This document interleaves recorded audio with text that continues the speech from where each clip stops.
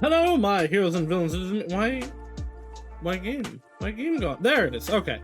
Hello, my heroes and villains. This is me, the everlasting Saus's Grand Tomato Slime Extraordinaire. And today, we're playing a bunch of stuff, actually. So for those that have been keeping up with me, the Coffin of Andy and Leyley Chapter 2 came out. I played the Coffin of Andy and Leyley on my own a while back, or Chapter 1. Excuse me. At the same time, I played the Lunar Luck demo, actually. I really liked it. It's really cool. It's really funny. The writing's some of the best writing I've seen in video games in a long time. However, I decided that when Chapter 2 came out, which it came out last Friday, the subject matter isn't great for streaming. So I decided I was going to play it on my own. However, I really like the writing of it, and so because I'm not doing Andy and Leyley, I decided we're going to do a night dedicated to all the other things, and by all the other things, I mean most of the other things that Nemlei has made. So we're going to be playing, starting with, as you can see on the screen, No Good Noelle. Which its tagline is I want to get it exactly. Ruin a friendship today. Then we'll be playing Candy Scabs, whose tagline is cute and horrible. Get candy or get killed. After that will be Better Half, which is some loser meets himself.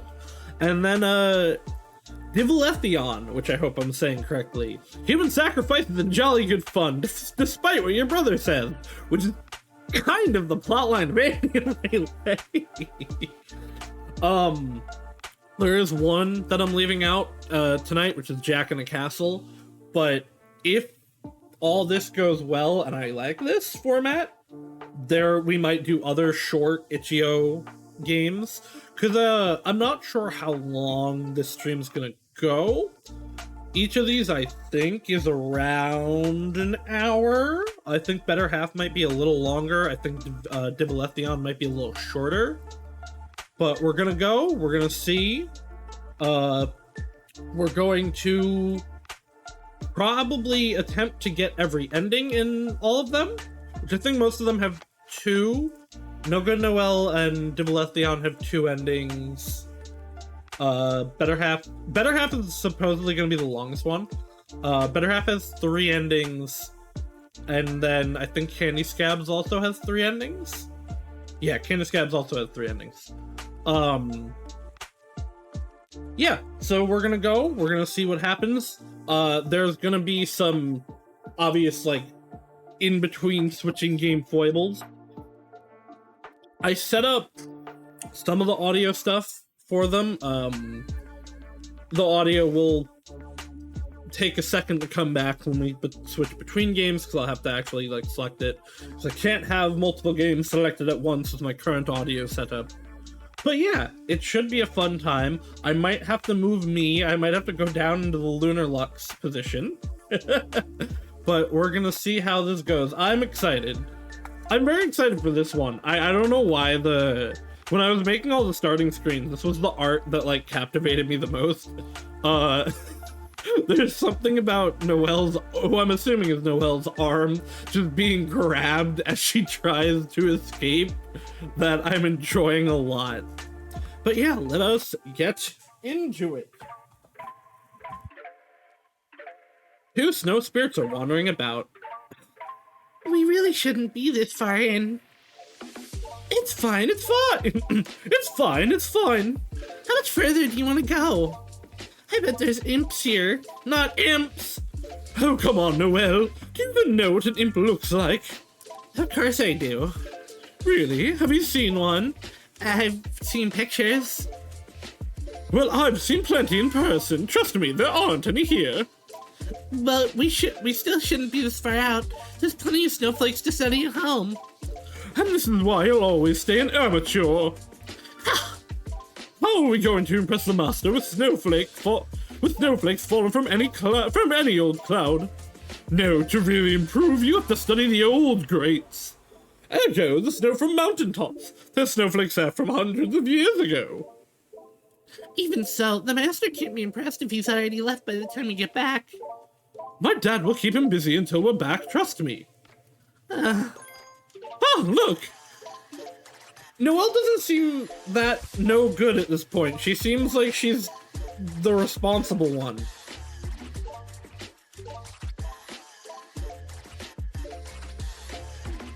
Look!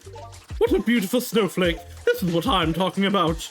It doesn't look that much different, honestly. Look closer! See the center? Now that's craftsmanship! I study this baby and my skills are gonna soar like stars! Noelle didn't think it was possible to improve upon perfection, but kept it to herself. Nothing was ever good enough for Ivy when it came to her snowflakes. I'm glad you found something good. Can we go back now? In just a bit. We didn't even climb the mountain yet. Imps would really have to show up before Ivy would be ready to return home. If the master leaves before you get to study the snowflake, this was all for nothing. Okay, good point. Let's go back then. Yes, thank you. They returned to Ivy's place. Well, would you look at that? The master hasn't even shown up yet. You should be happy about that. I am, because I was right, as usual. You worried over nothing. Again. So how is that snowflake? Let's first try to replicate it. Let's? As in me too? Yes, you too. You really need to step up your game if you want to be accepted as an apprentice. I think we both know I have a snowflake's chance in hell. Noelle! What? Don't say that. I want to study together. Don't you? Of course, but, you know. Then quit whining. I'll show you my secret techniques today, so do your best. He's not even here to see me. Your best! Ivy. Best! Alright, show me then. They practiced until evening. See? That one's not half bad. Compared to Ivy's creations, Noelle's snowflake looks like a turd. But it was still better than what she had managed to create previously. You could actually tell it was a snowflake at first glance now. Well, your secret technique did the trick, I guess. You're welcome. I really am. Thankful, I mean. Maybe after a few years I can... Hi, Ivy, you've a guest. He's here. Oh, crap, I haven't come up with any new designs lately. Don't worry, Ivy, your old ones are good too. Good luck, you can do it. You're coming too. Ivy's father is chit-chatting with an old friend, a master snowflake maker who has come to see Ivy and Ivy alone. It's her. She big now. Can't recognize almost. Says Master. I'm assuming that's supposed to be Yot. Like Jodelheim. Yotelainen? With an accent as heavy as he is. That's her. How about some coffee? Do you want milk in yours? Milk's for pussies! Oh, this is absolutely written by the same person that did coffee, Andy and Leyley. Why do you laugh? Pussycat loves drink milk. Ivy's father disappears into the kitchen, chuckling. Master Yotelainen turns to Ivy and Noelle. Why do you want to be apprentices? Noelle's surprised to hear him use a plural, but doesn't want to assume anything. The accent really was quite thick. Well, what can I say? I think I have a lot to offer. As your mother is very good in magic too, I have big expectations. If not, I wouldn't have come. What about you? Me? Yes. Oh, I just want to study with Ivy. Probably wasn't a good answer, but Noelle couldn't think of anything else. Lucky for her, Ivy's father comes back with the coffee. So what do you think of our little Ivy? Did you see her snowflakes yet? No need to see him here. I will look at them at Globe tomorrow. Ivy's eyes lit up. She'd always wanted to see her snowflakes on the big snow globe. You could truly appreciate their beauty and details inside. Not to even mention that this gave her an extra day to perfect the new design in her head. Tomorrow at midday, exactly. Do you understand? Midday, gotcha. I'm looking forward to it. I switched into the sassy voice. You come too. Sure. I want to see Ivy's snowflakes on the globe too. And yours. Maybe I should do the sassy. Well, we'll see about that, I guess. Sounds like you need milk in your coffee. Huh? Don't say pussy. I get it now. I'm going home now. Oh, sorry. Ivy walks Noelle halfway home. Seriously though, show me your snowflakes, pussy. Meow, meow. I'm okay. I don't have any illusions about my skill. You're not even going to try? How often do you think you get to show your snowflakes to a master? He's here for you, Ivy. He invited you too, and you'll be there. Midday at the Snow Globe Hall. Be there or face my wrath. Don't worry, I wouldn't miss it for the world. And bring your A-game. We're going to do this together. I'll try, but... That's all I needed to hear. Good night, or should I say meow meow? Enough of the cat jokes. Speaking of meow meow, Mau Mau comes out this week. And then the Apothecary Diaries anime starts. I'm very excited for it. You should be too. Noelle throws a snowball at Ivy. She misses. Ooh, oh, you want to fight? You want to cat fight me, pussy? The scaredy cat runs home before Ivy can prepare her massive oversized snowball to break Noelle's neck with. That's right, run away before the imps come and eat you. Oh, welcome home, darling. Mother is attempting to feed Noelle's 5 younger siblings. She had only ever wanted 3 children, but ended up pregnant again. And to top it all off, she got triplets the last time! I hope you ate it, Ivy's. We have nothing left but Scabs. Yeah, I'm good. Don't worry about it. I asked that restaurant if they needed someone to deliver ads for them again. Mom, that pays pennies. Pennies that we need, sweetheart. If you could just hand them to the people on your way to wherever. Sounds like you already have them. It's only 80 or so. I read 80 without actually, like, comprehending it. It's only 80. No, none of that, Noelle. You are an adult, so start acting like it. You can't expect to keep living here for free while I'm killing myself to keep a roof over our heads and... Yes, you're right. I'm sorry. I'll do it, of course. Thank you, darling. I really appreciate it. Now listen. Normally, I would say the guilt tripping your kid and be like, oh, you must work while I'm slaving away or I'll kill you. It's not good parenting. There are 5 other siblings. She's clearly extremely tired. There's 6 kids total. You know what, Noelle? Maybe help out a little bit. Noelle tells everyone goodnight and retreats to the shared bedroom. The next day, she leaves the house nice and early in order to hand out the restaurant flyers. But despite her best efforts, she can't get rid of them all before midday.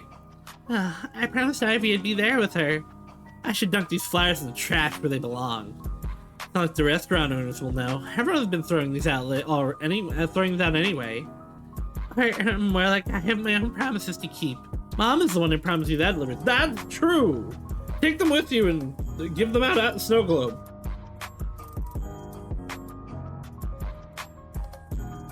The hell is their problem anyway? I'm only living there because she's the one asking me to. Now it might be fucked up, actually. Why do you have so many kids if you... To be fair, she did not intend to have 6. She didn't actually even intend to have 4. But the 6 came as an unfortunate surprise. Huh. No, of course I can't just dunk them. The kids nor the flyers. Instead, she takes them with her to the Snow Globe Hall. The hollowed halls of Snow Globe echo as she advertises away. Tastiest stew in town. She offers the flyer to a random passerby who avoids her like the plague. Nothing like a hot meal to fix that attitude, sir. Sadly, there aren't many people here. Try some today. It's really tasty. Alump! Oh, good day, Master Yodi. Okay, so I was right. It was supposed to be like Jotunheim. Jotilinen! I was close. Jotilinen!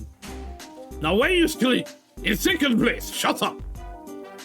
He commands in his booming voice that fills the whole hall. I just wanted everyone to know about these amazing meals our local restaurants offer. She hands him one of the flyers. He takes a good long look. Feel any good? Sure, I think. They both oogle at the ads for a good while. There isn't anything to talk about, and Ivy still hasn't shown up. Waste of time! The master says finally as he walks towards the great snow globe at the end of the hall. The magical barrier surrounding the globe becomes undone as he approaches. Come make snowflakes. Uh-huh. Me? Why you always ask? Yes, if I talk to you, I mean you. Make snowflakes, now! They're really not that good. I will see. Already embarrassed, Noelle steps up to the globe. It's their first time standing this close to it. To think her god-awful snowflakes would be reflected for the whole hall to see in all their sloppiness. Well? Okay. She tries to recall all the secret techniques Ivy shared with her yesterday. Then she does her best to conjure up the very finest snowflakes she can. Thank goodness there are barely any people in the hall after all. That snowflake looks like, well... It's shit.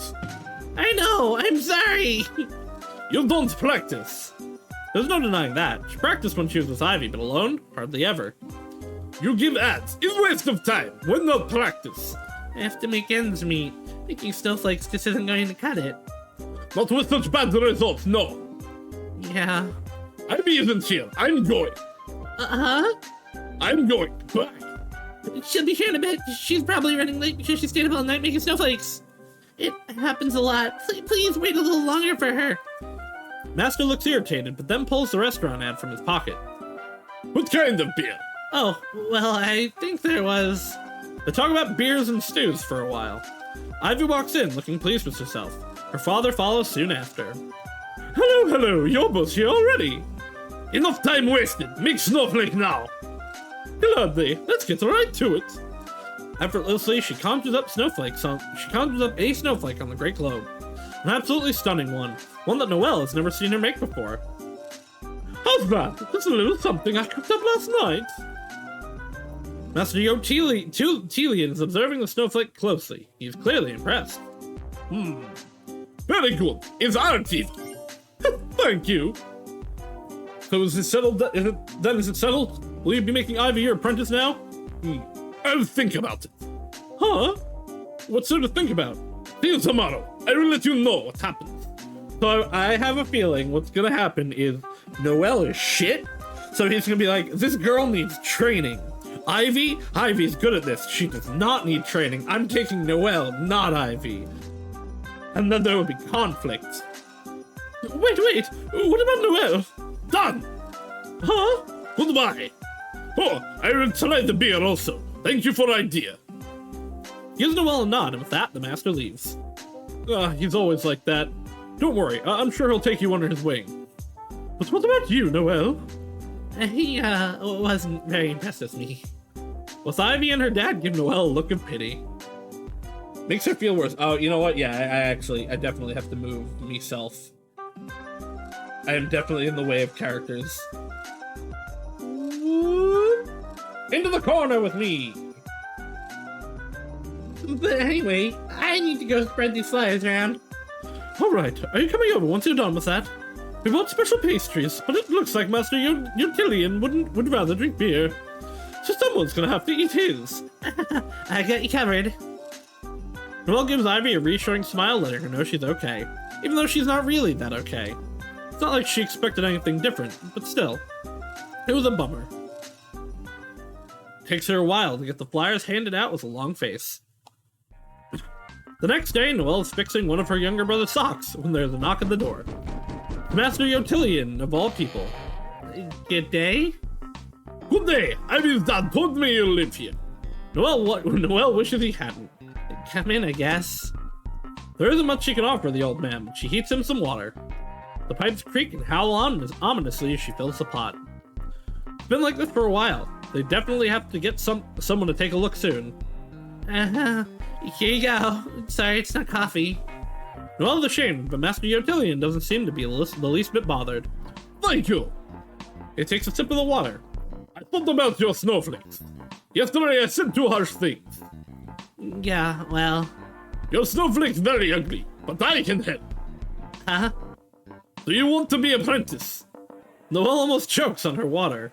Did she hear that right? Her? An apprentice? Then her and Ivy could keep making snowflakes together like they've always talked about. But wait, there was an issue with that too. I'd love to, really, I'm so honored. But I can't leave my mother here alone. not to even mention she can't afford to move elsewhere. Why do you think you must leave? I come over here. Set up workshop and everything. All ready for apprentice. Hope and excitement creeps into Noelle's heart. Is this really happening? Master Yotillion looks around the house. Your houses suck. Your houses suck. No tact. It wasn't meant as an insult. He just completely lacks tact.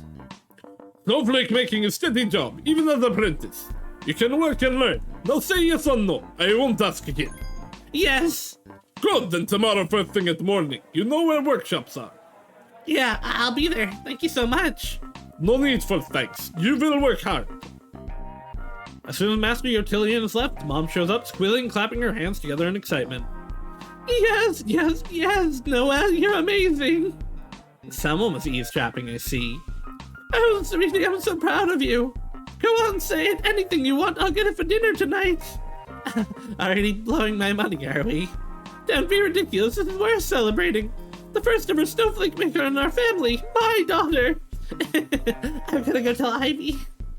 Noelle quickly finishes fixing up her brother's socks and dashes out the door. Ivy's father lets her into the house. Good, you're here. It looks mighty serious today. Ivy did not get in. Ivy is in her room.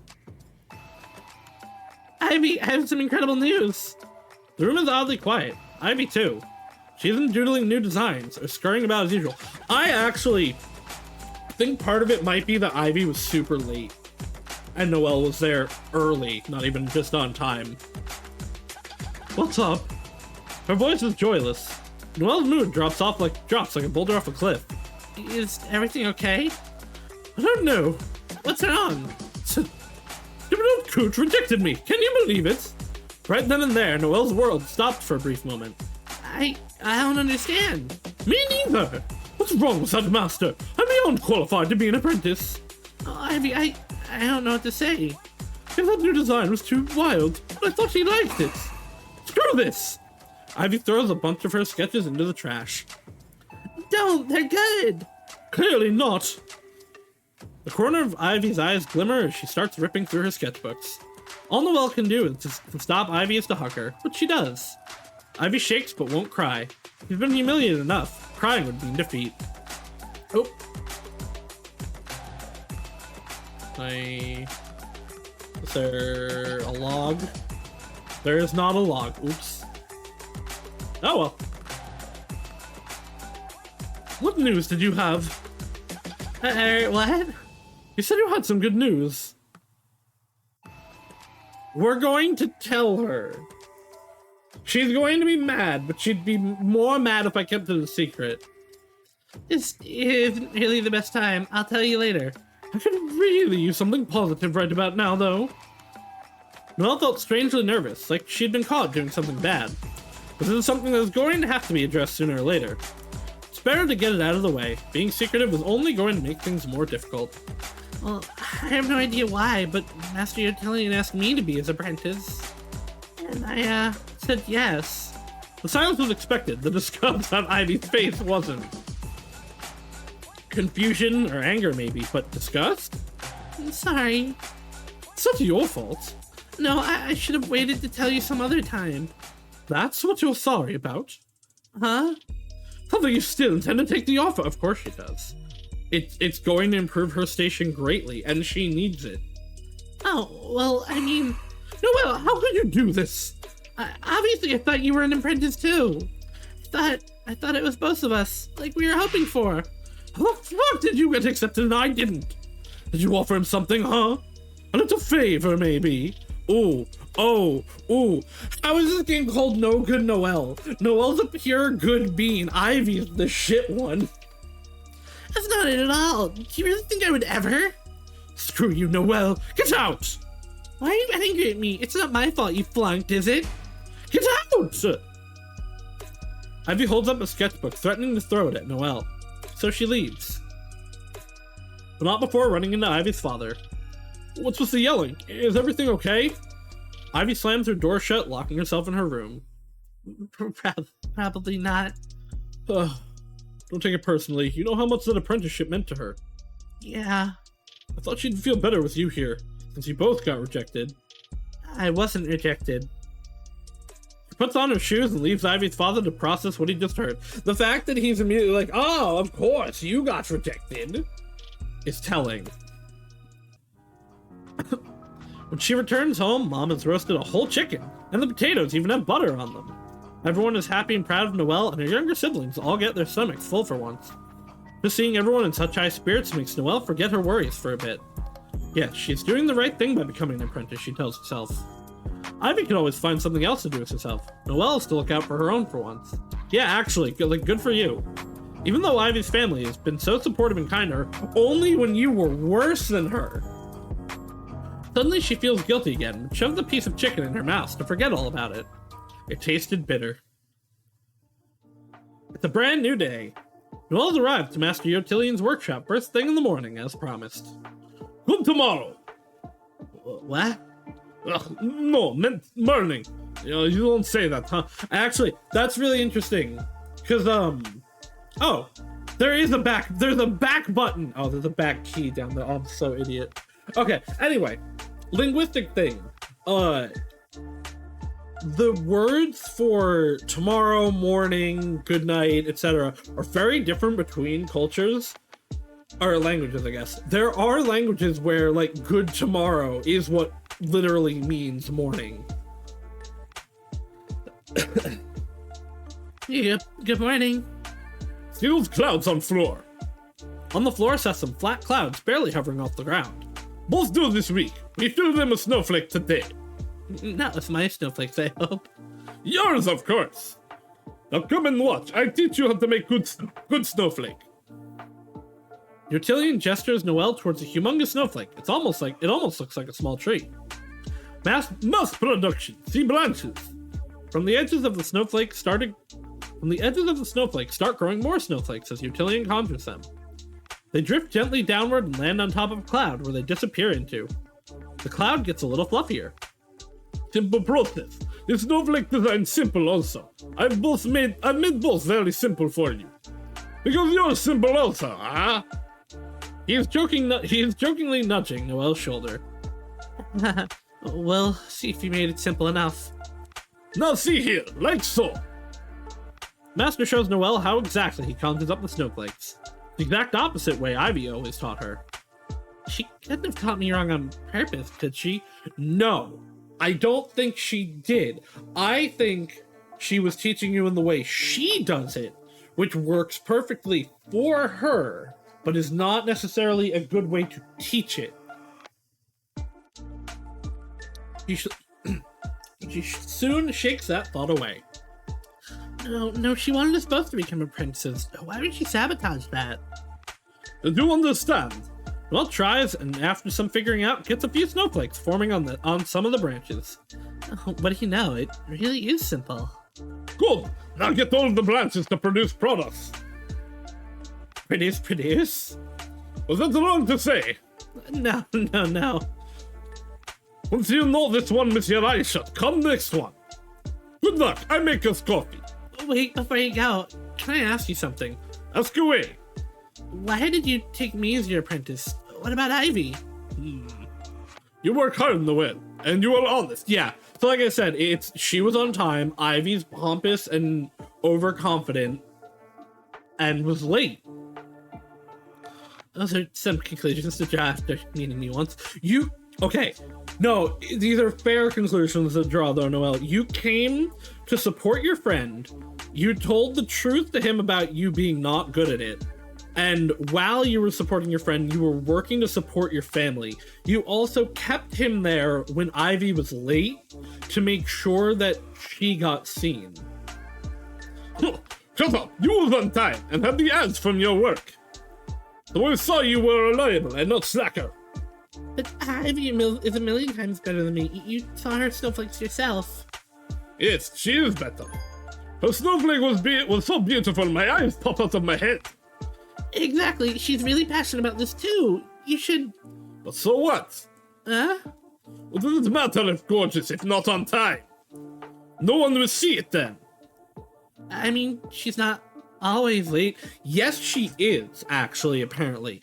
The beginning of the game was her going to be late if you didn't force her back. Sometimes she just gets really inspired and forgets the time. I don't need apprentices who follow her inspiration down cliff. Normal or ugly snowflakes are fine too. It all look the same on the ground anyway. Beauty has time and place. This is not that place. Make snowflake, Noelle. Both clouds must be filled this week. Mr. Otillion goes to brew some coffee. Noelle watches her ugly snowflakes fall from the tree. He's not sure what to think of all that. A few hours later, Master is observing Noelle's snowflakes. The cloud is still rather slim, but has the makings of a mighty cumulus. So, how are they? Noelle is feeling a little hopeful. These are her best snowflakes yet. Below average. Noelle is no longer hopeful. I should have known. No good, huh? I didn't say no good. I said below average. Passable snowflake. Will it really be okay to send over snowflakes like this? Of course. Only special occasion need beautiful snow. For snow, New Year, wedding, people will notice them. But regular snow, no one can. They only care it's there. Somehow being a snowflake maker is less glamorous than I thought. Only glamorous for grand snowflake makers. Now you know what it is. You still want to be apprentice? Of course, if you'll still have me, that is. Your snowflakes are crap, but you are fast. Welcome to my shop. Thank you. One more thing must be done. Legal stuff. You need a license. Clear the test and I grant the license. Then you get paid per cloud field. Alright, let's see that test then. They walked over to another large snowflake tree. The design on it is even more extravagant, and next to it is an even more... the design on it is more extravagant, and next to it is an even more extravagant one. You've already shown you can make low-tier snowflake. Now also make these two kind, and you are hired. They're kinda complicated. Bare minimum requirement. These not too hard. Master Otillion conjured up a few snowflakes from both trees. Please, no problem. Try yourself. Noelle tries the less complicated, but still plenty complicated one. Out comes something. It's snowflake, but it doesn't look anything close to the example design. Rejected. Try more. And she does, but it just doesn't click for her. Perhaps you are tired. It's first day ever, and you feel half cloud. Go to rest. We try this tomorrow again. What happens if I can't make these snowflakes? Can't hire you. Noelle's shoulders hunch a little. Then we practice more, like we will either way. But I want to grant you license, so I can pay you also. So it's not that she won't be an apprentice, but it's that she won't be getting paid. Isn't it fine if I just make the easy snowflakes? I can't pay you if you don't have license, then you're apprentice only. Got it.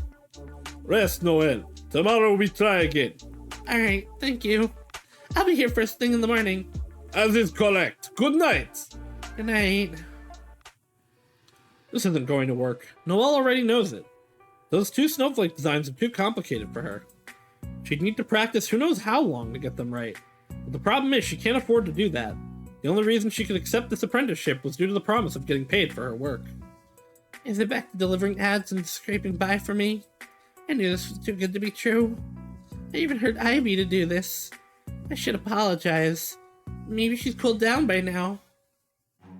Ivy's father opens the door, but unlike usual, he doesn't invite her in. Good evening. What brings you here? Oh, I was hoping to see Ivy. Is she home? Ivy doesn't want to see you. I'll let her know you dropped by, though. Have a good night. Closes the door. He knocks on the door again, but no one answers. Yeah, she's that mad at me, huh? Because she's a pompous ag and shitbag. She'll get over it, though.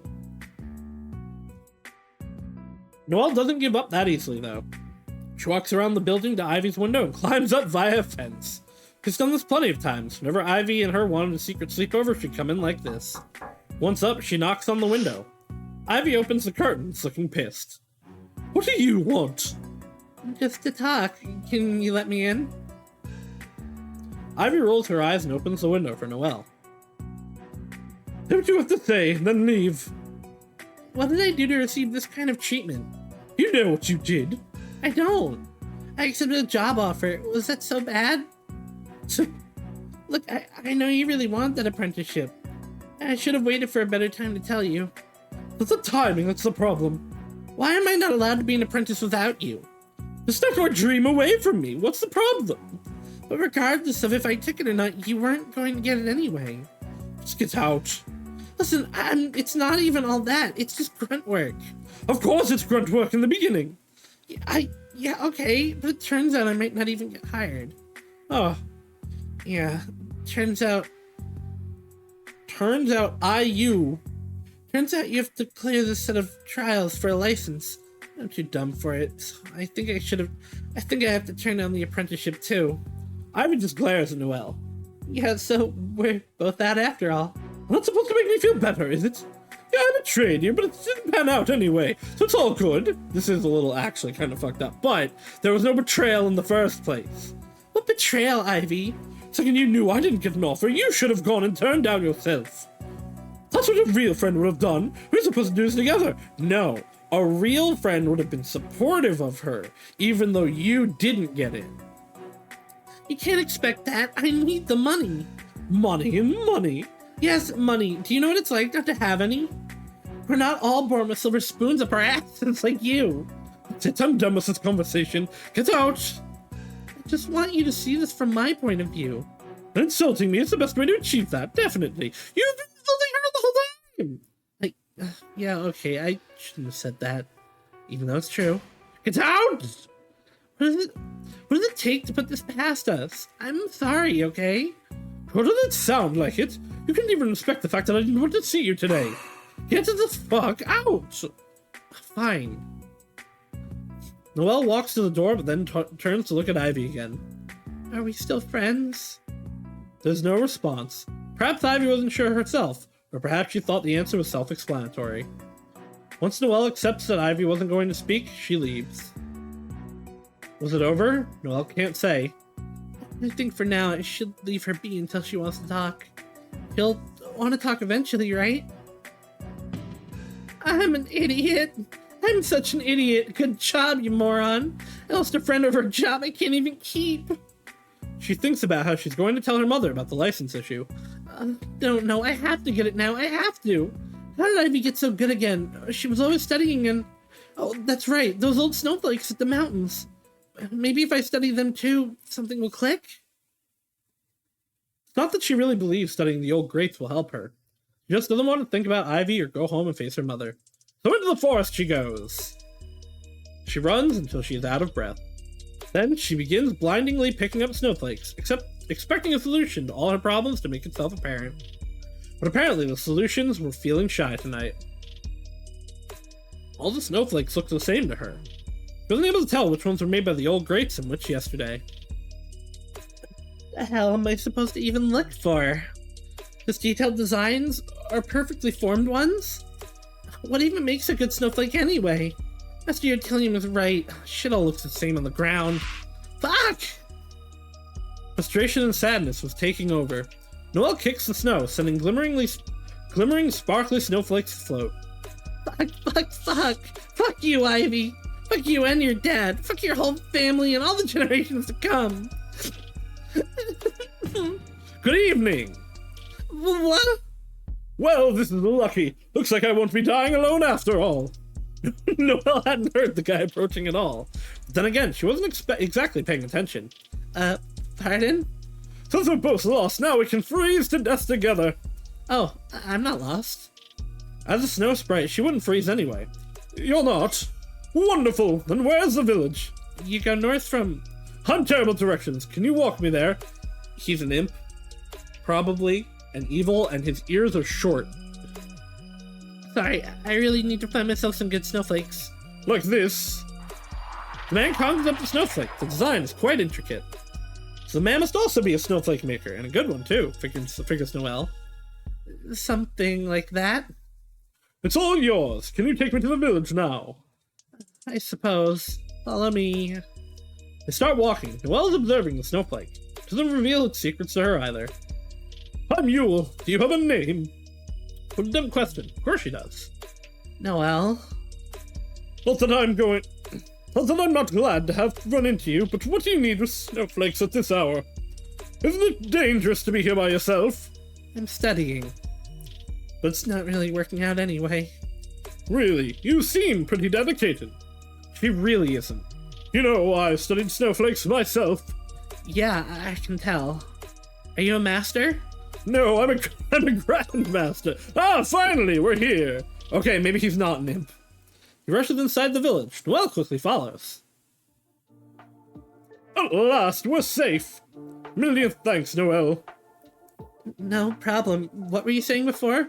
I don't remember. Something about you not being a master snowflake maker? All right, no, I'm a grandmaster. Anyway, how can I repay you?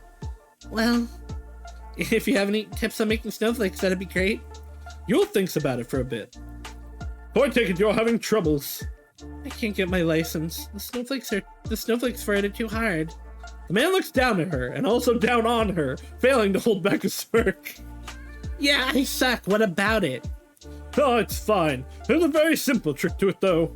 I take it you're an apprentice here in the village. Yeah, why?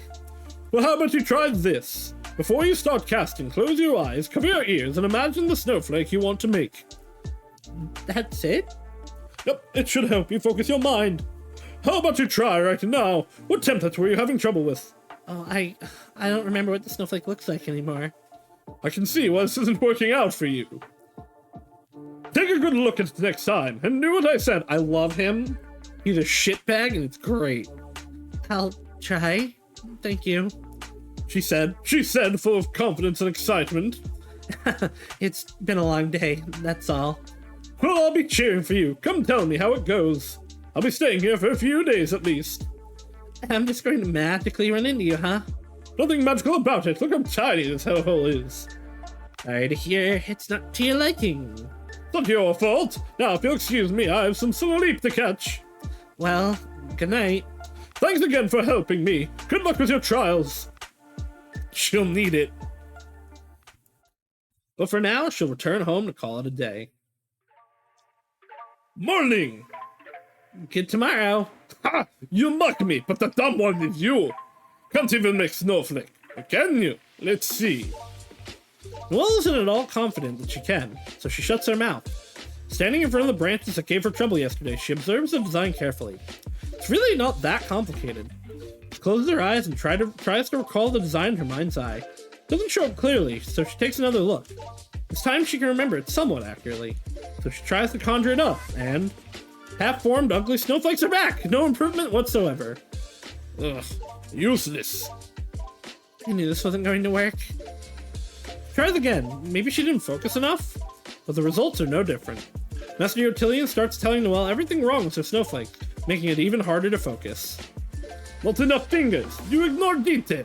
Looks very ugly like my wife. Look here, it's... Annoyed, Noelle blocks her ears with her hands and tries to recall the design exactly as it is. Oh, better. What? It's better. Utilitarian inspects one of the snowflakes with a magnifying glass. Very better. Noelle, this is very, very better. Stunned, she looks at her snowflakes. They're really miles and miles better than her last ones. I did these? Really? Again, more of these ones. She conjures up more. Some of the snowflakes still look like ass, but majority of them look gorgeous. They're not exactly as a template snowflake, but rather more intricate and detailed. That's impressive. You even did the original design. Huh? I dumbed this down for you last night, but you did old one. I didn't even notice. Great improvement. Grandmaster quality even. Really? The good ones anyway. Some still look absolutely horrific. Now we celebrate with rum cola drink. Oh, I don't really like... No worries, I take the rum, you the cola. Alright then. While Master Utilitarian goes to the promised liquids, Noelle observes her snowflakes. I can't believe this. They don't feel like they're mine at all. They're probably not. They're probably Yule's. These are incredible. I have to show Ivy. Ah, that's right. Never mind. Cheers! Cheers! To Noelle's better snowflakes. He pushes the sadder thoughts away and celebrates a new accomplishment with Master Utilitarian. Okay now, last type of snowflake. Final trial. Get it out of way. Right. Just as before, she memorizes a new snowflake design and starts conjuring. Only this time, there isn't any sight of her new skills present. All snowflakes look amateurish at best. Huh. Did I give you rum after all? Why so bad again? Let me try again. Same results. We celebrated too soon, I see. This is most confusing. You get tired again. I did focus really hard on the last one. In sleep we learn things we practiced last day. Practice and then sleep on it. It did trick last time. Right, maybe that was it. Don't be disappointed like me. You make big progress today. Go sleep well. Only one more trial remains, then you get licensed, and then you get paid. Such inspiring words, Master. I have a way with words. Now good night. But it's not even sundown. I don't want to see you before tomorrow, so it's good night. Alright then, good night. While she didn't get the last trial cleared yet, Noelle was in high spirits. I can do this after all. I should find Yule. I have to thank him for his help. Maybe he has another trick up his sleeves too. And as if he'd been waiting, Noelle spots Yule window shopping nearby. Hey! Hey! How's my loser snowflake maker in the making? Excuse you, lost wanderer of the mountains. I'll have you know my trial today was great. I know. Huh? And you're welcome. Something about the way he smiles makes Noelle uneasy. Yeah, your advice really helped out. Sure, my advice.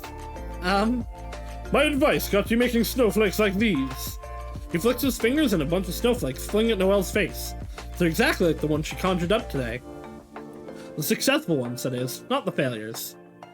Jeez. Did you? Yup. Noelle's heart sinks. Come here he is next time too, so I'll know when to start casting. Now it all makes sense to her. Why the snowflakes didn't feel like hers, why they were suddenly so perfect. Of course she couldn't have made them herself, of course. Oh, why the long face? I'm not going to tell anyone. And since we're such good friends, I'll even help you clear the next trial. Then you'll get your little license, isn't that right? Why did you do this for me? I'm just that nice. You do me a favor, I do you a favor. It was a lot bigger than me helping you find your way to town. Having led me here is actually a lot more important than you think.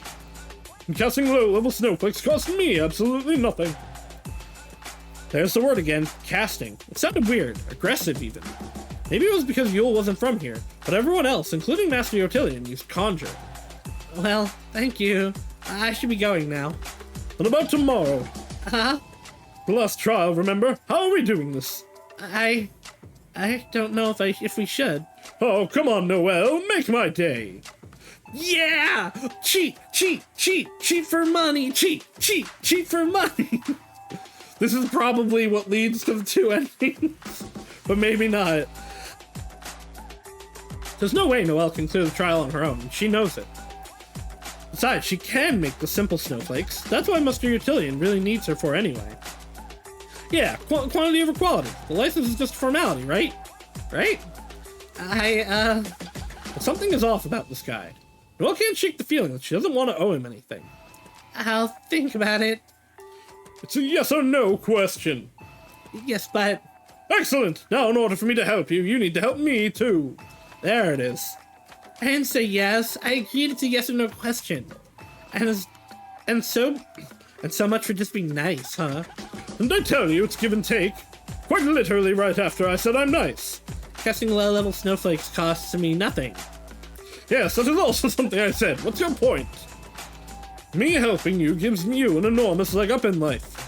Let's just keep things even between us, okay? I don't know about this.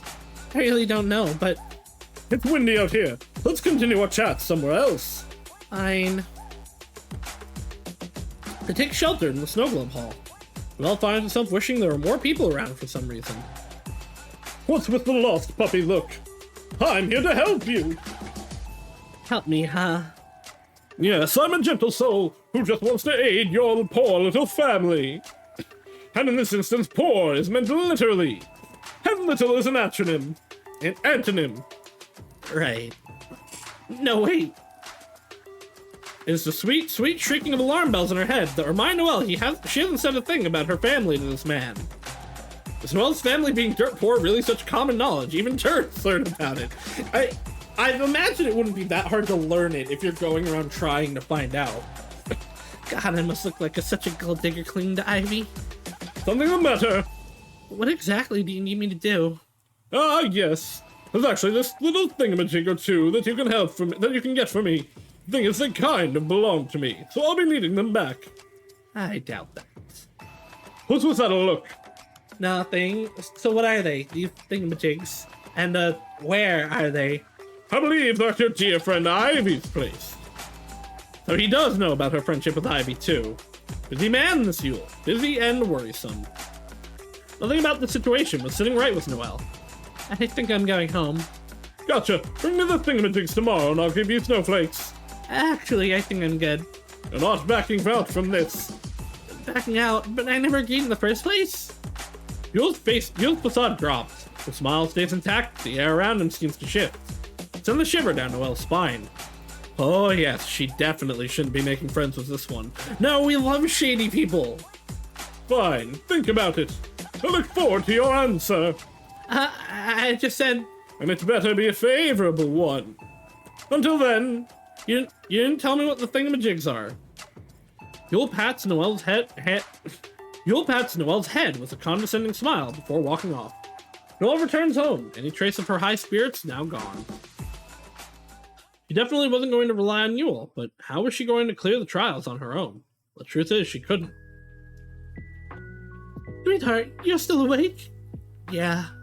Is something wrong? Yeah, something was in fact wrong. There wasn't going to be any money after all. Noelle had also taken for granted that Ivy's family would often invite her for dinner. So now they'd need to feed her every day too, meaning less food for the little ones. And those damn pipes just kept on creaking and howling. It was especially bad today. It was surprising anyone could sleep at all after someone had decided to pour themselves a glass of water. Yeah, I'm okay. See, Mom, what should I do if the snowflake maker stuff doesn't pan out? I'm sure it will. But what if it didn't? Mother looks away, crossing her arms, as she often did when distressed. Well then, I suppose we just keep on going like this. Yeah. So how's the restaurant doing? Think they need more ads delivered? Go to bed, Noelle. You'll be just fine. This wasn't encouragement. This was an order.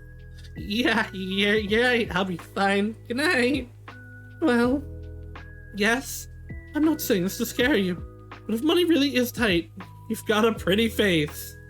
Uh-huh. I've had to do a lot for this family to survive. I know you'll carry your weight if that's what it comes down to. Wow! Wow! The implication there is awful! But none of that matters since you're going to become a snowflake maker. Right.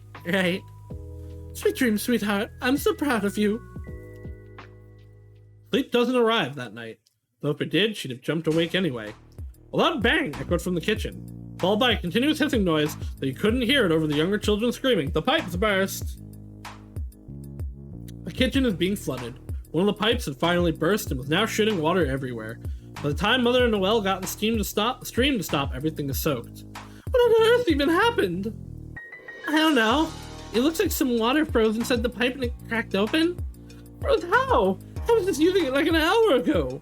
If only there were people in this world that could conjure, and by conjure I mean cast, snow and ice into things at will.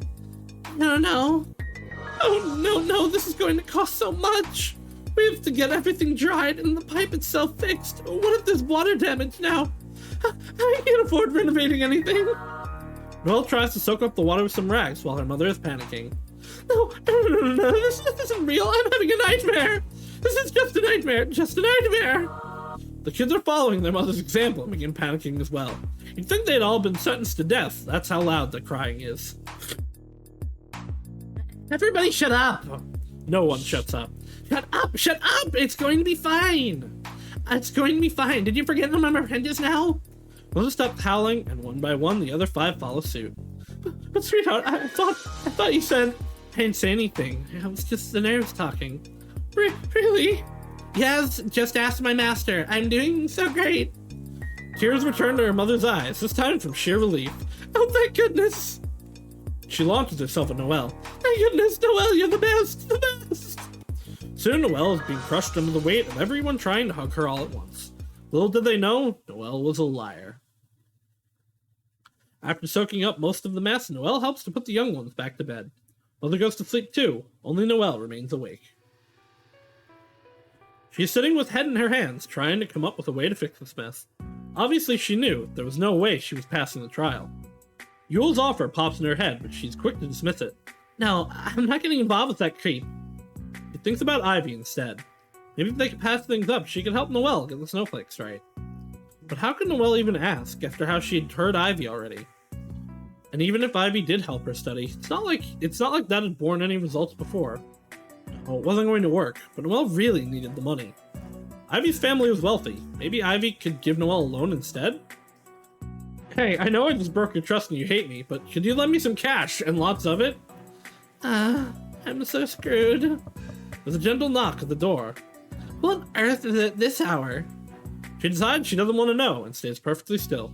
I know you're awake, Noelle. I could see you from the window. Are you kidding me? It's Yule? Now she definitely wasn't going to open the door. Yule appears behind the window and gives her a wave. How does he know where I live? Did he follow me home? No. This gets worse and worse. I could come in or what? Oh, and that new wet rat look suits you real well. What do you want? For you to open the door. You can either tell me or leave. I don't think you can afford to be so cold to me right now. Leave before I get my mother. Oh, your mother! Scary! Does she know about your inevitable dropping out yet? She doesn't. Guess she wouldn't like that. Mom! Noelle's got something to tell you! Stop it! Noelle opens the door to push Yule away from it. Ah, hello! Everything okay, sweetie? Everything's fine. It's just some drunks yelling outside. Okay, then go to sleep already. What follows is silence. Why are you like this? I tried to be nice, Noelle. You choose to be difficult. Yule moves Noelle aside and helps himself inside the house. He observes the damp, wet mess that is their kitchen. Yep, this is all going to mold. Sorry about that, but I figured You know what? At least he's honest about it. Sorry about that, but I figured you needed a little motivational push. I'm sorry, what? Casually, as if he owned the place, Yule helped himself to the teapot. The firewood is too damp to light, though, which is fine, he figures, as he spots that there isn't even any tea in the house. Wow, you really have nothing, huh? You're welcome to leave if you don't like it. So that's okay. It's just a little chilly. Noelle finds that a curious statement. Isn't he a snow sprite just like her? How can he be cold? No, his ears are clearly shorter, and he said he was going to freeze to death. He's definitely not a snow sprite. But then again, he did mention something about freezing to death when they met, too. Who is he, or what?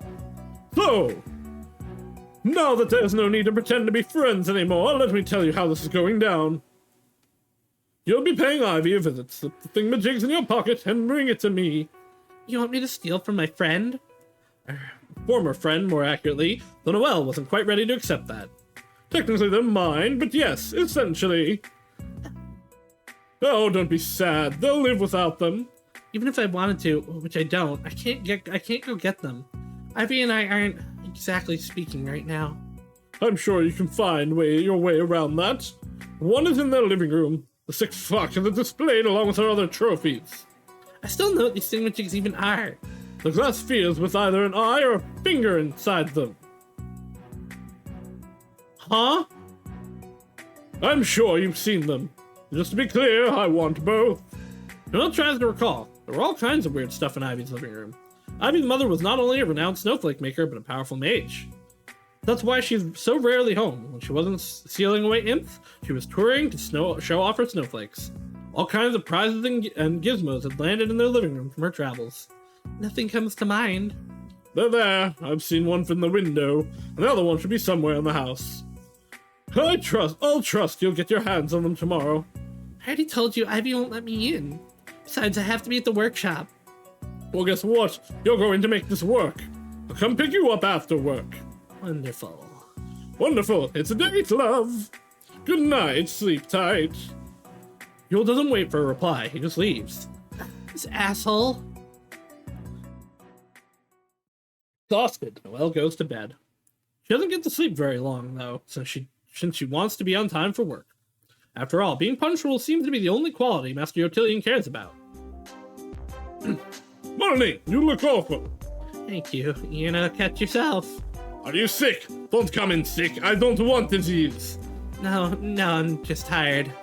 If so, get to Snowflake. Final trial start. Actually, since I didn't get much sleep, I don't think I learned these snowflakes yet. I think I'll just practice the easy ones today. That is fine, but I can't pay you yet, even if you fill clouds. About that, I'm not so sure I get it. Get what? Money? Yes, you don't. You're overseeing my snowflakes, so you know they're of passable quality. The only thing missing is the official license, so why can't I get paid? No license, no pay. But you'll be paying me for the same exact thing once I have the license? Yes. Can't you make an exception for me until I do get it? No special condition. Get confusing and illegal and annoying. You'll get your license soon. Hold on only a little more. That's just that there was this little catastrophe at home. I won't help you. Life is hard, Noelle. You need grit. With grit, you can go through even gray storms. Right or not, Noelle makes low-level snowflakes all day long. For free! Unfortunately, as promised, Yule is waiting for her after she clocks out. Oh, look at your eyes light up at the sight of me. Let's get this over with. I've devised just a simple little plan to get around Ivy's defenses. Even you should be able to do it. Alright, hit me. Can I really? You raised your hand, hopeful. Hasn't clued me in on the plan, goddamn you! Oh well, maybe next time, huh? Let's go to your place. You're going to need some pen and paper. Mother is home, herding the kids. Oh, who's this? Well... A fellow apprentice, I hope you don't mind us doing some studying. He sure lies fast. Because we're doing it anyway. No, not at all. Feel free to use the kitchen. She vanishes somewhere, but the amount of noise in the house doesn't lessen at all. The kids are playing and squealing about something or another. It's all clearly irritating Yule, and that makes Noelle happy. So, what's the plan? You're writing Ivy a heartfelt, groveling apology letter. She's not going to read it. Noelle sits down to write it anyway. Nothing comes to mind, at least anything she hasn't already said.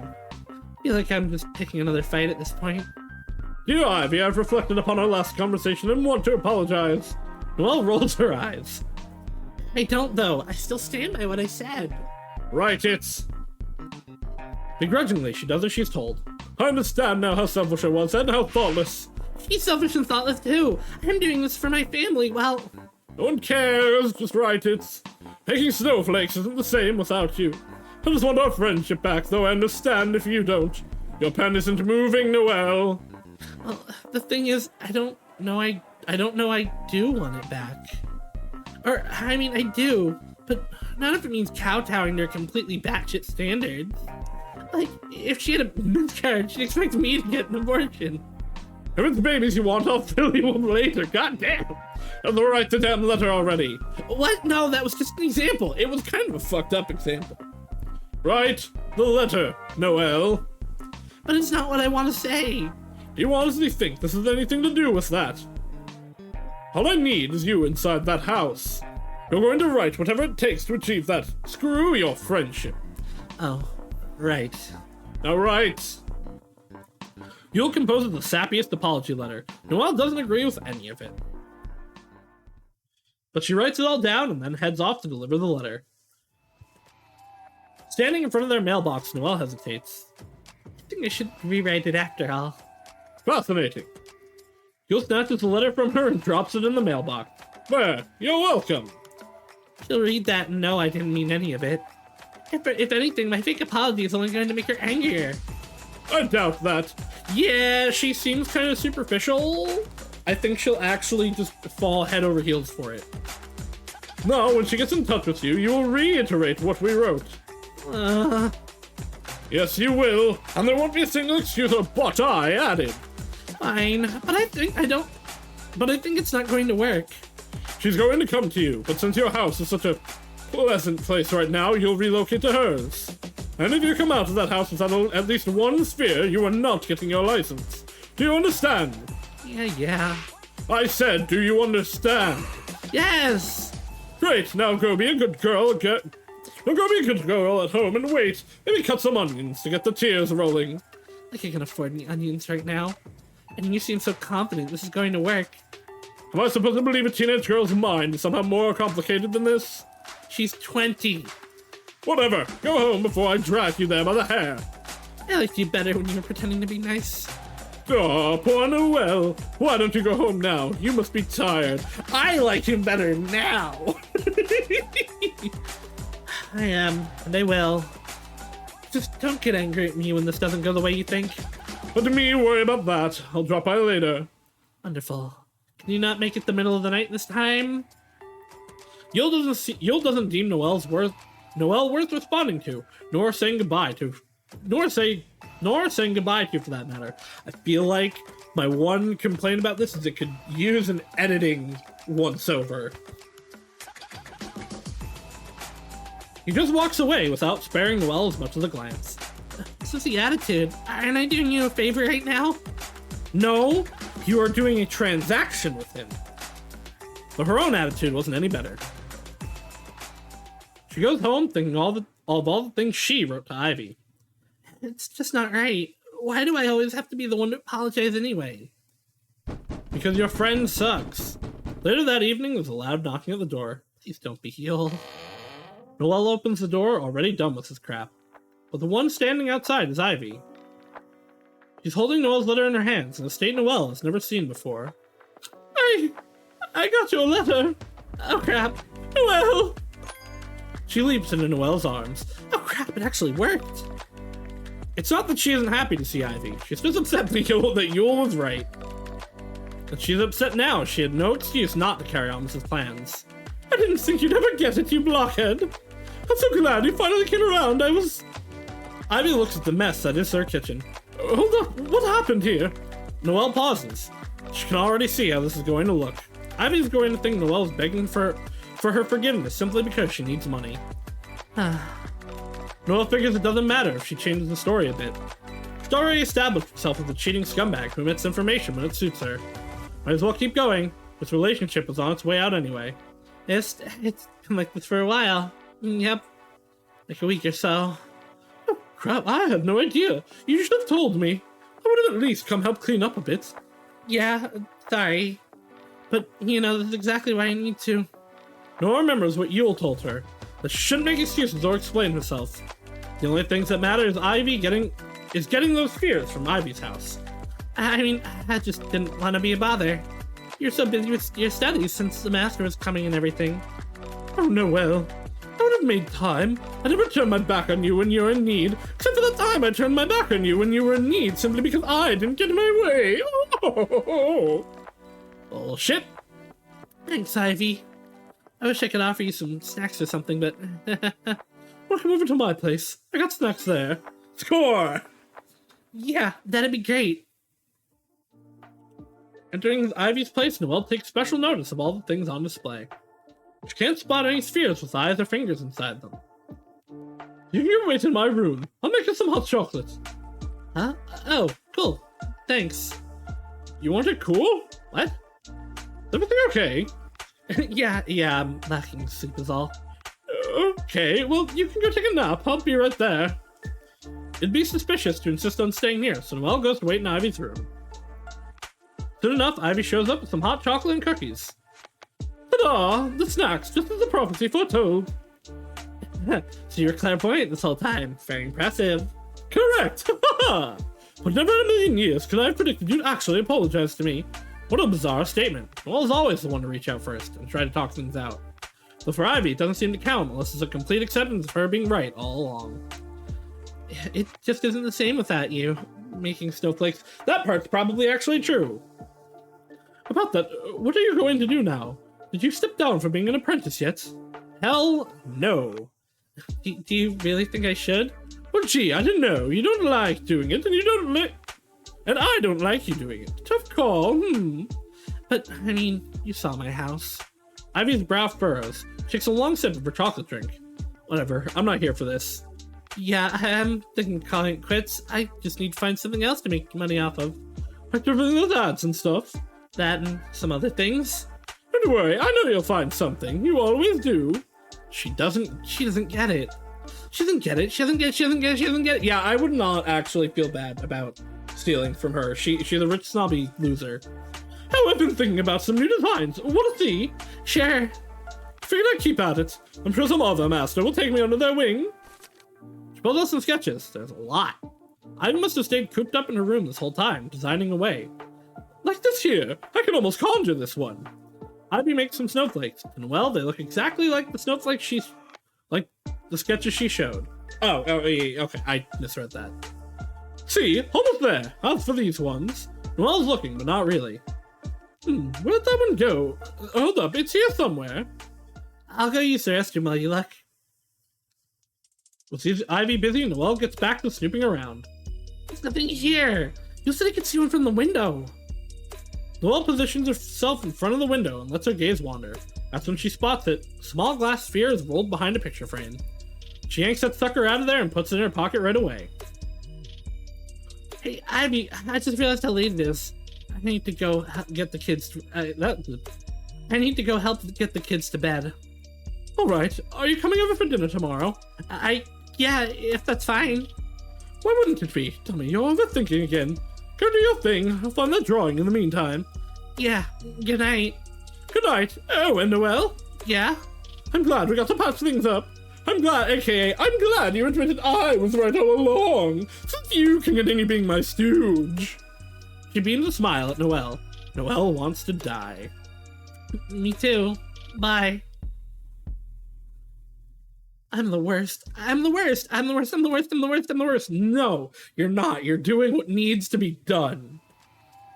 Welcome home, sweetie. You were out late tonight. Why is he here? You'll wave at Noelle while sipping hot water. You have some study to complete together. I can't believe you forgot. What would Master think of that? I didn't forget. In fact, I was looking for you. At Ivy's? If you're going to lie, at least play along. And we should go back to the workshop and finish things up. Study, partner. Mother lets out a heavy sigh. Well, I really don't like you running around so late at night. Oh, don't worry. I'll bring her back. I promise. And with that, Yule drags Noelle out with him.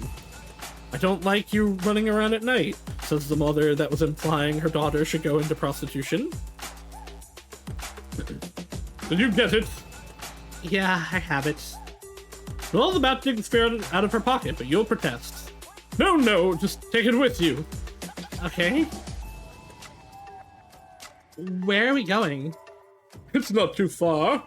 That's not what I asked. And you sure know your way around. It's only been a few days since you were lost here. Yule laughs. You still think I was lost? I guess you're just creeping around here for no reason then. Well, if it makes you feel better, I was creeping around for you specifically. Well, actually, either you or Ivy, but looking at it now, thank goodness it was your dumbass that showed up. I have no idea what strings up with Ivy since she's so well off. That's okay, you don't have to say anything. We're here. You'll start descending up a mountain. It's not too steep, but certainly not welcoming either. They climb up until they reach a crevice. After you. Just a reminder, my mom wants me back home alive. If I wanted you dead, there was ample opportunity to do you in already. The crevice opens up to a surprisingly large cave. At the very back of the place sits a creature perfectly still, a faint frost covering it. Is that an imp? You've never seen one in person. Is it dead? Sealed away. Take out the sphere. Here you go. Noelle takes the sphere out of her pocket, offering it to Yule. He doesn't take it. I can't touch it. Just smash it down. I need the eye from inside. I shatter this thing and the eye might get cut too. I'll take my chances. And what exactly happens if I break this sphere? How did that if get in there? Just break it, you'll see. I'm just a little curious as to what kind of hard mistake I'm about to commit. Yule shrugs. Fuck around and find out. Hell yeah. Okay, listen here, you. Oh, scary. What is it? Tell me. You're asking me for a favor right now. So, as per your example, I'm going to be a complete ass about it. And that includes me prying into all your personal business. Spit it out, what is this about? And then maybe I'll help you. Maybe. Wanting to get to know me, are we? I'm so flattered. Not. Well? Alright, so listen close. That's me, that thing. He points at the creature sealed in place. Handsome, I know. And that there in your hand, that's my eye. I want it back. Simple, yes. What does it matter if you're sealed away anyway? I'm only sealed because parts of me are missing. How do you not know this? Well, I'm not a mage. Ah, sorry, I forgot. You've been living in that village for so long, most of you can't even use magic anymore, huh? Some snow sprites can't even make a snowflake. So you're an imp. What of it? Why are you sealed away? Ask Ivy's mother. Well, she's not here right now, so I'm asking you. I mean, the mages don't just go around sealing every imp they see. You must have done something. Not really. I ate some brat. That's something! Why? What do you think? I was hungry. You could have eaten literally anything else. What do you know about hunger, Noelle? You're Ivy's little lapdog. Sing and dance and she'll throw you scraps or whatever.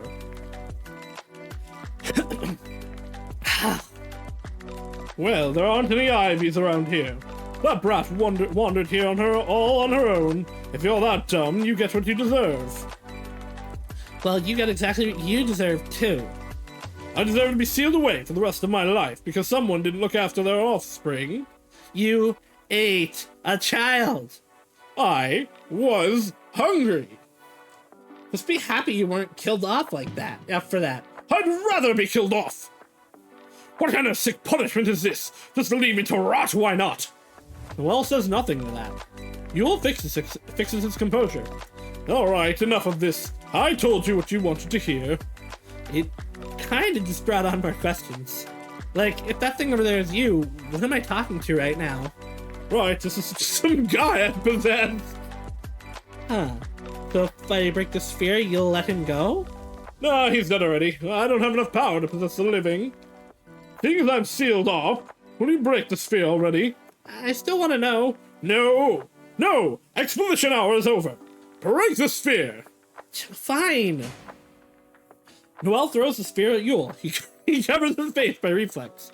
But he didn't have to, and the sphere is about to come in contact with him, but gets repelled off. The force of it knocks Yule slightly off balance. Meanwhile, the sphere hits the crevice wall and shatters. Real mature, Noelle. Yule goes to pick up his eye. Even the remaining shards avoid him. He then walks up to his real body and unceremoniously sticks the eye back into its frozen socket. Nothing happens after that.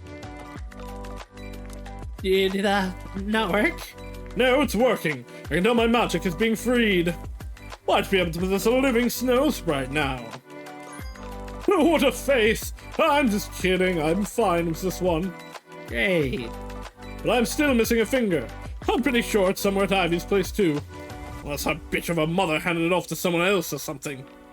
Okay, well, you're welcome. What about my snowflake maker license? Indeed. I knew it. Oh, come on, I'm kidding. Lighten up. Of course I'll help you, of course.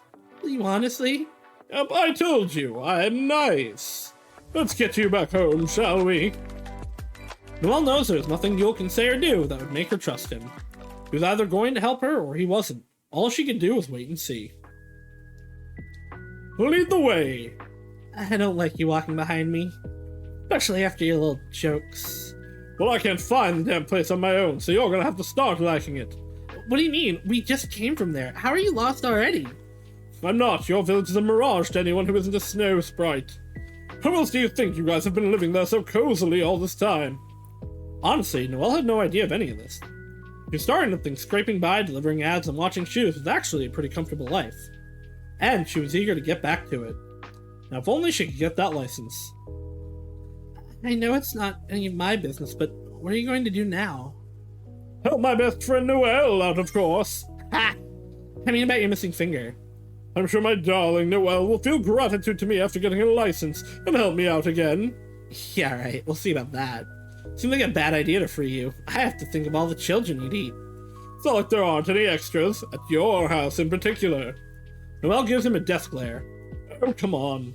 He wants to think I'll be sticking around, but Ivy's mother can steal me away again. Through that, I'm out of here the second I'm free. Oh. Don't you worry, I'll go eat someone else's kids. Well, that's good, I guess. Are you going to miss me? Ugh, I'm exhausted. They make it back to the village without an argument. I'm going to try the last trial tomorrow. Sounds good to me. You'll make the snowflakes when I cover my ears again, right? Boring. How about you give me a little twirl and go, wee, snowflakes instead? How about now? It's decided then. What? No, I'm not doing that. We'll see. Good night. Yule, that's idiotic. I'm not doing it. Yule doesn't care. He disappears off to somewhere. Probably to peek through Ivy's windows, looking for the sphere with his finger in it. I hate you. I love him. Running on fumes from the lack of sleep, Noelle makes it to the workshop on time. Master Utillian is already there, as expected. Coffee? Yes, please. Will you do trial today? I'll try. Good, we get right to it. Noelle goes over to the tree and covers her ears, signaling to Yule she'd like some snowflakes now. Not a single snowflake appears, but Noelle was already expecting that. What's the matter? Go on! Well, Noelle spins around on her heel. Yay! Snowflakes! And then he said, "Wee snowflakes." I knew it! I knew he wasn't going to deliver. I knew it! That's when the snowflakes start forming. Noelle is quick to pretend she's the one conjuring them. There you go. Very good. Very, very good. I'll just for sure make all the snowflakes. Start from low one. Okay. Did you hear that? Or at least figure out what I'm doing? She positioned herself in front of the first tree, glancing at the window. I can't see him. Well, whatever. These are the snowflakes I can make on my own. She makes some. She makes some. Math looks down on his nose at them. Terrible disappointment. What? I thought they were gonna be better, since you got the other two done so well. It's still passable, right? It's still passable. Next one. Next to the tree, Noelle blocks her ears. You look dumb. It helps me focus. Snowflakes appear. Well, snowflake look good. Next. Noelle blocks her ear again. She's got to spin around every time for this one. Are you kidding me? He wants me to do it again? What's wrong? Final one. You already did them once. Relax. Yes. She starts spinning again. Wee snowflakes. I love snowflakes. And then there are snowflakes. Shut up! Why you do that? I'm just terribly excited to get to make snowflakes for a living. Yep. Make them silently. Yes, of course. Is it done now? The trial? Master Utillian glares at Noelle. No? Takes a good long look at Noelle's snowflakes, at the snowflakes Noelle just pretended to make. Then he gives her a huge smile. Done! You clear everything. Yeah. The fact that she cheated doesn't dampen her excitement at all. It isn't about her skills, it's only about getting paid. Yeah, he'll get that hustle going. My mom's going to be so happy. I got right license right now. We're gonna put you to work today. Yes. Master pulls open some drawers and finds some fancy paper to go with fancy golden ink. The certificate has been pre-written, all he has to do is sign it now. Because he is a stick in the mud, he starts double-checking what has been written. Noelle jitters about. Come on, hurry up. Why does this take so long? Come on. There's a knock at the door. Go away! Exactly, thank you. Sorry, it's pretty important though. Master Utillian puts the papers down. No, just sign the damn thing, you old fool. What's happened? Ivy's father glances at Noelle. Sorry, Noelle, could you give us a minute? Of course, let me just get my license real quick. This looks serious. It is. The thing I was telling you about the other day, it's gone missing. Find it then? I've been looking, it's nowhere in the house. And you said you sensed an imp around, so I'm thinking, shut your mother, you scared Noelle. Whatever, she can handle it. No, she pussy. We will talk in your home. Noelle, you can go home too. You're home. But what about... Later, this is more important now. Where was it last? On the shelf, like I showed you. Don't know why you put it on display at all. So stupid. I'm just proud of my wife. Ivy's father and Master Utillian leave. Are you kidding me? Oh, you were so close. Too bad, I fulfilled my end of the bargain, though. We'll just sign it later. I didn't think they'd notice the sphere missing so fast. This really isn't any of my business anymore. I'm thinking of possessing your mother, killing your siblings, and eating them for breakfast. Wow. Quit the appetite you've got. They're snow sprites. They'll keep.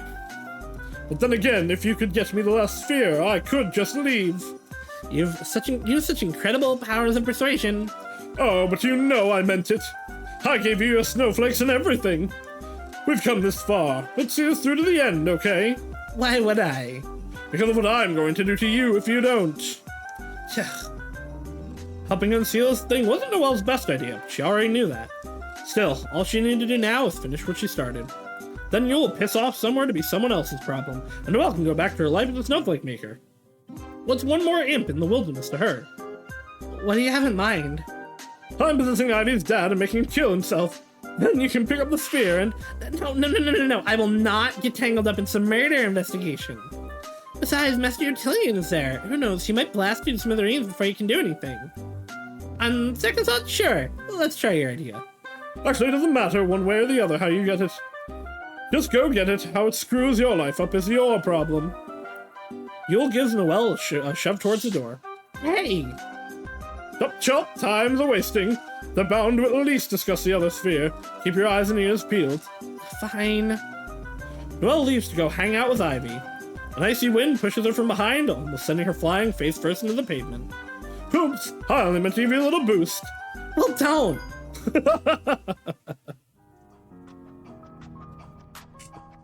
Going to do a quick... Oh, there sure is Rumpy. Okay. Gonna do a quick save.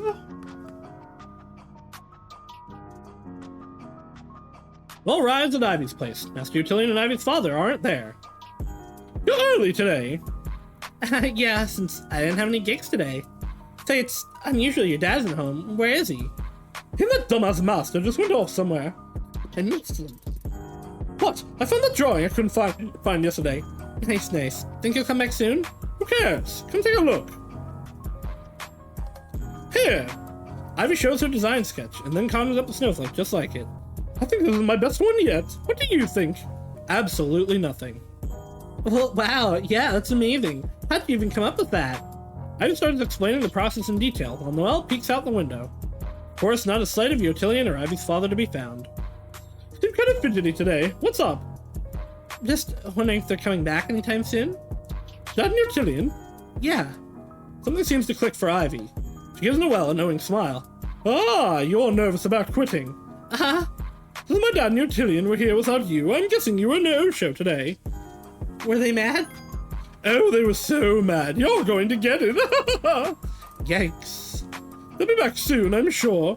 Don't worry, I'll back you up when you turn him down. Oh, no, you don't. It's your decision whether you're an apprentice or not. Don't let him talk you out of it. No, it's your decision, apparently. You will not screw this up for me now, I swear to God.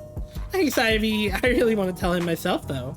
I was kind of hoping he was here, actually, so I could tell him now. Wait, that doesn't add up. I'd have to show up to work to quit. Since I showed up late today and he already left somehow. So I figured I'd come looking for him here. I didn't think anything was off until Noelle started pulling all that useless information. Okay. Can I get some water? Sure, just water. Yeah, water is fine. Ivy goes to get it. Noelle follows her out of the room. Looking around, everything looks the same as always. This is really similar to a song that's in Coffin of Andy and Leyley. The only difference is that something is sitting on the couch wrapped inside a cloth. Looks forgotten, so Noelle takes a peek. Jackpot! Inside is a sphere with a ghoulish finger inside. Into her pocket it goes. Here you go! Wait, what? Ivy spots an now empty fabric on the couch. Oh shoot, Dad forgot this! Takes the fabric, only to notice it's strangely light. Wait, where's the... What? There's supposed to be this glass sphere inside. Did you happen to see it? Once upon a time, not so long ago, Noelle would feel bad about lying to Ivy. But at this point, it has become second nature. I guess your dad didn't forget it after all. Oh, yeah, I guess so. Crisis averted. Quick, change the subject. What's the sphere for anyway? It's part of a spell that keeps some imps sealed off. We used to have two, actually, but the other went missing. That sounds pretty bad. It's okay, my mom's not here right now, but Utillion said he'd take care of it. They'll unseal the imp and then kill it. I kind of wonder why they didn't just kill it in the first place. I don't know. Murder's bad. This is naive hope that they'll repent. If they do, the seal comes undone. Which happens never, I bet. I don't know much of it, honestly. I'm guessing they need the sphere to unseal Yule, since they plan to take it with. They're gonna notice they left it behind any minute now. If they're going back soon, I should leave. Oh, there it is. Oh, there it is. Pussy Noelle runs away. Say, just quit and get it over with. She won't mind. It's just an apprenticeship. It's not like you're turning down his bride or something. He seems busy now with that imp stuff. I'll tell him tomorrow. By myself. Fine. Let's just go hang out somewhere else instead. Snow Globe Hall is peaceful as always. Look, they've switched snowflakes. They have? I can't tell the difference at all. They're not half bad. Who made them? Let's see. When Ivy is reading the credits, Noelle spots Yule. He beckons her to come over. Right now? Can't you see him with Ivy? Yes, he can, but he doesn't care. Oh, never heard of this snowflake maker before, have you? No, never. Fancy running into you here. Hi. Oh, who's this? A friend? Mind if I borrow Noelle for a bit? I mind? Who are you? Noelle, do you know this guy? The answer should just be unfortunately. He's a fellow student. I see. I bet you're here to pester Noelle about the apprenticeship. Well, don't bother, her mind's made up. What an attitude to take with someone you've just met. We're busy. Come on, Noelle, let's get out of here. Ivy pulls Noelle's hand. Yule grabs the other. Oh, this is the title screen image is. I said I'm borrowing her. And I said... It's fine. Huh? It'll only be a minute. Noelle lets herself get dragged aside. Ivy doesn't take her eyes off her. She sure is on alert. Listen, something is wrong. Yeah, she's not usually that snappy. No, stupid, I meant our situation. Looking at him now, Yule seems sickly. He's worn out and shivering. Seeing him in such a state was actually quite refreshing. Noelle wonders if it's sadistic of her to find him a little cute like this. I saw those two leave the village a while ago. What's going on? Tell me. Well, I got you the... He blocks her mouth with his hand. Glad to hear it. It's like everyone else around here hears you. Right, well, I know what's going on, and I wouldn't be worried. Of course you're not. This is me we're talking about. If you're that worried, why don't you go see what's up yourself? What do you think? I'm an idiot? I'm not walking out of here without you. Then you're going to have to wait until late at night. Because if we go now, won't we just run into them? Yeah. I'll come get you. Are you going to be okay? The fuck do you care? I'll see you later. Well, sheesh, I just... Yule leaves as abruptly as ever. That's right, I don't. What did he want? Piss me off, I guess. Who is he? I don't really know, actually. I mean, he's my fellow apprentice, so we just met recently. Well, I don't like him. Same. He gives me a bad vibe. You get used to it. What's it about seeing him later? I'm handing over some work stuff, since I won't be needing them anymore. Like what? Like, just stuff. What does it matter? What? I'm just curious. What kind of stuff? It's nothing important. What? Just kind of feels like you're pushing me away lately. Oh, come on. Ever since you got accepted as an apprentice, you've changed. Yeah, she's standing up for herself. Here's how. I don't know. You're just being kind of snarky and distant. I am not. Guess it all went straight to your head, huh? It did not. It too. Fine, so I'm an asshole now. So what you're trying to tell me? No, I'm only telling you this is a friend. I don't want you to get influenced by guys like that. Or by idiotic masters who just want your cheap labor, for that matter. Alright. Got it. Thanks, bitch. As long as you get it. Well, you've given me a lot to think about. So I'm gonna go home for now and do just that. See you tomorrow. Yeah, sure. They say their goodbyes, and Noelle spends the rest of the day sulking. After a few hours, Noelle has managed to twist and turn everything around in her head. Of course she doesn't want me to be influenced by anything that isn't her. How else would she get to keep me on a leash? I'm supposed to be the talentless charity case that makes her look good after all. There's a knock at the door. But about time you showed up. Yeah. That's all? Just yeah? Yeah, let's get going. What's wrong? You're slow. I have no idea. Maybe that corpse is about to give. No, it's something else. Is there something I can do? You can back off. How about that? I'm just trying to be nice. Well, don't. Fine. She kicks him in the shin. Do you want me to kick your ass? Oh, miscommunication. I thought you said not to be nice, so I just figured. I'm dying or something. Can you not? I just want to play. What? My best friend told me I'm an asshole, so I'm looking for another one. Asshole? A friend, though you're both, so how about it? Well, you have been useful so far. Depends on the benefits, really. I like them. I'm all in support of Yule. I don't care that he eats children. Now I'm not sure if that's a double entendre or... Wait. Depends on the... Oh, okay. It wasn't. When it comes to that, you don't quite... He gestured towards her chest. Fill the requirements. Screw you, asshole. Weren't you looking for one? Mission accomplished. I'm glad you're self-aware, but I still am looking for a friend. Ah, semantics. We're here.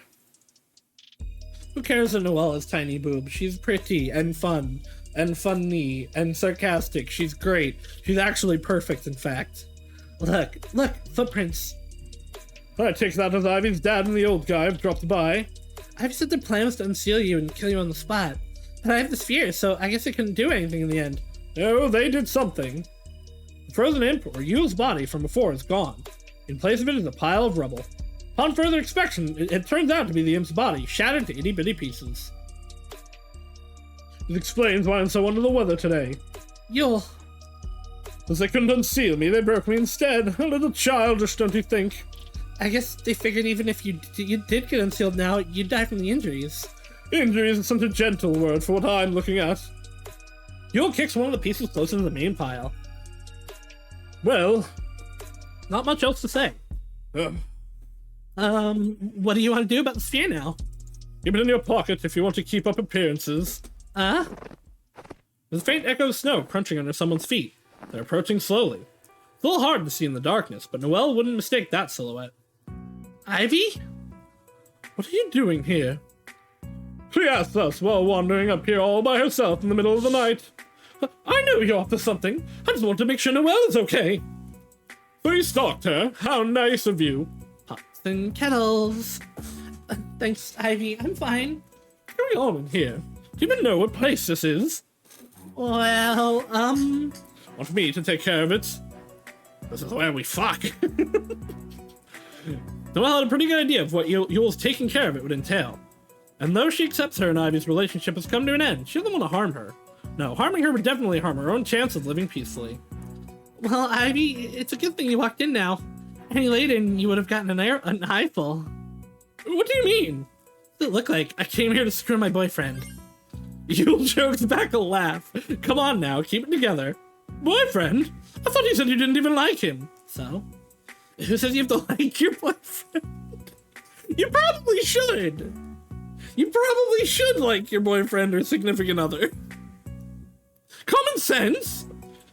Anyway, you know my place has no privacy. But neither does the damn mountain crevice I see. My god, I was worried. You could have just told me you were dating. I was about to, but you already gave me a lecture today before I had the chance. Well, I mean, was I wrong? I don't think so. Either way, now you know. And while we're at it, you should know another thing. I decided to keep being a snowflake maker apprentice. Because he told you to? No, because I need the money. It would have been nice if we could study together. It just didn't work out that way. We could have tried again. Ask some other master. I think we both know I was never going to make it. Utility is my only chance. Ivy sighs and shakes her head. What happened to you? I don't even know you anymore. Noelle shrugs. Sorry. No, I'm the one who's sorry for interrupting you two or whatever. I hope your career takes off. I'll be taking off now. Careful. It's dark out there. You be careful too, Noelle. Okay, she actually, at the end of the day, is a decent friend. Ivy gives Yule one last judgmental glare before she leaves. Noelle watches her go. She was expecting to be hurt, but it didn't. What do you think? Will she still be friends with me? Beats me, girlfriend. That's the only excuse I can think of. It was a good one, right? She's gone now. Break the sphere. Are you sure? I want the rest of my magic back. Even if I have to stay in this lame corpse. Don't say that. I, for one, like that better than your actual body. Oh, wow, thanks. I didn't think you'd be into necrophilia. I'm not. Then what's with the preference? Just aesthetics? I get used to this one. I don't know. But again, I'm assuming this even works. Yule starts gathering up all the pieces of his shattered body into a pile. Noelle breaks the sphere and hands Yule his finger. If I die, you have my permission to enjoy yourself. I'm not a necrophilia. I'm not a necrophile. Is it your permission to give anyway? It's my body now. The previous owner already left. Consider this a hand-me-down, if you will. He places his finger on top of the pile. For a couple of seconds, it looks like nothing happens. Oh, fuck. Oh, no, wait, that was Yule. Fuck! Yule drops onto the cave floor and starts screaming. Fuck, that hurts! Fuck! Will you live? The original body obviously didn't live. Blood pours out of the no longer frozen pieces, turning the pile into a gory mess. Oh my god. Meanwhile, Yule's screaming ceases. He's gasping for air, curled up on the ground. I have no idea what to do. I think it's passing. My goodness. Dying sucks! Did you at least get all your magic back? Not even! I tried to possess his body with my whole being, but couldn't manage much before the pain started. Then my body died, and everything still inside died with it. So I got basically fuck all. Sorry to hear that. He takes a couple more deep breaths. It's time to calm down. No matter. That's done now. Thank you for your assistance. You won't eat my family now, right? I won't. Great. So what will you do? Not sure. What will you do? Well, once Master Utilitarian signs that license, I'm gonna make money. And then my mom will take that money, no doubt about it. She'll say I owe it to her for this and that and then some. But at least we'll be back on track financially. And then I'll just forget my life, I guess. Maybe make amends with Ivy again. So she can keep telling me what a no-good piece of shit I am. Such a joyous existence. And you? You'll go out somewhere back to your friends and eat a bunch of kids? I go back now and I'm the one who gets eaten. Oh, that's right. You have to live in the fake snows right now. Uh-huh. Then come live with me, in the village. That sardine can of a house. Pass. Maybe if you get your own place, I'll think about it. Mom expects me to live with her, though, especially now that I'll be her cash cow. What is she going to do when you marry? Why? Are you offering? Okay, here's how this is going down.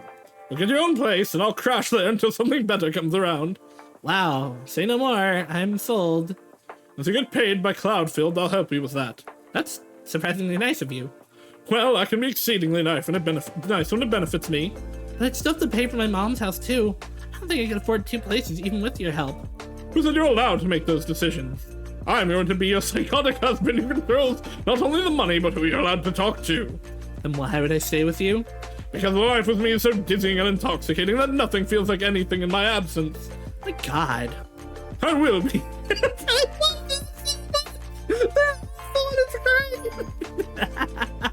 Well, are you game? Was those rules? Hell no. But we can live together. And I'll use you as an excuse to why I can't send all my money to Mom. I'll say we're saving for a family or something. I did say I'd give you that. He did. This is true. You did? In passing, I didn't mean it, though. Come to think of it, would the baby be a snow sprite named for some unknown abomination? All 3.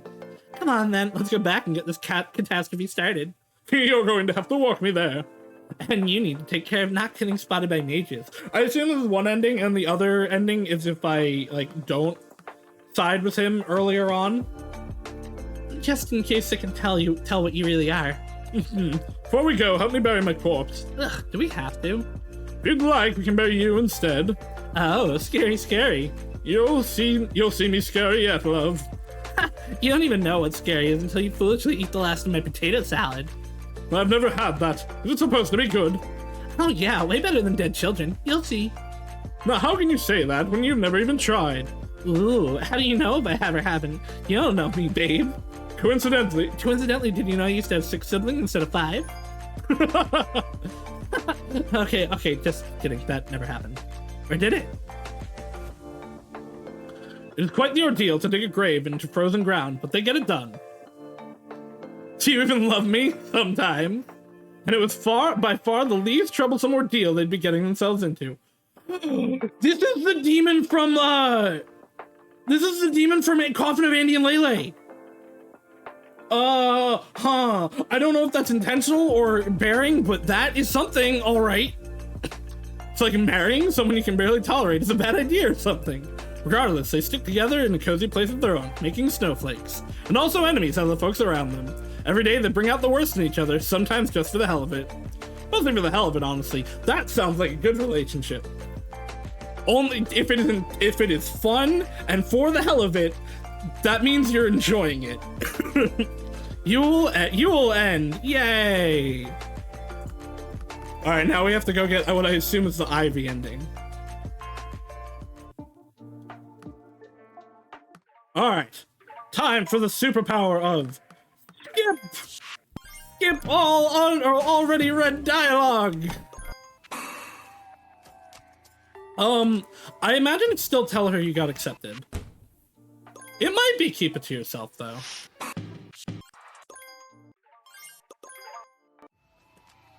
Turn down Yule's offer.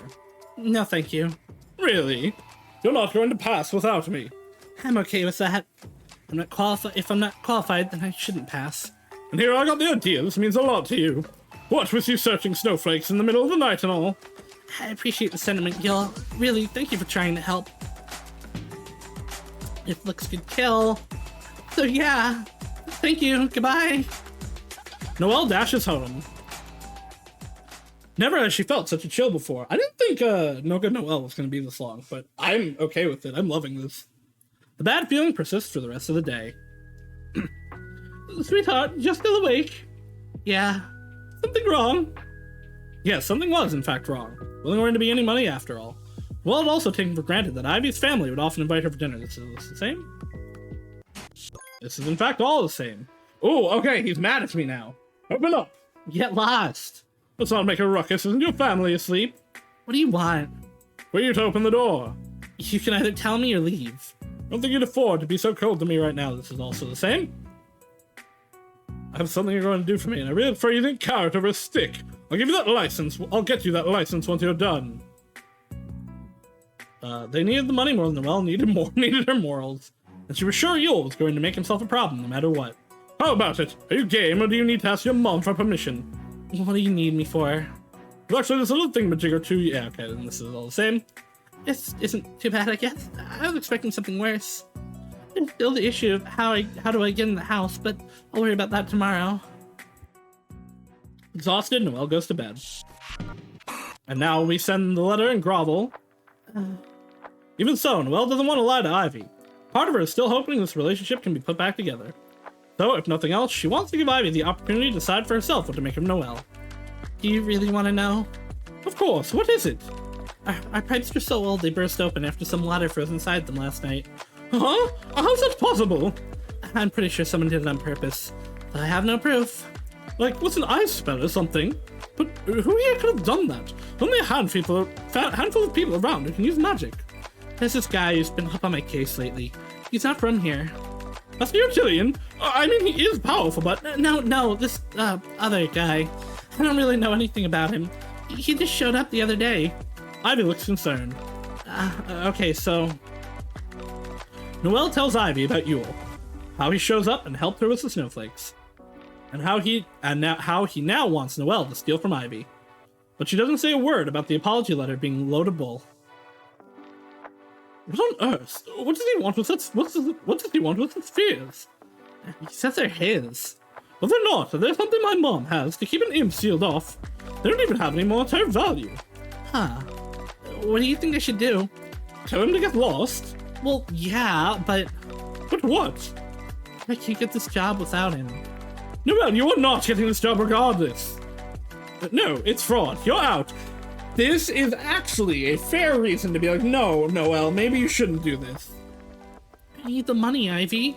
You'll be fine. You've always made enough somehow. No, they really haven't. That was before our kitchen needed to be repaired. It's okay. You'll figure something out. You can just offer to help. You going to help me pay it?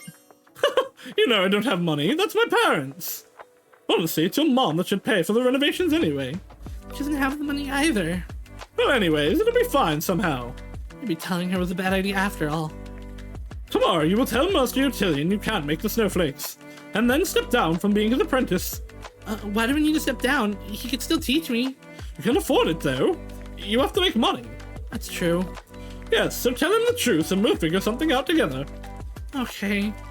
Come over tomorrow after quitting. I'll throw you a quitting party. There'll be snacks and drinks. Okay, sounds good. Great, then good night. I'm just making sure there's only 2 endings. I believe that was the case. Yeah, it's 2 endings.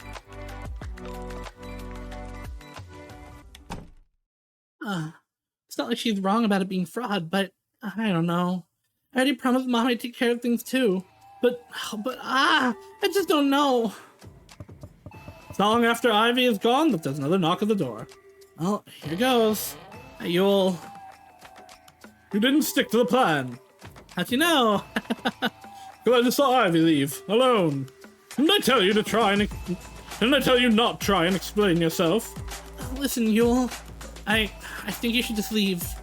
Well, that's a statement no one wants to hear an explanation for. I said I'm not going to steal the spheres from Ivy. That's... No, I already told her about you. What was that? I can't help you, and you don't have to help me. So, let's just call it quits here.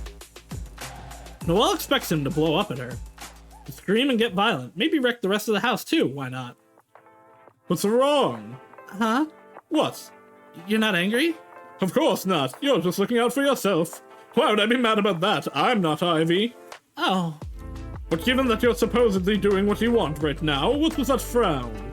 It's just, I don't know. I just wanted to stay honest with her.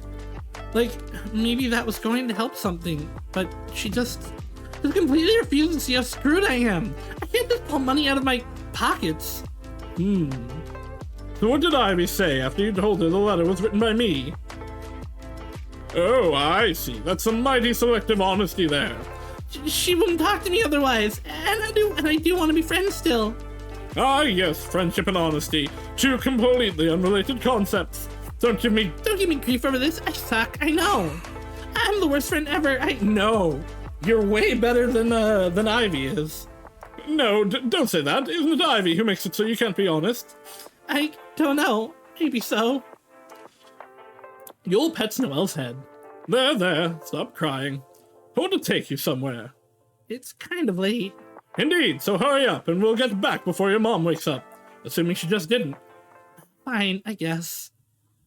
Is this going to be the same? No. Are you sure you know your way around? I guess we'll see. Where are we going anyway? Up there. He points at one of the less steep mountains. Starting to get my choice of shoes. We're not going that high up. You'll make it. They climb until they reach a crevice. Here we go. That wasn't so bad, was it? Now look over here.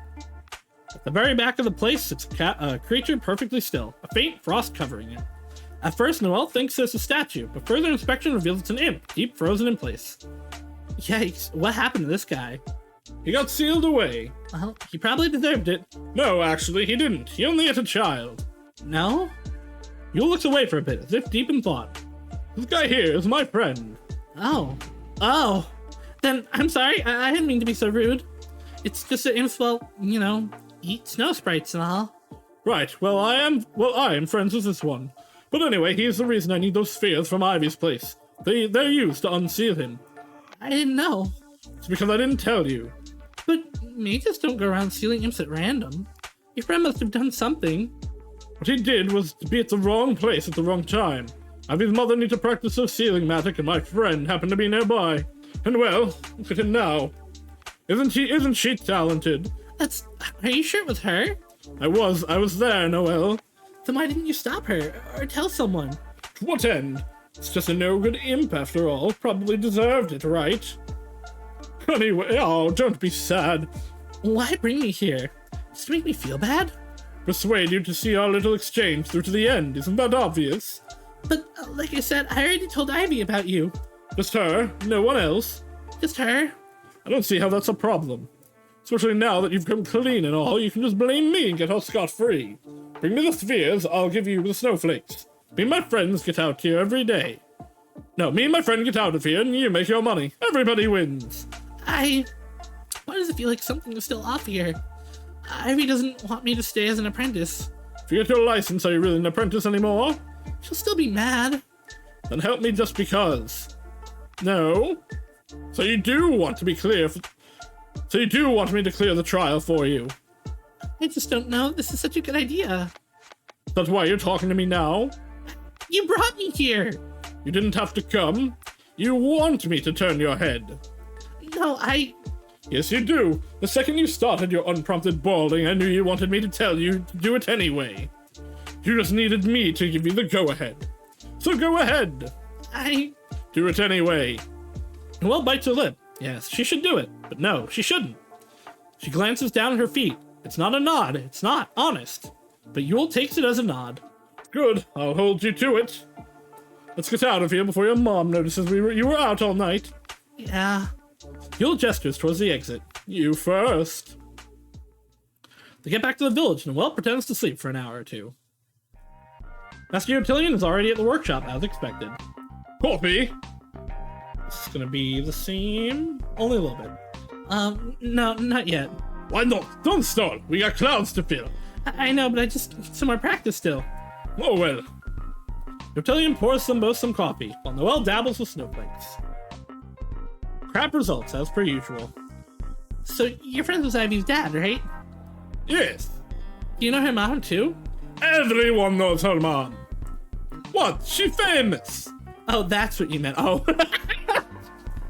What else? So she seals away a lot of imps. Yes, if misbehaves, she will do that. What happens then? The imps just stay sealed until the end of time? No. When imp repents, she'll come undone on its own. And if the imp wasn't misbehaving in the first place? Not get sealed then, obviously. But if you do seal one? Why you would ever do that? You don't.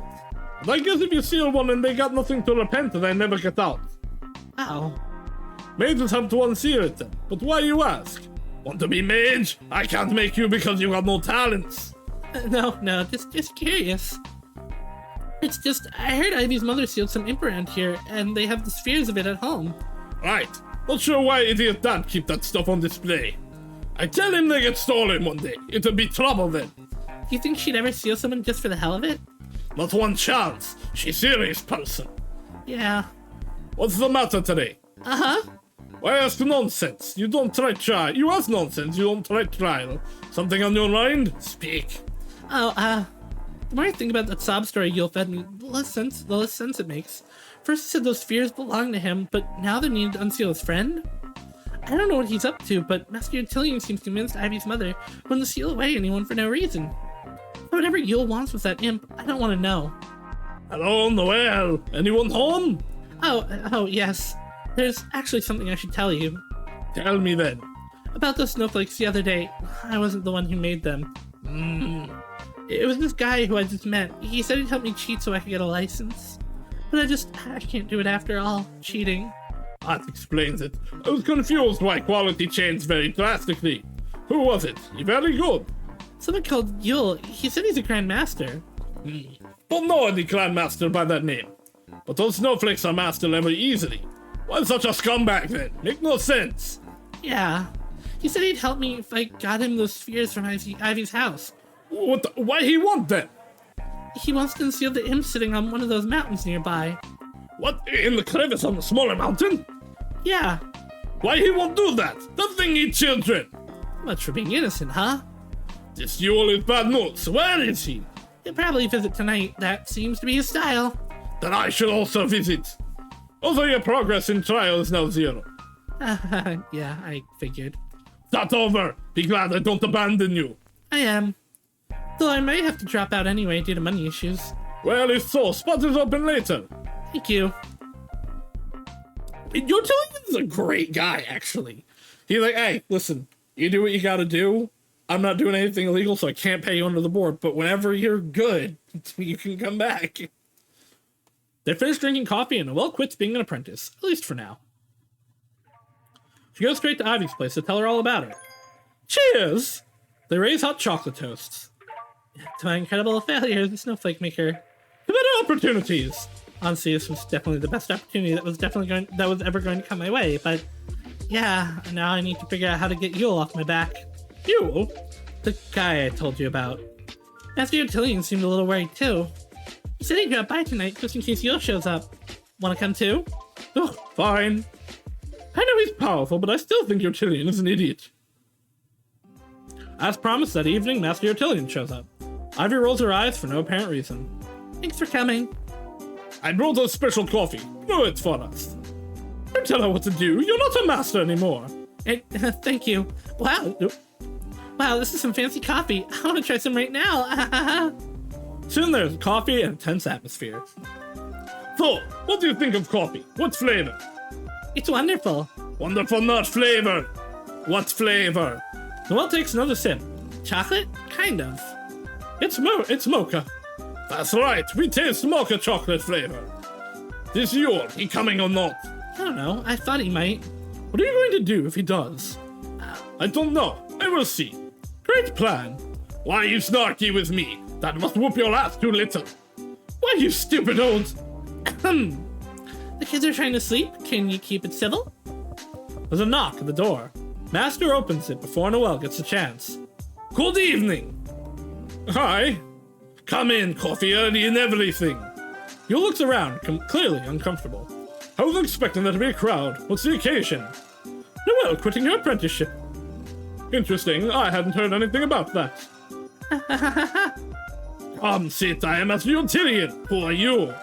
I'm someone who needs to borrow Noelle for a teeny tiny moment. So if you'll excuse me... Don't be stranger. You can drink here. You can talk here and drink coffee.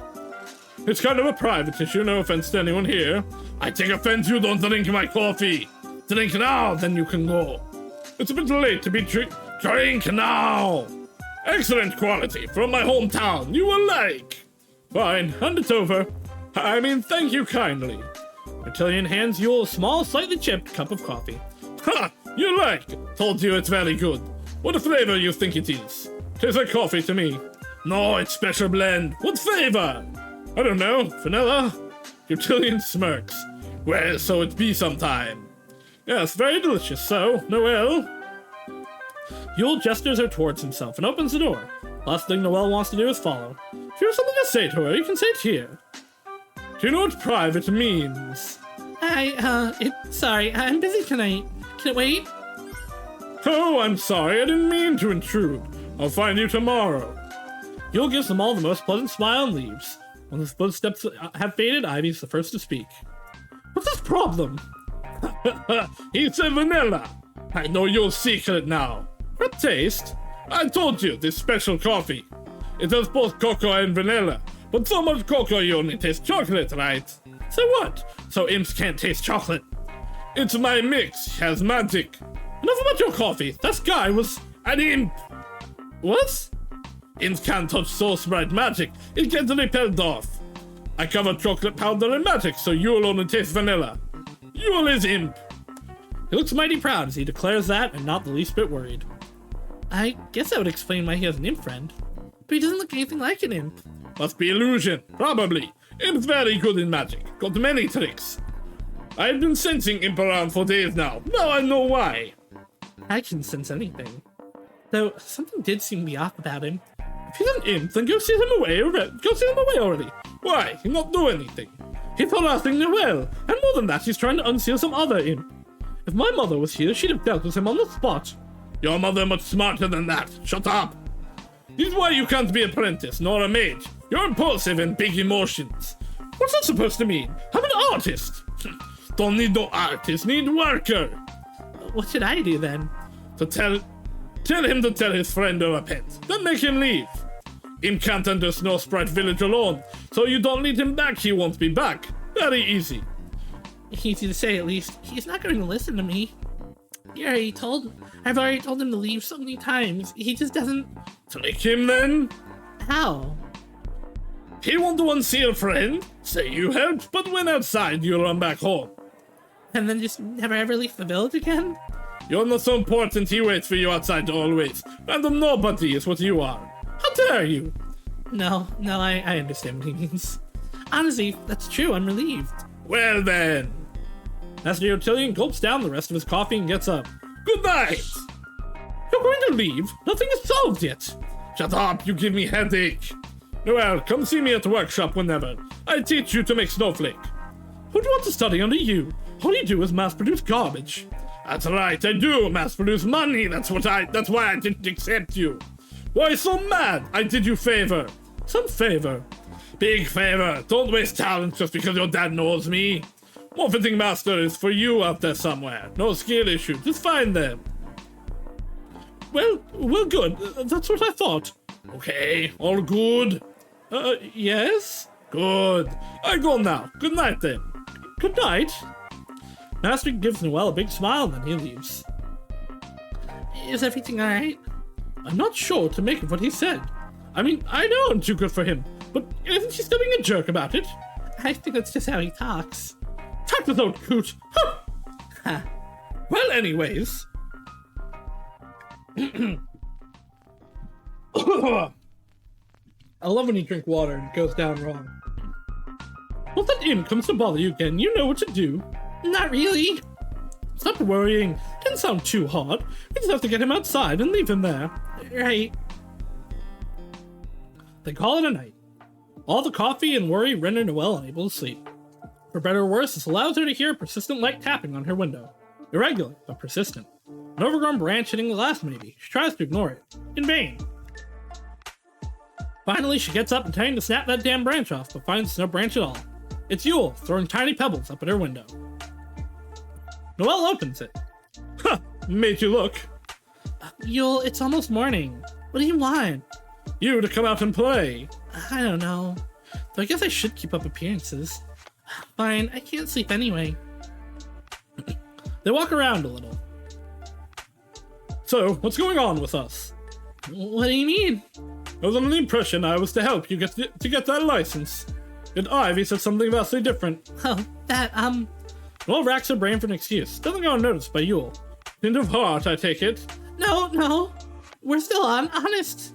I mean, you already know Ivy thinks I quit. Your master didn't object to what she said.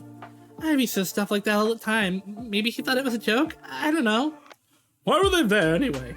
Well, why not? Believe it or not, I do have a social life. Yule looks at Noelle. His expression doesn't betray any of his thoughts. He wouldn't harm me, would he? Not while he needs me to get those spheres. On edge. I'm tired. Thanks to someone, I've been sleeping like crap lately. I'll be out of your hair soon. There's nothing stopping you from entering Ivy's house anymore. Honestly, I was just kind of hoping you'd have gotten it done by yesterday, but oh well. Tomorrow, or today, I mean, after I wake up. What do you mean after work? It's day off. Ah. Did he buy it? I can't tell. Then I should let you go back to sleep. You at the mountain? Huh? No? No, I'll meet you here, stupid. Sweet dreams. Good night.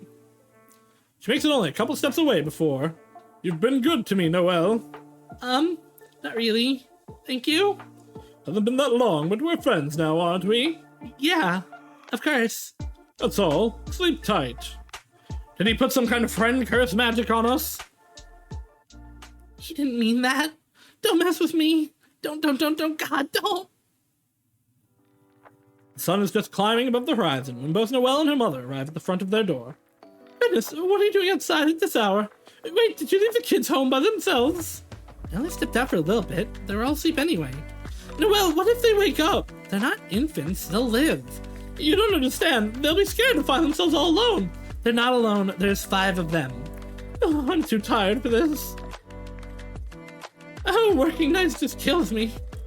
When did you say you'll be getting paid again?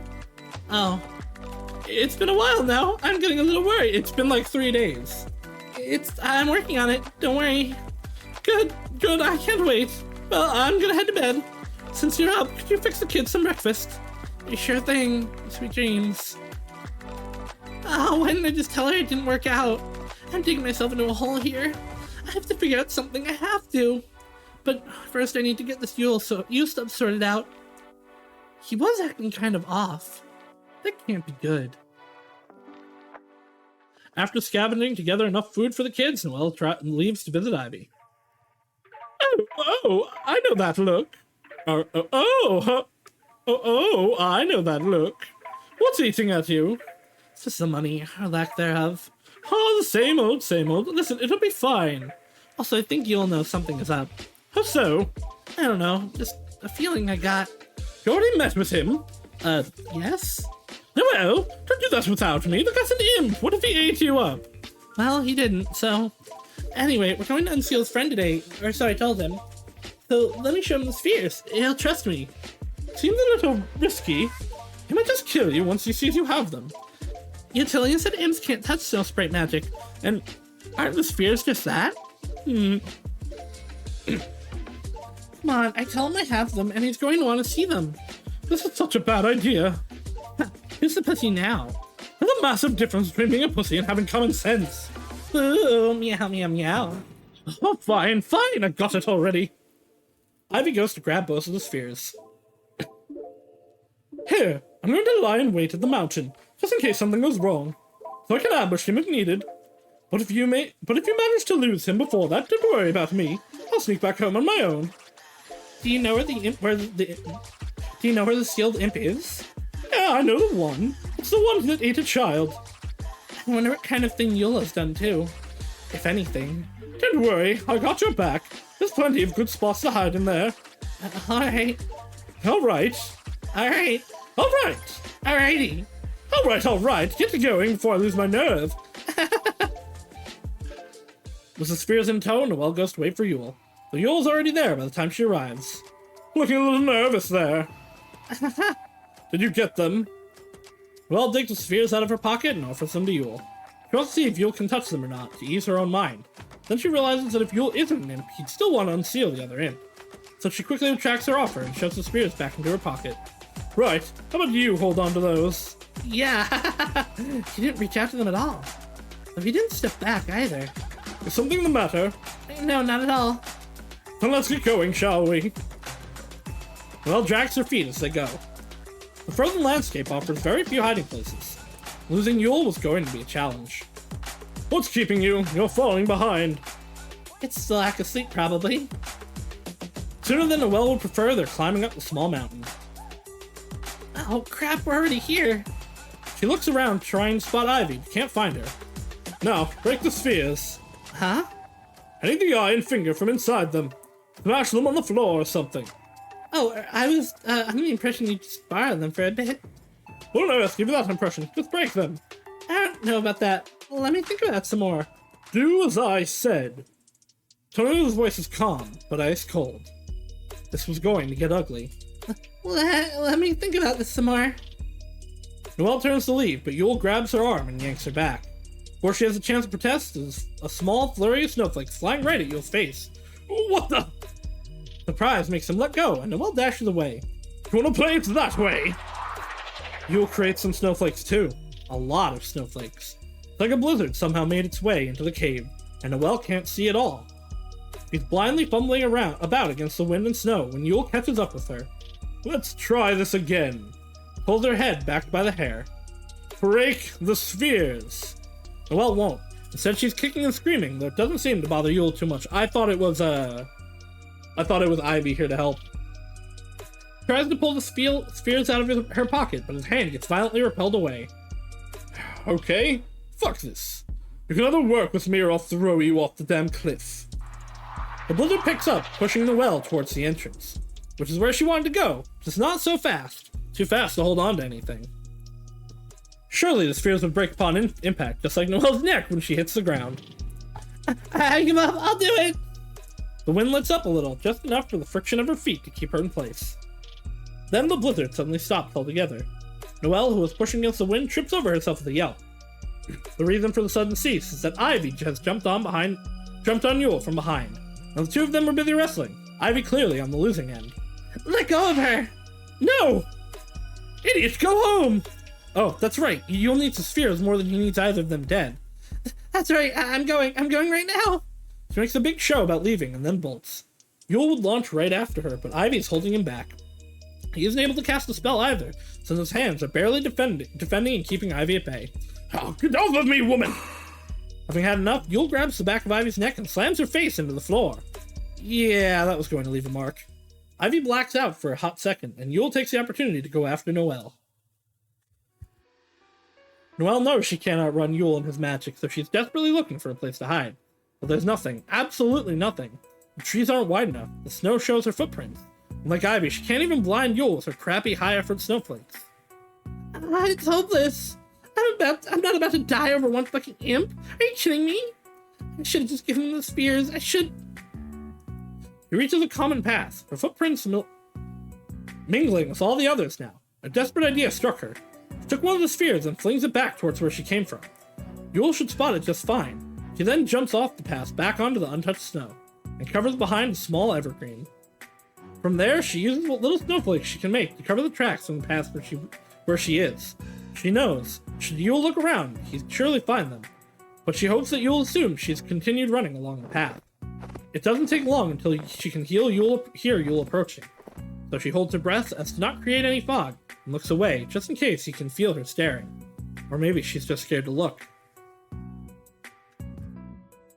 Sure enough, Yule spots the sphere. He takes it out of his overcoat and throws it on top of the sphere, engulfing it in the fabric. Then he tries to lift the fabric, but nope. Sphere shoots out, sending the coat flying. God fucking damn it! Tries a few more times, but it's futile. Next, he positions himself behind the sphere, opposite to where he wants to go, and gives the sphere a gentle kick. The sphere, of course, repels Yule's foot, like two identical poles of a magnet. He hisses in pain. Oh, okay. Oh, so the sphere itself isn't being repelled, it is repelling him. I thought he would be moving it like that. He hisses in pain, but since his foot didn't give way, okay, it did do what I expected. It just also pushed on him. Yule decides that he can work with this and proceeds to kick the sphere towards the mountain. That was going to take a while. After he is sufficiently far away, Noelle comes out of hiding and runs back to the village with all her might. Master Utillion is bellowing a heavy metal song in the privacy of his workshop when Noelle bursts through the door. Done to knock! You've got to seal Yule. This again? He's not done anything. He tried to kill me, and Ivy. Ivy's still there. You have to help. His demeanor shifts immediately. We go! Yule is run into a minor inconvenience. Sure, he can force the sphere forward, but upwards the mountain? Not so much. It kept either falling back down or getting stuck on ledges. His limbs were becoming a bruised and bloody mess too, from all the damage he had taken punting the sphere. You! So you went and got a friend. Why you hurt Noelle and Ivy? Master was going to reason with him? Noelle wants to scream. It's just a misunderstanding. Where you get that sphere? I found it. Sure not steal it. No, I found it. Isn't that the right, Noelle? But you were trying to steal it.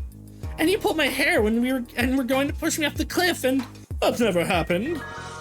Utillion looks at Noelle. Her hair and clothes are a mess. But other than the bruises from when she fell down, there's nothing that couldn't be from any old fall.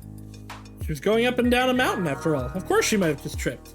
Utillion couldn't justify stealing Yule with evidence like that. Spear belonged to a friend of mine. Give it back. Finders keepers. Not very friendly. Just seal him off. Wait, where's Ivy? Must have gone home already. Noelle ascends up the mountain. Yule lets her go since she is so busy pretending to be innocent. Or since he is so busy. Ivy, it's me. Where are you? Over here. Behind some ice pillars sits Ivy, holding a chunk of ice to her face. Oh no, Ivy, I'm so sorry. Are you okay? Oh, wow, okay. No, is he gone now? I got Master here, but he won't seal him off. Are you kidding me? They're right outside. Ivy and Noelle return to Master, who is still poking and prodding Yule for a reason to seal him. It's only after he sees Ivy's face that he has had enough. You did that! Nonsense, she did it to herself. That is enough lies. Utillion starts conjuring up a sealing spell. Yule doesn't take kindly to that and begins raising another blizzard. But Noelle digs out the remaining sphere from her pocket and throws it at Yule. Before it comes into contact with him, it repels off, but the distraction is enough to interrupt his casting. Master finishes his spell just fine though, and Yule is deeply frozen in place. Hurry, we take a piece off or it'll come undone. What? Piece of Yule, tear it off. Noelle hurries over to frozen Yule, but can't tear anything off with her bare hands. Ivy picks up a sharp rock and strikes Yule's ear off. Master wastes no time conjuring it up inside his sphere. And then they all just kind of stand there for a bit. Ivy's the first to speak. I told you should have just sealed him yesterday. Never seal innocent. He wasn't. We didn't know that. Look what he did to me. Did to Noelle. He's bad, yes. But we seal everyone we suspect and soon I seal you. Because someone say you did something. You I know he was harassing Noelle. It do you no good to jump into extreme measures already. He's right, actually. This time I am wrong, but other times you might be. Oh, back me up, Noelle. I'm not touching that argument. It's 10-foot pole. For crying out loud, we could have died. Noelle picks up the 3 spheres. Looking at you now, all sealed away, Noelle feels both glad and at a loss. Well, there goes my meal ticket. What matter? Can we move him to the crevice? Why? Let him rot there and fucking shatter for all I care. I don't know. His friend is up there too. I mean, if I was going to be sealed away, it'd be nice to have you there with me, you know? Thanks. Good idea. Then if he'll repent, all is good. He's not going to. Never know. Eutillion and Noelle haul Yule up to the crevice. Ivy doesn't help. In fact, once they're done, she punches him in the face with a rock, leaving a dent. Ivy! Hey now, don't fight me on this. I'll punch you too. Definitely will never make you mage. But your dread of character sucks anyway. Ivy and Master Eutillion argue all the way back home. A few days have passed since then. Noelle visits Ivy after running some errands. You look exhausted. Let me fix you a snack. Thank you. Soon there are some sandwiches and tea. Rough day again. A little. Though it's less about being rough and more about the minuscule pay. I spent so much time just looking for someone who needs something. All in all, a grand old waste of time for a couple of coins. I'm sorry to hear that. Did you tell your mother yet? I can't tell her. She's going to suggest some of the gross alternatives. I didn't realize it's that bad. But, you know, I've been thinking about getting a snowflake maker license myself. That's nice. I'm sure you'll get it no problem. Yeah, but there's one issue. I don't produce enough snowflakes for it to be worth it. Like, I'm going to make snowflakes that look incredible. Then maybe have a cloud or two for a special occasion. With an output like that, I'd rather just be an artist. Makes sense. But, listen. Yes? What if I had an assistant? Someone to fill my cloud quota with some really crappy snowflakes while I focus on making stunning ones. Is that allowed? They call that delegation. It's just business. Noelle feels a burning sensation around her eyes. You do that for me? It's going to ruin your image delivering such crappy snowflakes for the majority of the time. Who cares about your everyday snowflakes? All that matters are the special days. So how about it? Work under my name and I'll pay you for every cloud you fill, fair and square. Oh, Ivy! Noelle jumps into Ivy's arms, bawling her eyes out. Thank you! Thank you! Now we're business partners. Yes! Let's go talk to Master Eutillion right away. I hope he'll let you take the trial, even if you're not his apprentice. An old bastard earns us this much. Finish up your sandwich. We've got a business to start. Thank you, Ivy. Don't mention it. No, seriously, thank you so much. Enjoy your life under my shadow. That's fine. My coins will reflect your shine, and that's enough for me. Oh, that's so sad. Sure enough, Ivy gets her license without a single hiccup. He still aims to get taken under a master who can help her reach greater heights. Noelle knows she'll never make it herself, but she's fine with that. If she was being completely honest, she never cared much for snowflakes in the first place. Her interest in them was based on Ivy, and the possibility of getting paid. Yay! With their new system in place, they were both happy. I think I like the other ending better. Ivy focused on perfecting her craft, Noelle focusing on making a living. And what do you know, it worked out perfectly for them. They got to keep making snowflakes together just like they had always wanted. Ivy ending! Yay! Oh, that was good. I like that a lot. Oh, that game was cute. Oh, that's definitely by the same writer. Alright, next up we're gonna do Candy Scabs.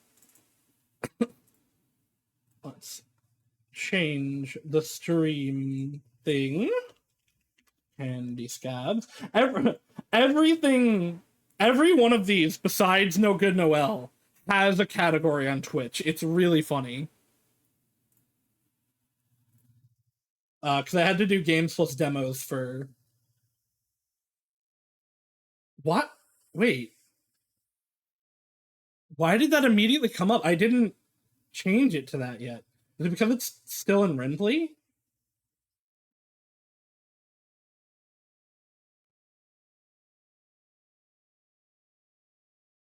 Weird.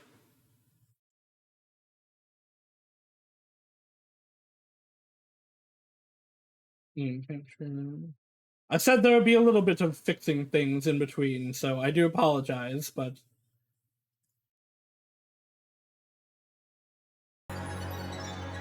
Scabs. Alright. Game number 2. Start. Actually, make a tweet that we are starting Candy Scabs.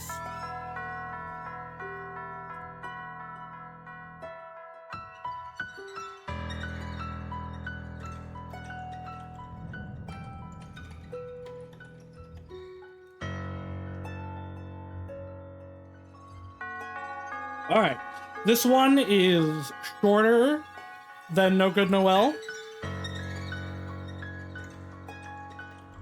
And this.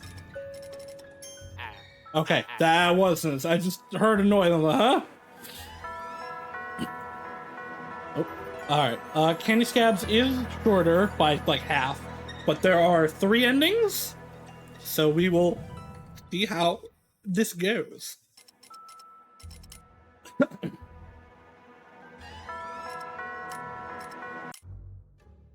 It's the same thing every year. It's my birthday! You're all invited! You're all invited and you'll bring me candy and presents! And if you don't, I'll kill you! And I'll roast you and I'll eat you and I'll spit you out because you taste bad anyway! That was the Void announcement. The Void is absolute.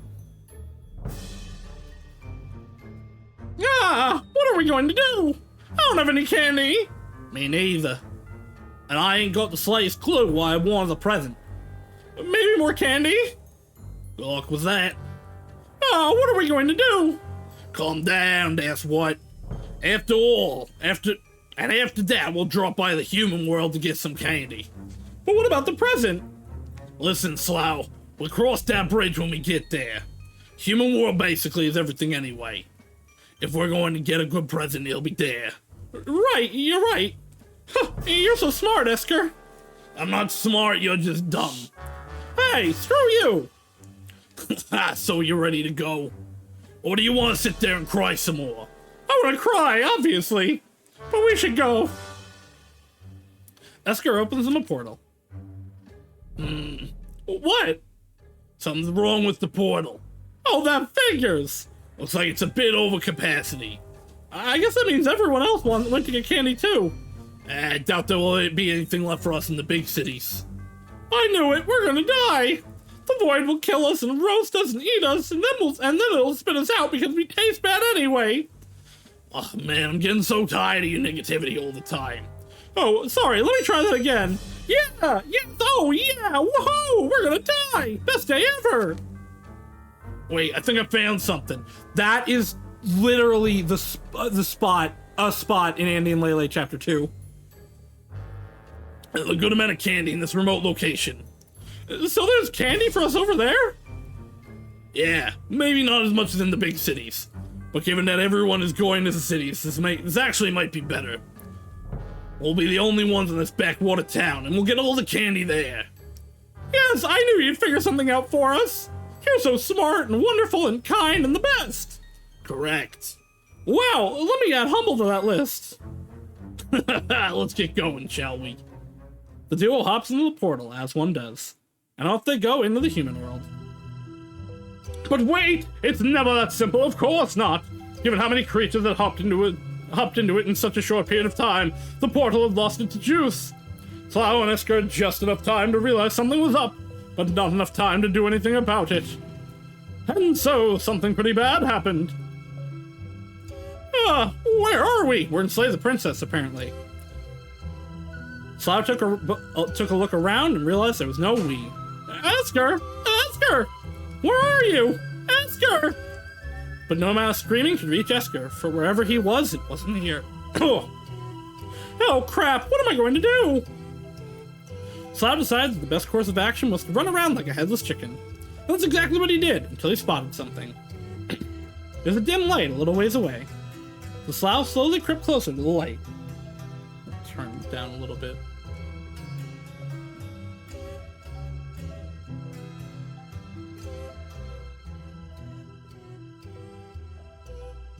Oh, a pumpkin lantern. How nice!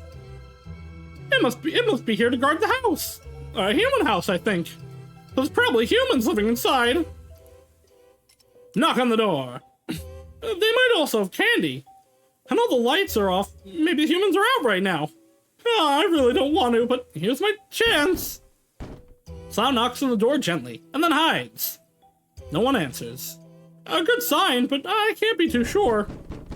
Slough knocks on the door, roughly, and hides. Still no answer. So Slough figures no one is really home and starts kicking the door in. But it doesn't get very far after that. After just a few kicks, someone opens the door. Because they were home after all. A little patience, will you? I was already sleeping. Ah! Wait, you're not Valerie, are you? Huh? Oh, no, what am I saying? Valerie would be dressed as a princess or something. Say, what are you supposed to be? I'm a nightmare. Oh, a nightmare. That's scary indeed. Here you go. The old man hands Slough some candy. Slough can't believe his luck. Oh my god, this is exactly what I was looking for. I bet you were. How'd you know? It's Halloween, idiot. Hey, isn't here a little far to be trick-or-treating? The festival is at the town square, isn't it? What festival? Oh, you didn't know about it. Are you new here? You could say that. Well, little fellow, we usually have a pumpkin festival for Halloween. It's where everyone gathers to celebrate. The kids go trick-or-treating together. If everyone goes, why are you here? I'm a tad too old for all that ruckus. But you should go to the festival. It's safer. I'm sure you'll find more candy there than around lone houses like mine. Wait, you're saying there's a lot of candy at this pumpkin festival? Lots and lots of candy. Just head back to town and follow the lights. All right, I'll head straight over. Thanks, human. Take care, little nightmare. The old man closes the door and Slough notices there's a path on the ground. He must have been too much of a panic to notice before. Following the road, he soon spots bright lights shining through the woods. That has to be the pumpkin festival. Maybe Esker is there too, somehow. Soon, Slough arrives at the town square. Even though it's midnight, there are lots of people. No one seems to notice him. Weird, I thought humans didn't like my kind. But that old one was really nice to me. And no one here seems to care, even though I can tell that they see me. Humans were supposed to scream and cry and try to kill us. Was that all a lie? On Halloween. No sooner has he finished that thought when someone attacks him. I was a trap after all, I'll kill you! Oops, sorry, my bad. Sorry, my bad. Huh? Huh? A human girl releases her grip on Slough and steadies her footing. Thanks for catching me. Though she was the one doing the catching. I've never worn high heels before. What? Yeah, they're harder to walk in than I thought. But my costume looks great. Oh! You can tell what I am, right? A human? Oh, I'm the Tooth Fairy. What's a Tooth Fairy? You don't know what a Tooth Fairy is? Really? Is it a type of human? No, maybe. They're kind of like humans, I guess. Tooth Fairies collect teeth. Why? I don't know. You get money for them, though. You don't know, even though you are one? Okay, Smarty Pants, what are you then? I'm a nightmare. Is that like from a movie or something? Movie? No, I'm just a regular nightmare. That's cool, I guess. My name's Valerie. What's yours? Slough. Okay, Slough, wanna hang out? Sorry, I really need to find some candy, and my friend. Oh, candy, let's go together. I'm sure we'll find your friend too. Slough thought it might be good to have a kind of like human Tooth Fairy around. She probably knows the way of the humans. So they went to collect candy together. I'm glad we met. I was just about to go home, because all my friends already did. I'm telling you, if you want to stay up late, you gotta nap during the day. But did they listen? No. Sucks for them. I'm gonna get way more candy than all of them combined. Where is the candy? Huh? You gotta go door by door. Come to think of it, I ain't never seen you before. Did you just move here? I'm just visiting. How do we get the candy? We'll knock on the doors. Oh, but don't knock on the ones without a pumpkin lantern. Why not? They're not part of the festival. They'll just get mad. Huh. So no pumpkin, no candy. Got it. Let's try Mr. Bloomstone. She's nice. We might even get full-sized candy bars from her. Before Slough can say anything, Valerie is already ringing the doorbell. Oh, wait, I thought you said a knock. Who cares? Trick or treat. Oh, what do we have here? I'm the Tooth Fairy, and he's a nightmare. Well, then I better consume some candy fast before you steal my teeth and give me bad dreams. That's right. Saus beyond confused. The lady's words convey fear, but her demeanor seems delighted. The two of them are clearly threatening her. Why the smile? Oh, shoot! Oh, shoot! The bowl is empty. Wait just a moment. Ah, tactical retreat. The smile must have been a fake one. I told you she was nice. Nice, she just closed the... Saul loses the thought as he spots something from the corner of his eye. A familiar figure, or so he thought. Esker? Hey, where do you think you're going? Huh? What? The candy. Miss Bloomstone is getting it for us. But my friend! Candy, so how candy? She makes a good point. And just then, the lady returns, oddly enough. Both of them get some chocolate bars. Thanks, and see you later. See you later. Say hello to your mom for me. Okay, bye-bye. As soon as Slough has secured the candy, he dashes towards the direction he saw Esker at. Huh? Where? But he came here. Sheesh, don't take off like that. You saw him too, right? No, I have my eyes on the prize. This thing. Slough watches in horror as Valerie takes a bite out of the candy bar. Well, what are you doing? You can't eat that. What are you talking about? Of course I can. But the void. The what? My spawner. He'll get mad. Oh boy, so you have those kind of parents. Huh? Boo, don't eat the candy. It's all poison and full of tacks. No. What the crap? Yeah, exactly. So relax and eat some candy. It's not time to eat. It's not mine to eat. Yeah, it is. At least eat the chocolate bar the chocolate Miss Bloomstone gave. She's my mom's friend. I promise it's not tampered with. Eat the chocolate. Don't you dare. I can't. It's for the void. Your loss. It's not a loss at all. I'm glad to give it all my candy. Wait, your parents eat the candy you collect? Yes? That's messed up. They're old enough to buy their own. The void is not messed up. Okay. Sorry, I didn't mean to insult your folks. The rationalization going both ways is hilarious. I guess it's different for tooth fairies? Yeah, I guess so. So, are we cool? Yeah, sure. Anyway, I guess Esker wasn't here after all. But at least I know he's around. Let's keep trick-or-treating. I'm sure we'll run into him again. Right. I feel like this is probably the back alley also from Coffin of Andy and Leyley. And so the two of them continue their trick-or-treating. I swear, if like something about parasites comes up, I'm gonna yell. Hey, Valerie, I've been wondering about something. Okay, you shoot. I keep seeing all kinds of monsters around, but I thought humans were afraid of scary things like that. Are we playing monsters now? Huh? Are we? Alright, then let's see. Ooh, once a year, spooky night comes, the All Hallows Eve. And the scary creatures from the realm beyond come creeping and crawling around. Like tooth fairies? Yeah, like tooth fairies, the scariest of them all. Anyway, they come, and the only thing humans can do to appease these demons is to give them candy. Huh, I see.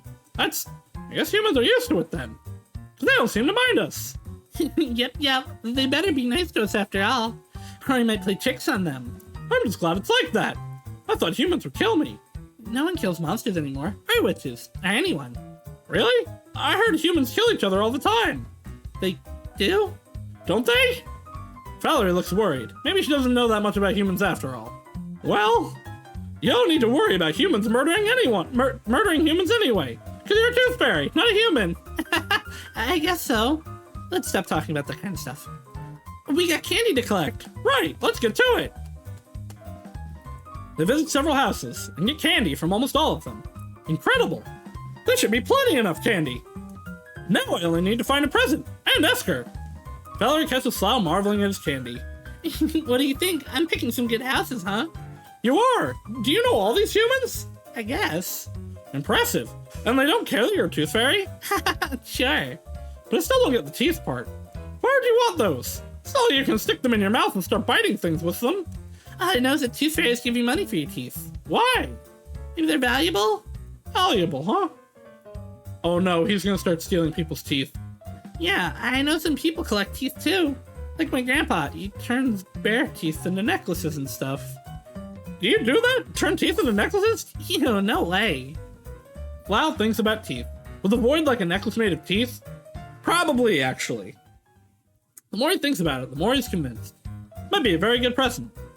But no one else would figure to give such a gift. But where to get the teeth? Human mouth. Okay. There is actually very clear indication of what's going to lead to what ending. I bet one of the endings is follow all the void star paths, one is follow all the Valerie flower paths, and one is a mix match. I'm gonna just, for the first one at least, just do whatever I feel like. Ask Valerie. Do you have a lot of teeth? Huh? You seem like a skilled collector. You got us all this candy. So I'm sure you're a very good tooth fairy too. Slough knows you must flatter your target before asking them for a favor. Well, I sure look convincing. Got the wings and everything. Yes, and the shoes. I think I've gotten the hang of them, actually. Haven't tripped in a while.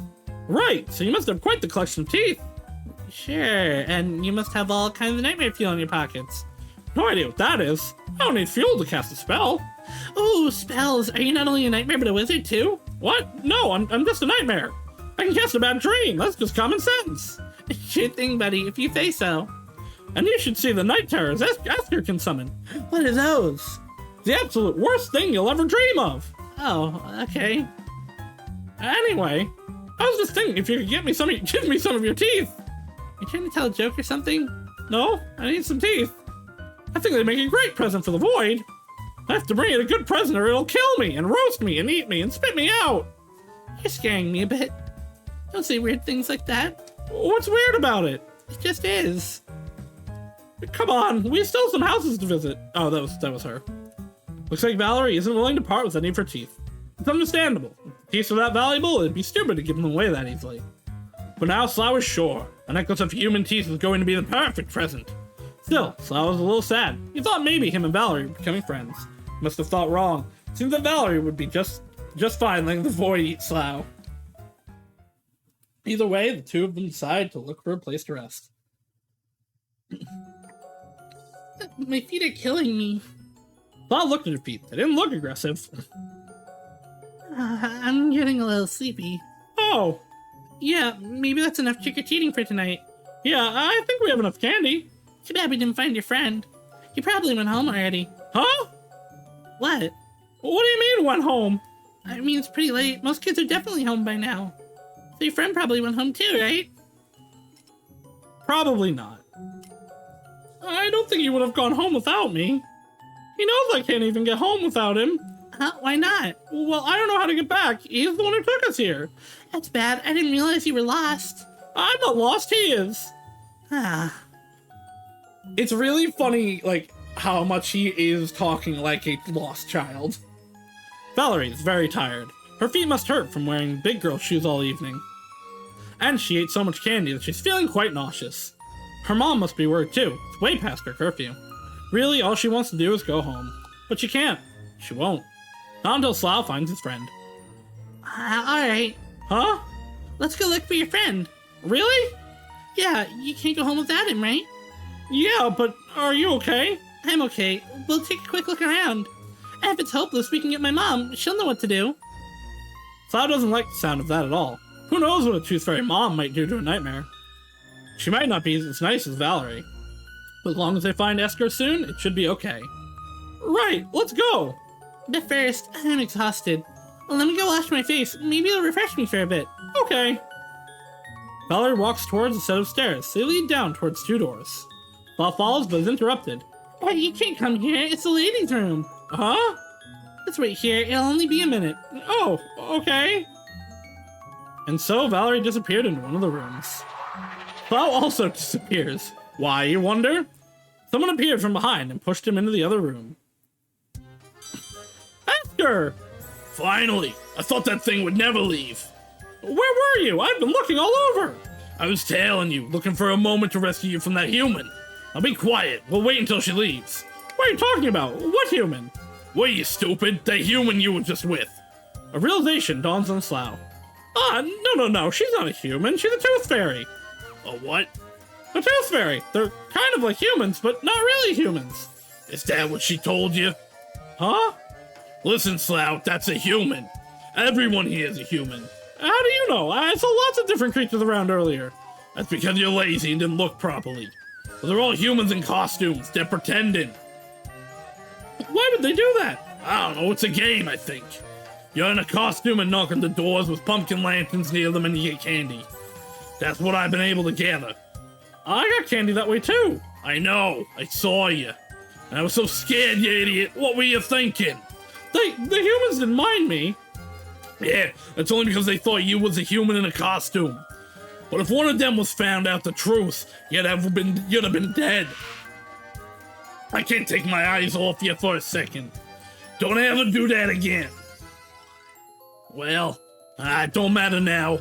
I found you and you're safe. I got us the candy. Saus shows Esker's candy collection. And just like that, all the anger and worry in Esker's face washes away. Oh, wow. Oh, wow, you sure did. That's incredible, Slough. Huh, yeah, it is. Praise me more. The Void's gonna love this. As long as we get a good present, we're set. About that, I know just the thing. Oh? A necklace made of teeth. Teeth are apparently valuable. Assuming that wasn't another lie. A tooth necklace, huh? Esker thinks about it. That's actually a pretty good idea. I can see the Void liking something like that. Right, get that girl over here. We'll pull out her teeth and go. What, hers? But she's the one who helped me get all this candy. And she's the one who's been lying to you this whole time about being a fairy or whatever. Disagree. Why is there a skull on it? Are skulls points too? Alright, I'm gonna disagree. Listen, Esker. You said the humans are in costumes and it's a game. Correct. Maybe she thought I'm in the game too. And she doesn't know I'm really a nightmare. That much is obvious. She'd have screamed for help otherwise. So I'm thinking she didn't mean to lie to me. She was telling me she's a tooth fairy because that's the game. That's not the point. The point is she'll want you dead once she finds out you're not human. But maybe not. She doesn't seem to mind a lot of things. So maybe she won't mind me, or you, or nightmares in general. I worry about you, Slough. Huh? You're gonna get hurt, or killed, or both at the same time. Slough? Ah, Valerie! Sorry. I was just worried since I didn't see you. Oh, is this the friend you were talking about? Yeah, this is Esker. Nice to meet you, Esker. I'm Valerie. Aye. Oh, right, I'm not supposed to be here. Sorry, I'll wait outside. Slough, Yeah? we need those teeth. I'll figure something out. We don't really have the time. The birthday party's going to start soon. Well, let's just get out of here for now. There you are. I'm glad you found your friend, Slough. That means we can all go home now. Oh, I guess so. Don't be sad. We can hang out again tomorrow. Probably not. Where do you live anyway? Well, we can walk you there. Thanks. That makes me glad, actually. I didn't want to walk alone this night late at night. Say, Valerie, Yeah? are you afraid of nightmares? I guess it can be pretty scary. Ha! But they're not all scary. I'm not scary. Sure, I wouldn't mind a nightmare as small as you. Don't be so sure. Stop it, Esker. Alright, I live right to here. Thanks for walking me. Before you go, Yeah? don't you want to see what Slough really looks like? If you're gonna be hanging out later? That's... That's right. I haven't seen your face yet. No, that's okay. I'll just wear this outfit every time. What's that? Come on now, Slough. You can't build a friendship on lies. I haven't been lying. I've been honest this whole time. What are you guys talking about? Take the hood off, Slough. No, what the hell, Esker? Stop it. You don't want to do it because you know I'm right. Quit it. Valerie doesn't know what to do. Why are the two of them suddenly fighting? Should she try to interfere? Before she can decide, Esker manages to pull off Slough's hood. Oh! You're missing a little bit of head there, boy.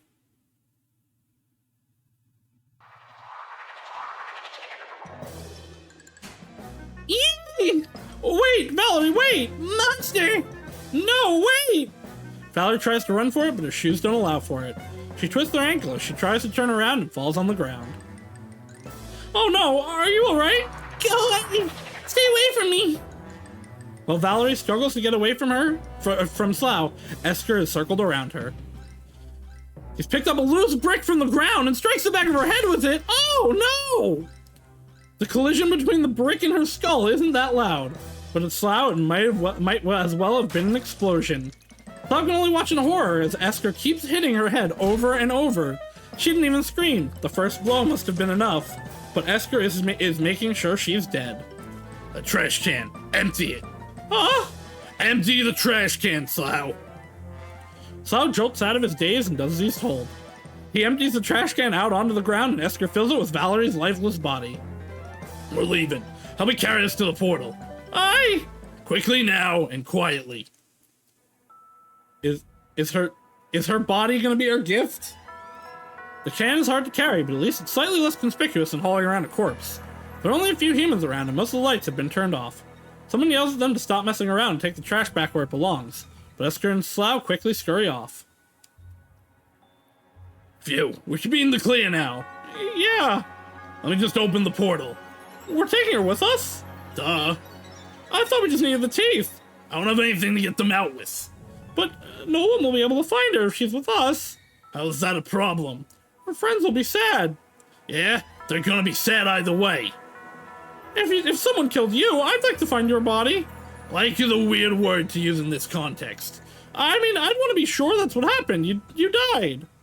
It'd be horrible It'd be horrible to wonder if you're still somewhere suffering. At least I'd know it's all over for you then. Sure, I guess. I'm gonna look for something to get the teeth out with. Fine, but please be fast about it. Saul finds a pointy rock and uses that to get the teeth out. It's horrible. He can't stop crying. Me too. But it had to be done. It had to be done or the void would kill them. If the void, it would kill them and roast them and eat them and spit them out because they taste bad anyway. Slough, that's enough, I think. I don't think we need all of them. Those ones are just fine. Come on, let's go home. She was so nice. She was a liar. She helped me out. She was gonna get someone to kill you. You really think so? Yeah, definitely. I mean, she probably wasn't thinking that. But if she'd reached someone, the humans would have gathered and hunted us down. Really? Yeah. And it must have been true. Because it was said by Esker, who was always right. Let's go, before we miss the birthday party. Yeah. They left Valerie in the forest. Surely some other humans would find her corpse. And it'd be awful and sad and painful for everyone. Like it was awful and sad and painful for Slough too. Esker and Slough turned Valerie's teeth into a necklace. Come on, Slough, stop crying, you're making me sad. Why'd you have to show her my face? She was going to find out eventually. Not if I just left and never came back. Then what? Then where would we have gotten the teeth? That's enough. You only knew her for like a few hours. Stop crying like it was the friendship of a lifetime. I'm sorry it was so gory. I'm sorry it was sudden. But I'm not sorry at all for getting you out of there safe and sound. And I'm not sorry she's dead. You're so awful. Yes, I am, and I'm not sorry. Now let's clean up and get going. You're gonna miss the birthday party. Yeah, you're right. You always are. Correct. Now let's hurry. And hurry they do. They make it to the birthday party right on time, which is good. There's no such thing as fashionably late for the Void's birthday. There's only late. Late as in our late friend who will be sorely missed kind of late. Welcome to my birthday party. Give me the presents and candy now. Everyone showers the Void with candy and presents. It revels in it. Who gave me this? It looks at an aquarium off to the side. Inside is a mantis shrimp. If you know what those are, you know they are fearsome and awe-inspiring creatures. They punch with the force of a bullet. I did. Is it to your liking? I will take good care of it. And who gave me this? Is now looking at the toothed necklace Esker and Slough made. It's for me and Slough. What is it? A necklace made of human teeth. Oh, human teeth are so small. Very cute. I like it. We're so happy you do. You don't look happy. The Void is looking at Slough with a frown. He's happy too, right, Slough? You're delighted. So delighted, huh? Those are tears of joy. Slav, come on, smile. Despite Esker's pleading, Slav can't bring himself to smile. Can't stop thinking about how scared Valerie looked. Or the sensation of getting those teeth out of her mouth. Nor the vision of her lying bloody on the ground as they left. Enough! No one ruins my birthday. Don't invite crybabies. You will all celebrate your else. The void grabs hold of Slough so violently that something snaps. And then throws Slough into the bonfire without as much as a glance. Then it devours him, giving Slough a few good chews. Then it spits him out. Gross. But at least the candy is good. Oh, who got me this one? The void moves on to other presents. The birthday carries on. But for whatever reason, just like Slough before him, Esker wasn't in much of a party mood. Guessing the void was too busy with the other presents to notice. Well, wasn't that a terrible ending? Yeah, it was. Really, the worst possible ending of the story. Are you happy now, or are you sad? Bored, maybe? You heartless bastard, you. Either way, Slough and Valerie are dead now.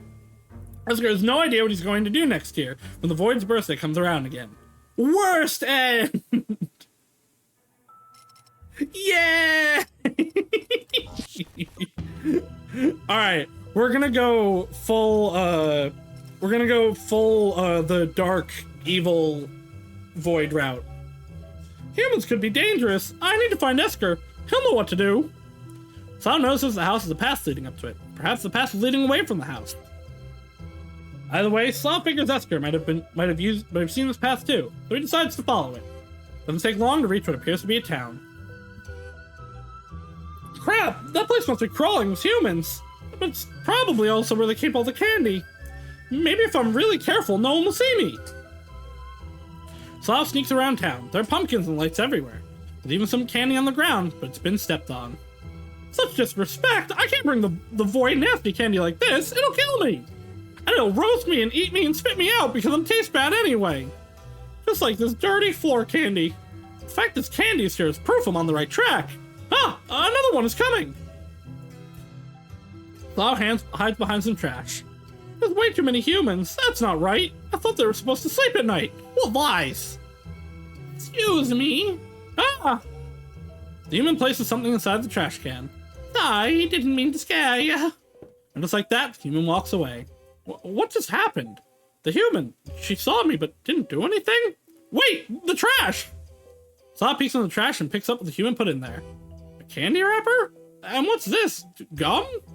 Pokes at the gum and sticks to his fingers. Ew! Who knows what he expected to happen? But as he struggles to get the gum off his fingers, plenty of other humans see him too. And not one of them seems to care. What is going on? The humans didn't scream at all.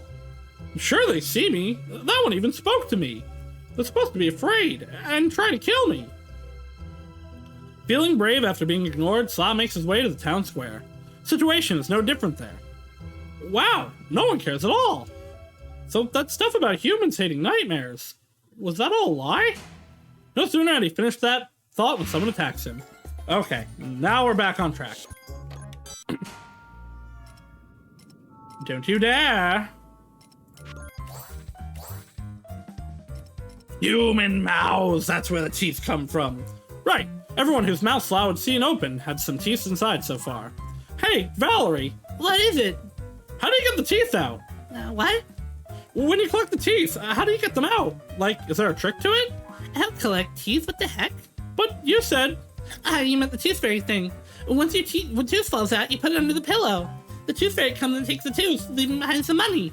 Your parents seriously never told you about it? The void only ever tells Slough what it wants next. So, does that mean the teeth just fall out on their own? Yeah, I think so. Then a new one grows in its place. That's convenient! So humans have infinite teeth. I mean, they stop falling out at some point. Valerie then remembers her grandmother, who does not have teeth anymore. No, wait, I guess they don't, but they stop growing back eventually. Huh, that's not so convenient after all. Yeah, kind of scary actually, and gross. Slough didn't think it was particularly gross, so it was a hassle. He didn't have the time to be sitting around waiting for human teeth to fall out. He needed some now. Either way, the two of them decided to look for a place to rest. Okay, this is probably gonna end up the same. No, he didn't. He didn't leave me. No way! Esker wouldn't do that. There's no way he'd leave me behind here. He's my best friend. Okay, but we haven't seen him. There's not a lot of people left at the festival even. He's here somewhere. We need to find him. How old is he? What does that have to do with anything? If he was alone, someone might have taken him to the police. Or maybe a really bad person took them away. Esker's too smart for that. No one will take him anywhere. Then where is he? That's what I need to find out. What? Valerie is very tired. Her feet hurt from wearing big girl shoes all evening. This is the same. Agree! You're probably right.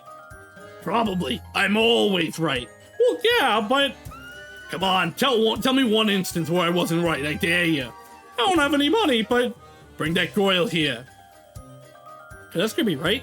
He is often right about most things. Still, somehow Saus thinks that he might not be right about this one. That's probably just wishful thinking. Oh my god, there you are. Yeah? You should have told me you were going to use the restroom.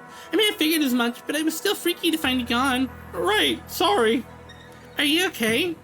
Wait, where's your candy? Oh no, did something happen? Huh? You're not a real tooth fairy, are you? What is that? Is that why you're sad? Don't tell me you believe that was a real thing this whole time. How old are you? Tooth fairies don't exist. So you're just a human. Of course, dummy. Why is she laughing? She admits she's been lying this whole time, and then she just laughs. Breaks Saus' heart into itty-bitty pieces. We're gonna kill her again. Something cold grabs hold of his heart. Or, well, the pieces. Humans are like this, huh? But seriously, Sal, are you okay? Esker was right, and he spoke the truth. Esker has always been right, and he has always been true. Actually, I think I dropped my necklace. What, in the toilet? Oh boy. Yeah, can you help me get it? I don't know if you should get it at that point. It's important. Well, maybe if we fish it out into a plastic bag? Which one did you drop it in? That one, I think. This one? Valerie opens one of the stall doors. Oh! Trick or treat! Ah! Esker jumps out of the stall and grabs Valerie. He screams and struggles so much that Esker loses his grip on her. But there's nowhere to run. Slough is blocking her way out of the stall. And while she is trying to push Slough, Esker grabs her again. She keeps kicking and scratching and punching as the two of them wrestle her head into the toilet. Oh, we're drowning her? Valerie keeps flailing in panic. Her struggling works against her, and soon some water gets into her lungs. This causes her to gasp for air, but there is no air, only more water. Then she passes out. Wow. Did she finally die? I don't know. Man, she was so strong. Good thing there was two of us. Shut up, get the damn teeth, let's get out of here. Wow, since when did you start talking like that to me? Right now, obviously. Well, I don't like it, so you can stop right now, too. The teeth, Esker. Hey, yeah, I'm on it. Two of them try to pull her teeth out with their hands, but that does nothing. Eventually, they resolve to using broken floor tile pieces lying around. They manage to get a few of her teeth, but it's real messy. For crying out loud, this is way harder than it needs to be. Huh, yeah, I wish we had, like, claws or something. Shh. They hear footsteps. Someone is coming down the stairs. Ah, humans! Let's get out of here. The two dash out that instant with just a few teeth in hand. On the stairs, they pass by some man who appears to be intoxicated. So they're not too worried about being seen. They had become, however, extremely worried about the man after the man enters the restroom. The man is screaming for help in an ambulance and for the police and for God too, why not? And suddenly all kinds of humans start gathering. As Esker and Slough run into the woods, Slough takes one last look back. The humans are scurrying about, trying to help Valerie. And for a brief moment, Slough thinks he sees her look back at him. But that couldn't be. Could it? Ah, just open already! Esker is summoning the portal. The humans will be here any minute. That was true. As many things out of Esker's mouth were. While most people present focused on Valerie, there were some who saw the two of them. Surely they were going to send some people after them. Think these teeth will be enough? They're gonna have to be. It's open, come on! A successful retreat. Phew! Phew, home at last. Yeah. I'm beat. How's the candy? It's fine. Some fell while we were running though. But we still have more than enough. Good. Hey, I'm gonna turn these teeth into a necklace now. Thanks, I'll find some clean clothes. We can't go to the birthday party covered in blood and toilet water. It's disrespectful. The void would kill us and roast us and eat us, even though we're marinated in toilet water? Fine, just kill some roast us then. Aren't we lucky? Ha! Cheer up, Slough. I'm not sad or anything. I'm just worried if we'll make it on time. We'll make it just fine, as long as we leave soon. But there's still a few extra minutes to cry on my shoulder if you need to. I'm telling you, I'm fine. Now stop bothering me. I'm making art here. Once the necklace crafted, they finished cleaning up. Now all that's left is the moment of truth. The birthday party begins. Here's a poem about it. It's the Void's birthday, our friends arrive on time. They have a present in tow and candy oh so fine. They have a tooth necklace in a box with a pretty bow on top. And they have fear inside their bellies, tying their guts into a knot. Wow, what a great piece of literary art that was. Anyway, back to the birthday. It's my birthday! All my children are here on my birthday! Hand over the candy! Give me presents! The Void opens the present given by the unlucky nightmare who was closest to it. The collection of beautiful red candies. They're crafted into various shapes. What is this? Did I ask for this? I got candles last year. I don't want them again. The nightmare starts promising he'll give a better present. He says he'll go find one right now, but it's not enough. The Void crushes him, throws him into the bonfire, and then it eats him, spits him out. Guess he tasted bad. Next! It's Slough and Esker's turn now. Happy birthday! Happy birthday! Oh, I thought it was both of them at once. The first one. Oh, what's this? The Void observes the necklace while munching on their candy collection. Fancy, what the crap is this? It's a necklace made of human teeth. It's very rare. And handcrafted with love, blood, and tears. And toilet water. And it's rare! I see. Well, does it suit me? Every single nightmare in the room starts screaming compliments at the top of their lungs. I suppose it does. What a neat little present. Next. And just like that, the two nightmares survive the Void's birthday party once more. Yes, it was a happy ending for them. Not for Valerie, though. He managed to save her, and she's back in her mother's safe, loving arms. But in her heart of hearts, there will always be fear, always a tinge of sadness. So for her, this was not a happy ending. Oh. Anyway, if you ignore poor Valerie and only look at them from the nightmare's point of view, everything is just fine. Well, at least for now. The same thing every year, after all. Bad end! Oh, alright, let's be good to Valerie this time.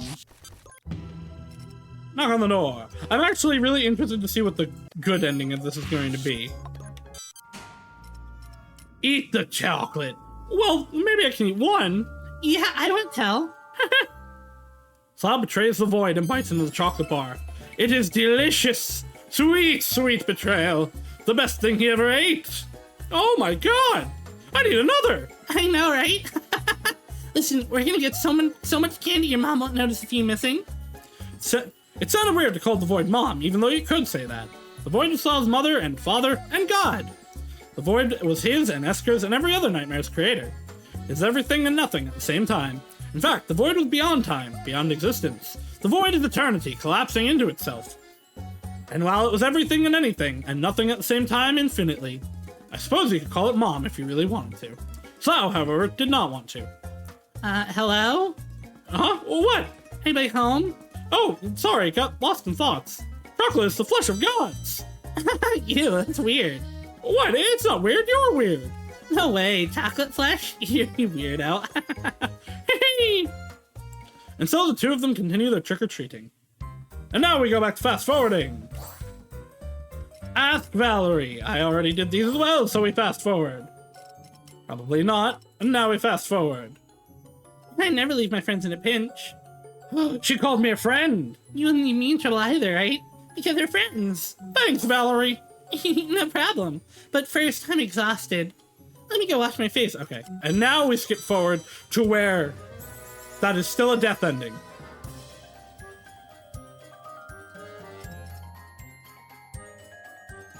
Oh, these are the potential things that it leads to. It led to the deaths before, but now it won't, because we'll believe in her. Listen, Esker, you said the humans are in costumes and it's a game. Oh, well, wait, I don't have to read this anymore. It's a little the same. Yeah, look, she doesn't hate me this time. What on earth? Well, human, Huh? isn't Slough a gross, scary monster? Gross? Esker, you think I'm gross? I don't, but the human does. Don't you? You do? Well, maybe a little. Oh, See, I told you. But it's not really scary. Huh? It just... Doesn't that, like, hurt? Not having the rest of your head? it doesn't hurt. Were you in an accident or something? No, I was always like this. Do you get it yet? We're not humans like you. So Slough can't be your friend. Why not? Because humans are afraid of nightmares? Yeah, they kill us. I won't kill you. And I won't tell anybody your nightmares either. Really? Oh, wait, what? Really? Yeah, we can be friends just fine. Really? Really? You hear that, Esker? Okay. Oh, whatever. That doesn't solve our problem, Slough. What problem? Oh, we need to bring the void a present. A tooth necklace. Or it'll kill us and roast us and eat us and then spit us out. See, you're scared after all. Give it a rest. The void is scary for us, too. Huh. Go home, human. Nightmares will deal with nightmare problems. You said you needed a tooth necklace? Correct. I know where to get some. So you are a tooth fairy after all. Ugh. Slough. No, I am not. But my grandpa makes tooth necklaces as a hobby. We can ask him for one. Where is this grandpa? He's the guy out in the woods that we got directions from. He lives in the woods. Follow me. Hey, I've been here before.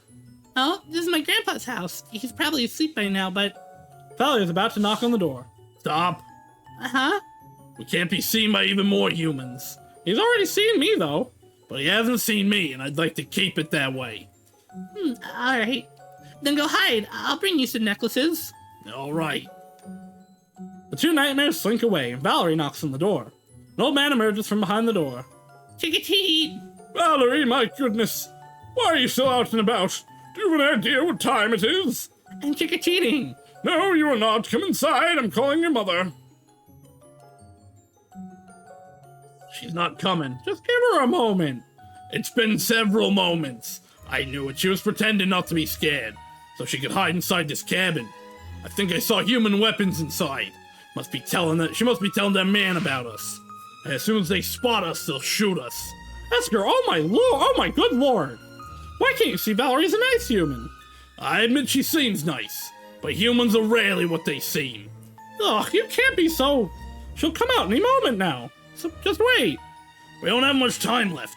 Any moment now. They wait, and then... Lights in the cabin turn off.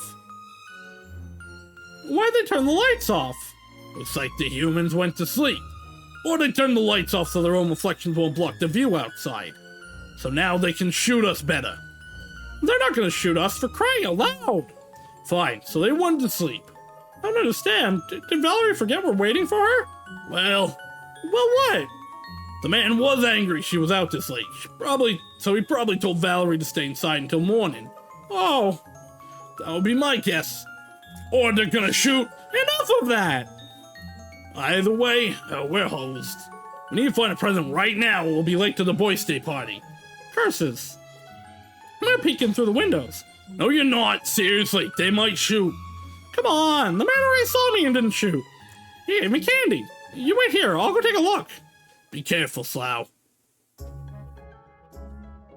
Slough peeks in a window. All you can see is curtains. So, like a proper creep, he tries another window. This one's slightly open. So, Valerie's peeking out the window. Valerie, have you been captured? what? No. But I can't come out anymore. My grandpa told me to stay the night. And my mom's gonna pick me up in the morning. What about the necklace? Don't worry, I found two finished necklaces. Which one do you want? What's the difference? One is wolf teeth, the other bear. What are those? What are what? Bears and wolves. You don't have human tooth necklace? Oh no, they're animal teeth. What? Huh? What kind of animals are they? Bears around here like, I don't know actually. I've only seen one in the distance. But people say you absolutely can't go near a mother bear with cubs. They will definitely kill you to protect the kids. Huh? What about the wolves? They move around in packs and they hunt together. And they're like really strong and big dogs, kinda. And what are dogs? Just wolves are dangerous, okay? Wolves will gang up on you and tear you to shreds. So wolves hunt in packs and will tear you apart. And bears will maul you to death if you go near their kids. Hey, so which necklace would your mom like better? I don't think it actually matters here, but I am gonna save. Give me the bear. The bear one sounds good. The Void is our parent and kills things too, like the bear mom. Maybe the Void will appreciate the bear's gentle brutality. Yeah, the what? Maybe I didn't explain it very well. I'll take the bear necklace, thanks. Okay. Well, my grandpa always says the world is give and take, so he's probably gonna make me do some gardening for him in exchange for the necklace. So you better come and help me out, okay? Sure, as long as it's out here and away from humans. Yeah, well, just tell Grandpa you're a weirdo who always wears a Halloween costume. Alright. I hope Esker comes to help us too. Yeah, he's very cautious, but I'm sure he'd really like to be friends with you too. I hope your mom likes the necklace. Me too. I'll tell you how it goes. If I don't die, that is. Valerie is too sleepy to keep up with the conversation. She just nods, half asleep. Good night, Valerie. Thanks for your help. Good night. See you later. Valerie closes the window and Slough returns to Esker. Ta-da! Nice, is that the necklace? Doesn't look like human teeth to me. Right, it's not. Let me tell you about the animals in the human world. Oh, whatever. Tell me on the way, we can't be late. Slough tells Esker about wolves and bears as the two make their way to the birthday party. They had hoped to visit home first, but there was no more time. So straight to the party it is. It's my birthday! My birthday! Pants and presents and candy! Give them to me now! Who goes first? You two! I see you have a lot of candy, but what about my present? We got you a bear tooth necklace! What the crap is a bear? What are the beasts of the human world? Oh, what kind of beast? Tell it, Slough. Bears are fearsome. They'll maul anyone who comes near them. Nice! Especially mother bears. They're fearsome protectors of their children. No one is allowed to hurt their young. The mother bear will gore to death anyone who comes near. The Void takes notice of all the little nightmares listening intently. The nightmares seem impressed with bears. The Void thinks about that. It all fancies itself a loving protector now. It asks the nightmares if they think it is akin to a bear. The nightmares say yes, of course, even though it is not quite true. But the Void is fearsome. Indeed, I am very loving and very brutal. Isn't that right? Absolutely! Yes, absolutely. You're the most fearsome and the most loving parent. Yes, I am. I'm a loving yet violent protector of my children. Celebrate with me, my children. You're under my loving care and safe. All the nightmares cheer. It's a true cheer this time, so it is extra joyous. The Void likes it. There were no killings, no roastings, no eating, and no spitting out of nightmares that night. The Void's whims only last so long, so surely it'll be nothing but chaos next year too. But the nightmares are hopeful. They hope that if they keep praising the Void as a protector, maybe it'll keep acting as such. For now, the Void revels in itself. So for now, everyone is happy. The next day, Slough was in a great mood. Esker, could you open me a portal to the human world? You're really going back, huh? Yeah, I promised to have Valerie pay for the necklace. I think we'll do gardening, whatever that is. I guess I'll come too. Huh? Really? Well, you need me to open a portal for you once you come home again. Plus, I owe it for the necklace. And I need to make sure you won't be caught by the humans. Right. Shut up, or I won't open the portal. Valerie will be happy to see us. I need a longer coat, long enough to reach the ground. The humans don't notice I'm levitating. Right. Aw, everyone's happy. Her mouth is open, and unfortunately so is Esker's. And so Slough and Valerie and Esker became good friends. Valerie told Slough and Esker all about the human world. Slough tried to tell Valerie about the nightmare world too, but it scared her. Esker, on the other hand, was still scared of humans. He was fine with Valerie, though. Three of them had a lot of fun hanging out together. Who knows what the future has in store for the trio? But for now, at least, they were all happy. Happy end! Yay! Everyone is fine.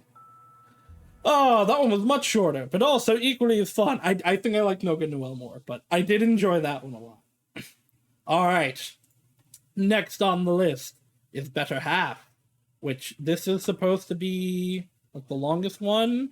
It seems about equal to No Good Noelle.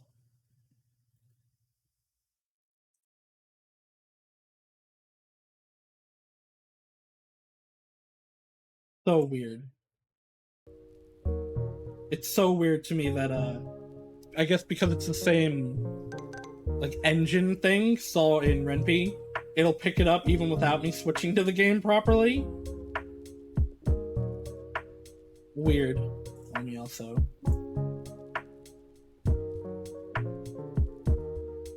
Better half.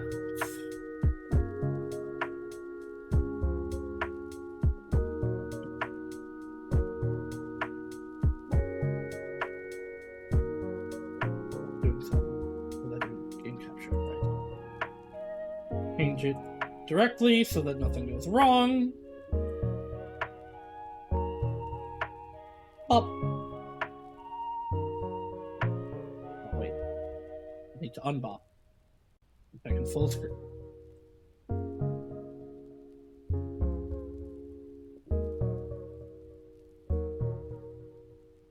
Go.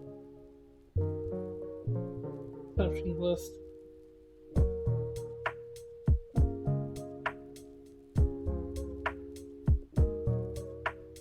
The tweets.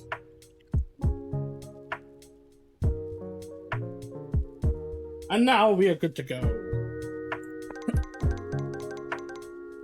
That's one awfully awful evening. That's a Mario sound effect. So is that. These are all Mario sound effects. Where are there Mario sound effects in this? Sad young man sits his sorry ass down in the mysterious shop. He is our hero, Theo. And out of Theo's mouth comes his asinine plea. Can you take my pain away, Miss Mage? What do you mean? I'm so tired. Try sleeping. No, not like that. I really am at the end of my wits here. My happiest thought this month was thank God everyone dies eventually. Nice, it's my happiest thought too. Huh? Anyway, the only magic potion you need is tequila. What? Sorrows be gone, guaranteed. Oh, please, Miss Mage. I don't want to be an alcoholic, I just want to be me again. Or the me it was before this miserable shell of a man. Sorry, friend, can't help you. Mind spells are prohibited. But I know a therapist who, yeah, therapy might help. Forget it. There's another mage around here. No, wait. You don't want to get involved with him. That guy has no morals or care for anyone's well-being. Oh? Trust me, he's called the Jerkface. By me. And it never ended well for anyone who asked for his help. Besides, he still owes me like $100. Anyway, he'll just screw you over. But try the pharmacist though. She sells coke under the table. Okay, thank you. I should get going. Seriously, don't involve yourself with that douchebag. Okay, thank you. Goodbye. Daft as he is, Theo figures drugs won't make his depression any better. This is way louder.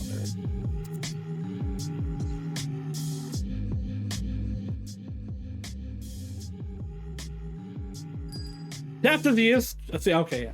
Except serotonin, which he takes every day along with some quetiapine. But I digress. The point is that Theo is looking for an instant and permanent cure. Where is this jerk face? I heard he doesn't have a shop, but he just makes spells at home.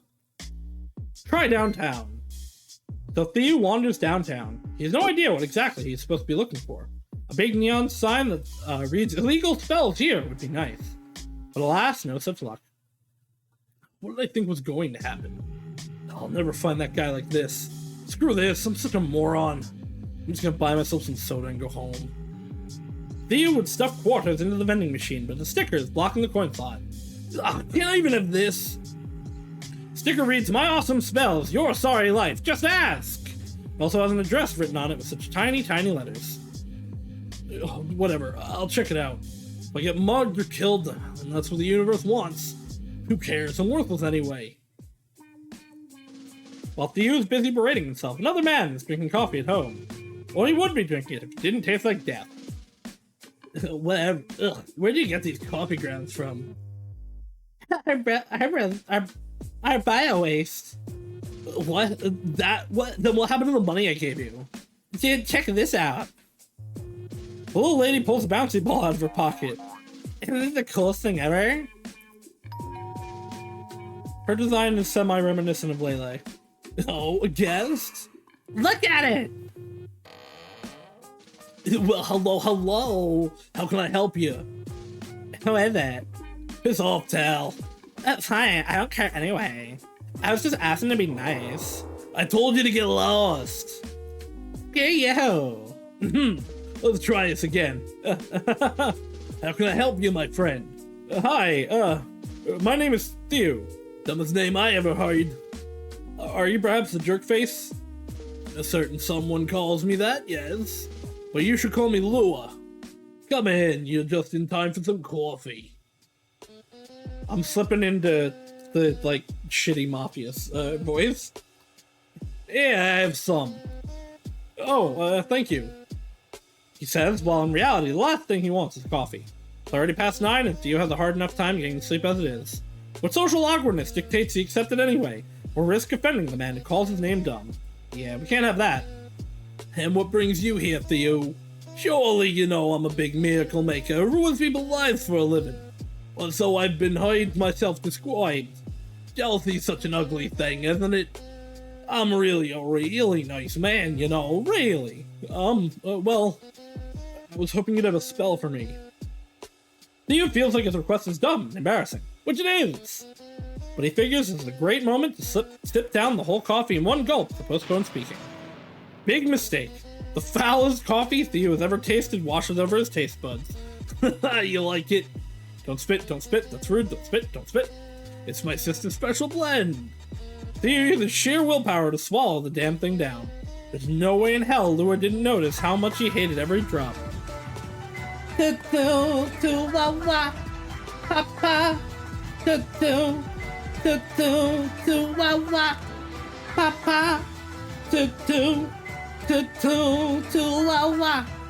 Papa. Oh, Hi Rika, I'm sure you're leaving quickly, as you always do on these days. But how was D&D? Did you have a fun time? Did you enjoy it? And thank you for the resubscription. Rika Goodbean. For those that don't know me, hello, I'm the ever-illustrious Celsius Grand Mate of Slime Extraordinaire. And we're playing multiple things tonight. We have made it through No Good Noelle, which I liked a lot, and Candy Scabs, which was pretty cool so far. We're doing Better Half right now and have Diviletion still to go.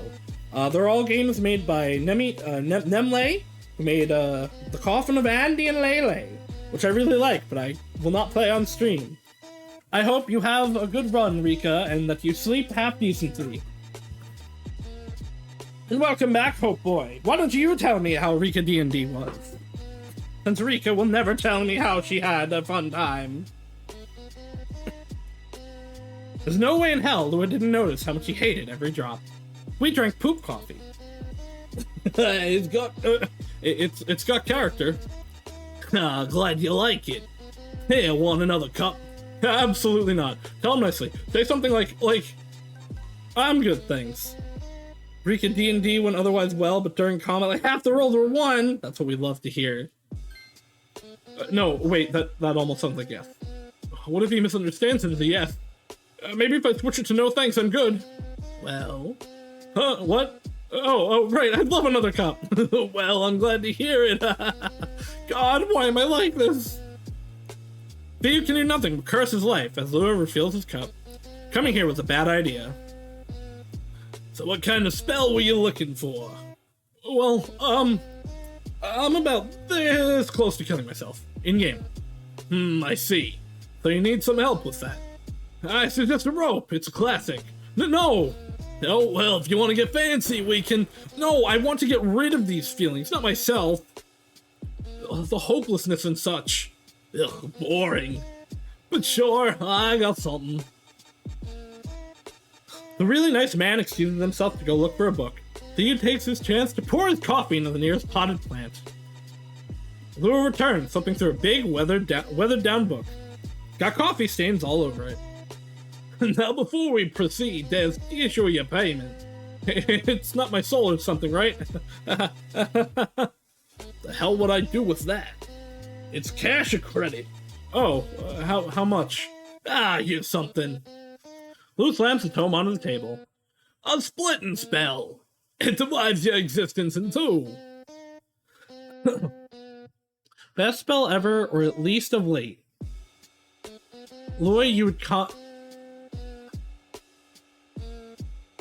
you would commit murders with a potential alibi, or I don't know, maybe work 2 jobs if you hate yourself or something. Anyway, 10 out of 10. 10 out of 10 spell. Suck it, Vivian. You can pull, it divides your existence in 2. You can put all the negatives in one half and keep the good stuff. Oh? It does come with the minor inconvenience of cutting your life force in half too. But hey, weren't you gonna kick the bucket anyway? Well, sound good? Do you recall the words of Miss Mage? It never ended well for anyone who asked for his help. Ah, fuck it, why not? Wonderful! By the way, your soul's mine now. Ah! And just like that, the spell wraps around Thieves' body, lifting him in the air. He struggles to get loose, but only manages to turn himself upside down. So now not only is he floating in midair, but blood begins rushing to his head. Great! Wait! What? I thought it's cash or credit. Ah, no, I changed my mind. Plus, you look kinda poor, so I figured you'd be thankful. No, wait, I can take a quick loan or something. Get up and let's get this over with. And with that, Louis yanks the floating loser by the hair and pulls him in for a kiss. It'd be so romantic if it weren't for the fact that it wasn't romantic at all. Theo's soul gets pulled out of his body via his mouth like a long, chewy marshmallow. And just as he figures he's going to choke on it, he passes out. But he didn't pass out from lack of oxygen, just as his soul had left his body. And with no brain there was no brain for it to think with, it simply stopped doing that. Lua chops the soul in half and pours out all kinds of crap. And by crap, I mean Theo's feelings and thoughts materialized as well as weird magical stuff. Luckily, Lua's an expert in weird magical stuff, and he shoves the happy things in one half, and all the gross, sad things into the other. Then he sews both halves shut, creating 2 smaller marshmallowy souls. The larger one quickly turns dark and murky and moldy, while the tiny one looks like it might actually be tasty. Lua shoves both souls right back into Theo's mouth. That's when the pain starts. Oh boy, does the pain start. There's 2 emerging consciousness arguing over who gets to inhabit this lousy excuse for body. Why'd you put the bad one back in? Theo feels torn in half. Okay, no, it's okay, this is as intended. Did I say feels? I mean, he was actually physically being torn in half. All the while, his organs attempted to grow larger to accommodate 2 souls. Extra fingers started pushing out of his hand, while a brand new skull emerged out of Theo's left eye. While all this is happening, a little lady walks into the kitchen. Oh, what's all this knives? Oh, hey, Tal, I'm splitting this guy in 2. Wanna watch? It doesn't look right. Have you done this before? Nope, first time. Oh my god. Who's gonna clean this out? I believe it's your turn. Before they can start overing it, a sickening noise fills the room, and Theo successfully splits himself in 2. Both existences hit the floor unconscious. Ha ha! It's done! Ah, I'm such a genius. Tal, go buy some premium coffee. I want to celebrate. Why do I always have to? There's barely any stars up at this hour. Listen, you little princess, you can either buy me coffee or clean up my spell. Ah, fine. Lua hands Tal some money and she proceeds to go buy another bouncy ball. The next time Theo opens his eyes, he feels like he's been hit with a truck. The sun is already high up in the sky, so it must be midday. Not that he cares, he has never felt this awful in his entire life. Where am I? Hey, you're awake. Who are you? You slept around the clock. That's not what I asked. Hey, Lua, he woke up. Oh, that's right, I bought a spell from the jerkface. Well, hello there. Yeah, that jerkface right there. I can't believe he just left me on the floor. How long was I out? The girl said around the clock, so, how you feeling? Like shit! I feel worse than ever. Your spell didn't do crap. Wrong. My spell was perfect. It's just that you're the miserable half. Huh? I told you, didn't I? I split your existence and dumped all that negativity in one half. Congratulations, you're that half. You're kidding, right? But Lua was not kidding. Come, let's go meet the lucky one. He's an early bird, unlike you. Theo follows Lua to another room, miserable and terrified. He's not so sure he wants to meet the other half, but considers walking out and pretending none of this ever happened. But then, a warm laughter echoes from the other room. Theo peeks in to see who it is. Why is your drawing so much better than mine? Because I cheated. My eyes weren't actually closed. Such nerve. Oh, look how happy you are. He's gonna be like annoyingly happy. Worth it, wasn't it? Ah, it's me. Wow, that's super weird. It's like a 3D mirror. No, what am I saying? Aren't mirrors 3D too? No, wait, I mean, they are 3D. They reflect a three-dimensional image. I want the spell undone. Huh? Now, you agreed to this. Yeah. Besides, I haven't decided what to do with you yet. Since I own your life. Lives? I thought it was my soul. It lives now. The details of our deal just keep on changing, huh? Indeed. Oh, if only you had it in writing, my friend. You're learning so much today. Child, stop drawing on the walls and come help Miss Lunch. Hey.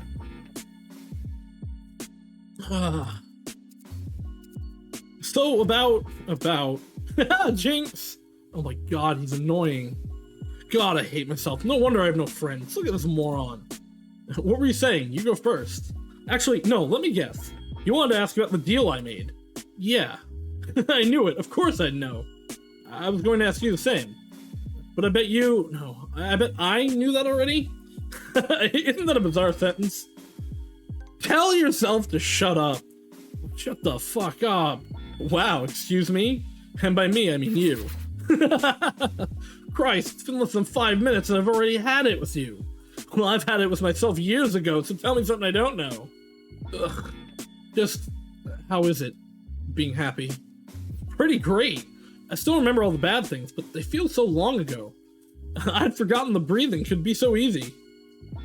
I don't know how else to describe it. It just feels, well, happy. Yeah? Well, I feel like my chest is a black hole. The only thing keeping me from collapsing into myself is the barbed wire tearing me apart. Jesus, could I be more melodramatic? So hey, maybe we shouldn't talk. Kinda bumming me out. Huh? What the hell? You're blowing me off? Aren't you the one person supposed to care for me? Well, I mean, you say that, but when did I ever care for myself? Okay, he's got me there. But hey, look at the bright side. I can finally reach to suck myself. Not interested? Or maybe later? I'm out of here. But we didn't pay yet. You take care of that. Since you're the only beneficiary here. This is some bullshit. Why did I have to get the negative stuff? And I'm supposed to pay for this? Oh. Let's not look at his arms. This is so... While digging through his pockets, a terrifying realization hits Theo. Where are my keys? And my phone? And my wallet? Oh, come to think of it, what on earth am I wearing? Looks like something Jerkface would wear. Great, how do I get home now? I'm not going back to the other me. Ugh. I don't have any friends that I could get to. Or do I have any relatives around here? Not that I would go for them either. We're just a bunch of strangers with the same last name. I can't just stand here for God knows how long. People are staring. Oh god, people are staring! I look stupid. I bet everyone in the world is going to take notice of me standing here and think I'm stupid. I need to go somewhere, but I don't have any money, so I can't even go to a store. Because God forbid I exit one without buying something. Well, I guess I left Miss Mage's shop without buying anything. Well, oh. It's you again. Hi. What brings you here this time? Well, Theo explains what happened. So, you did exactly what I told you not to do. It went exactly like I said it would. Look, I want to call my landlord so she'll let me in my apartment. And after the call, I'm probably gonna have a panic attack, so I'm sorry in advance. Help yourself, I guess. Miss Mage points to you to the phone. It's a rotary dial one. Is she messing with me? Go ahead. Isn't this a movie prop? Huh? How do you use this? Come on, man, you don't know how to use a rotary phone? They're old as shit, but even I know how to use them. I don't know, it's on my phone. Oh no. He's a zoomer and a half. To be fair, this would be me. At this point, Miss Mage is done helping Theo and goes back to stocking the shelves. Good luck charms and Dreamcatcher, they're both 10% off. Looks like you'll have to wait. I'm sure your other self goes home eventually. Well, since I'm here, can you help me undo the spell? I'll pay you once I get my wallet back. Sorry, I don't know anything about band magic. You need to ask the jerk face. You already said no. I don't know what else to do. Tough. A little compassion, please. My life just turned upside down. I'm working. Who are you anyway? Oh, Who are you? Yeah, okay. I'm so sorry for bothering you. Thank you for your time and goodbye.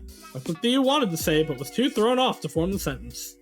My name is Theo. Nailed it. Had a nice voice crack and everything. Alright, Theo, my name is Vivian. She's the one that the book said screw you to.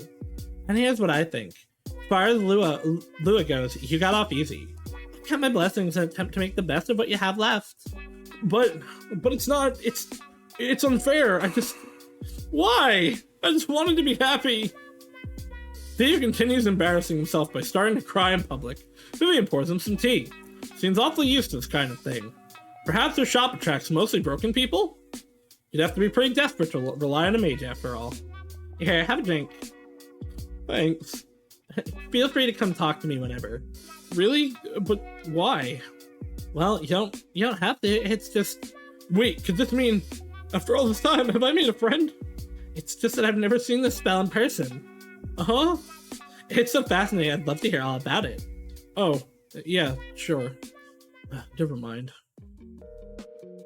Meanwhile, the other thief is still loitering around at Lou's place.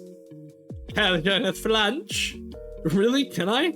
Yeah, it's free of charge. There's just one of you. Where's the other one? Speaking of payment, how can I repay you?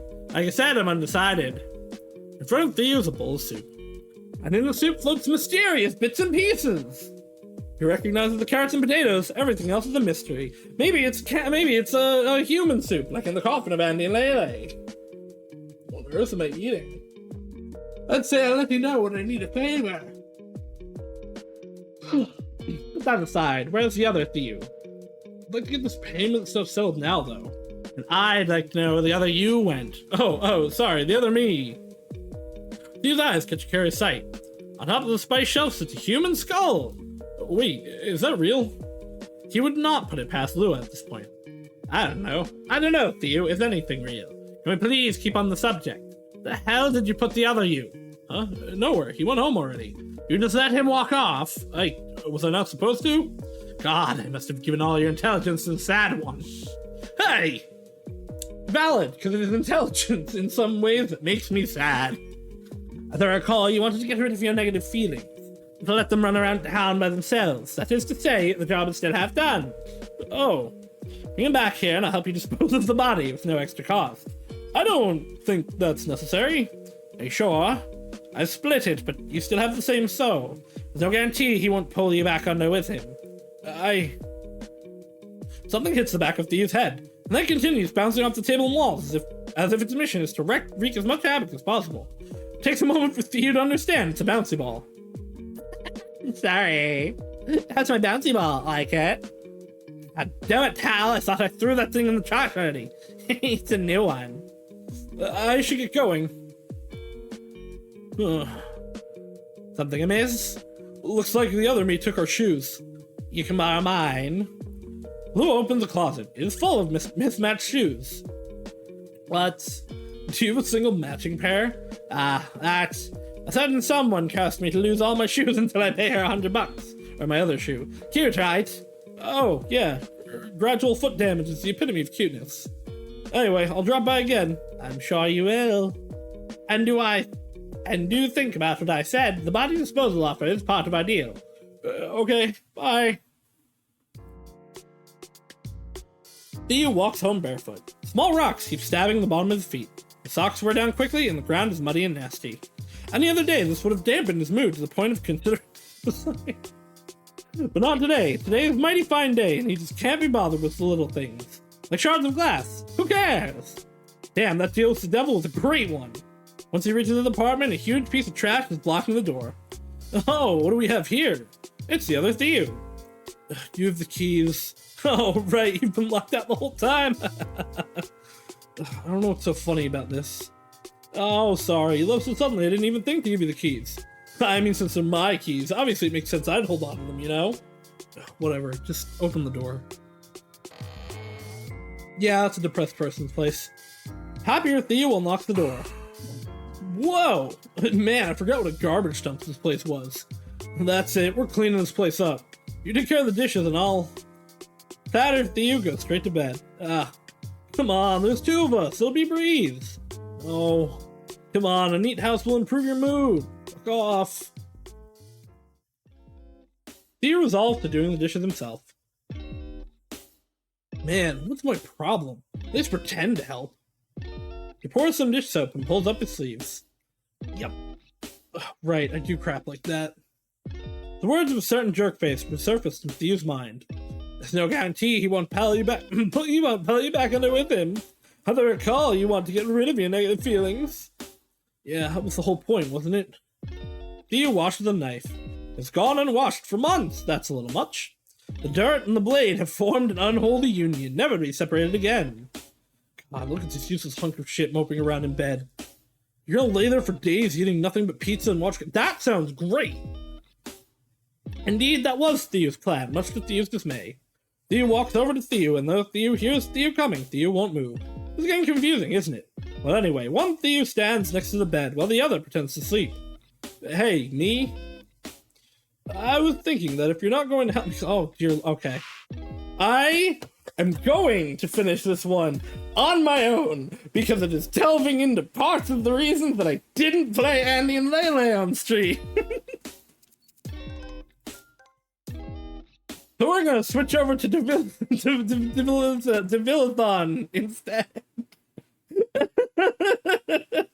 It's a little much. I didn't realize it was that intense.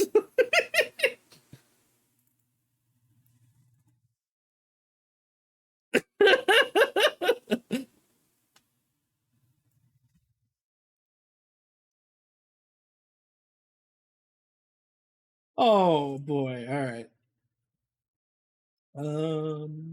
Properties.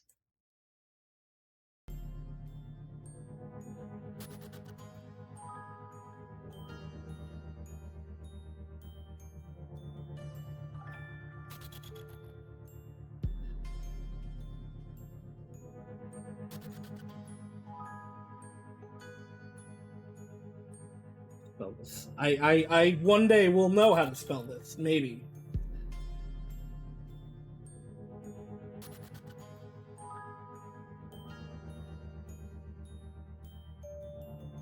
Stream info. Diviletion. Alright. How long is this one and how many endings are there? Okay, this is about the same length as Candy Scabs with only 2 endings. It's got explicit language, violence, and don't be such a wimp, but it doesn't have the same... It doesn't have... Well, yeah, dark humor is listed on Better Half, which... It's not listed here. I'm going to assume this is going to be fine and not deal with extremely dark topics that make everyone uncomfortable.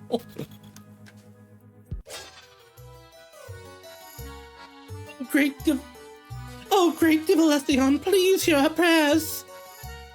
I would, but you're not Lynn. My sincere apologies. Lynn has come down with a fever. What if extremely dark topics make me comfortable? No. I'm giving you a bonk. But I assure you, I've been serving the temple for years, and I'm every bit as capable as... The fuck you are! Get me Lynn right now! Yes, my apologies at once. Some brat opens the door. Yeah? Good day, we need Lynn at the temple. So what? The brat closes the door. Hey! Morrow! Quit joking around, you'll get us all killed! Hello? Hello? They're sick. Sorry then, Diviletion won't hear me out after all. It's asking for you. Alright. So off to work he goes. Oh, it's a guy, okay. You called? Oh, I guess you really are sick. Try not to die. I will. Will what, die? I will try not to die. Good, say, what do you miserable humans need from me now? Lynn pukes.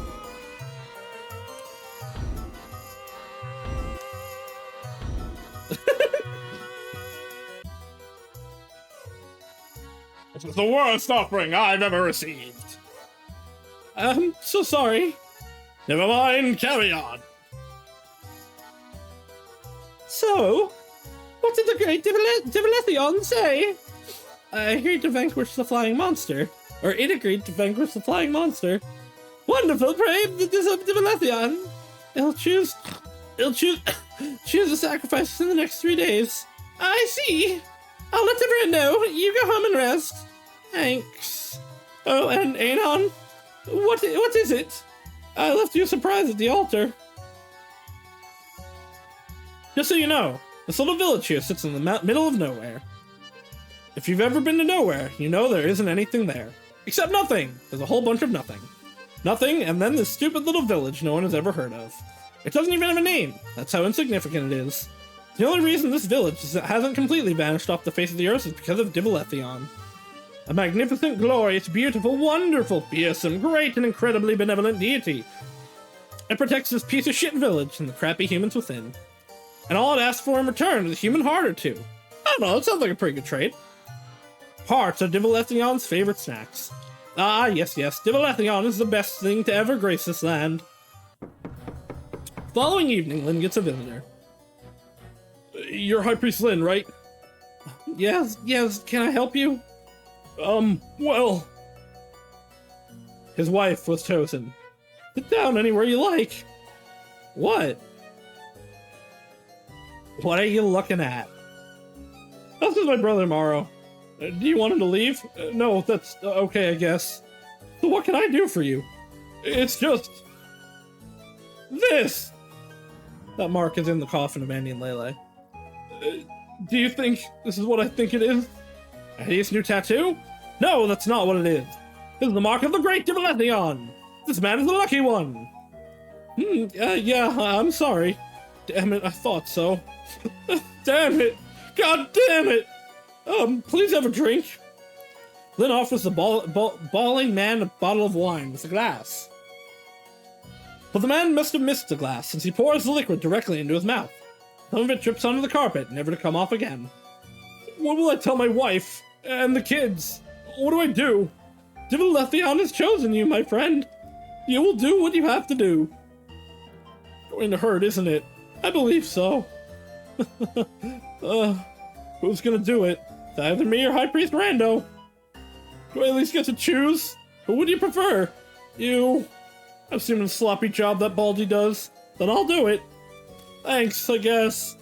You should go to your wife. Yeah.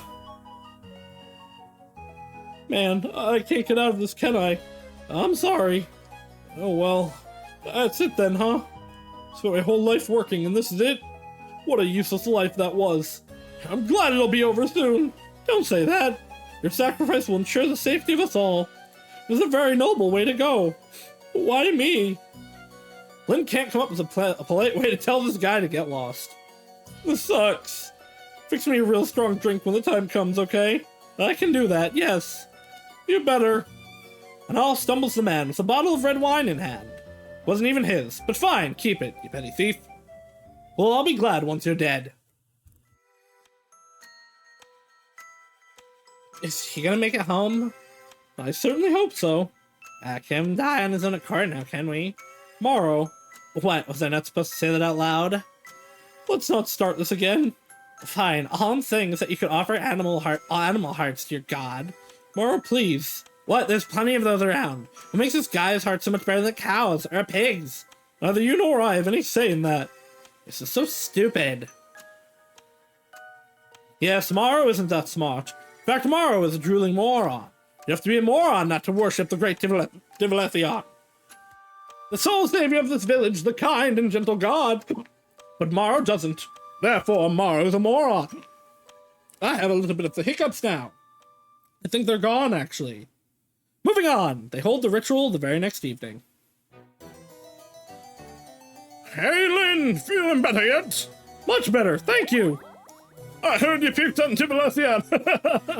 No, not exactly. I puked on its feet. Diviletion on his feet? I mean where its feet would be. Ah, details, who cares? Do you think I can perform the ritual this time? The sacrifice asked me himself. Ah, no, well, maybe next time. What you looking for?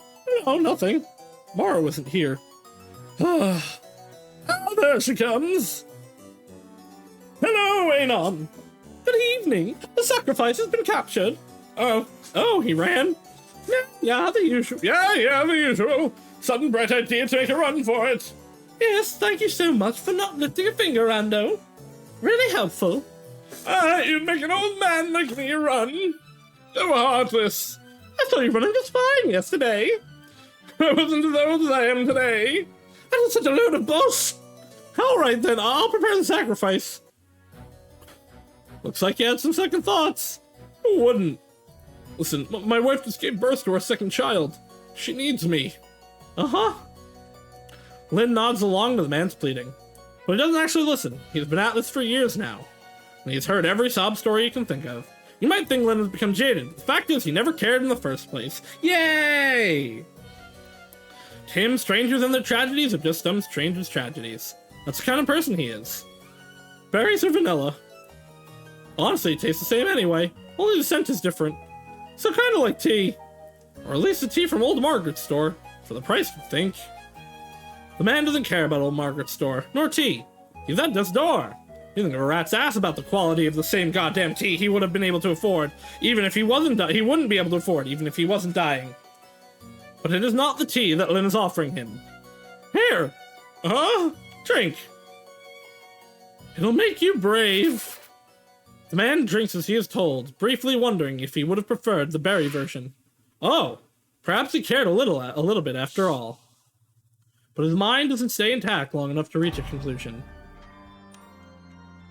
I want you to know that everyone appreciates your selfless acts. I want you to know that you are lucky. You get to be the one with Diviletion. And off they go to the merry, jolly, happy, fun, ritual murder party. Whoa, wow, okay. Everyone is wearing masks with big, nice smiles on them. Sure, the masks made it a bit difficult to drink, but they were absolutely necessary to keep the mood pleasant. You see, sometimes people forget what a joyous event this is supposed to be. Especially the family members of the sacrifice tended to bring everyone down. But not tonight. Everyone is in high spirits. They're all singing and dancing and chanting, Diviletion! Diviletion! Diviletion!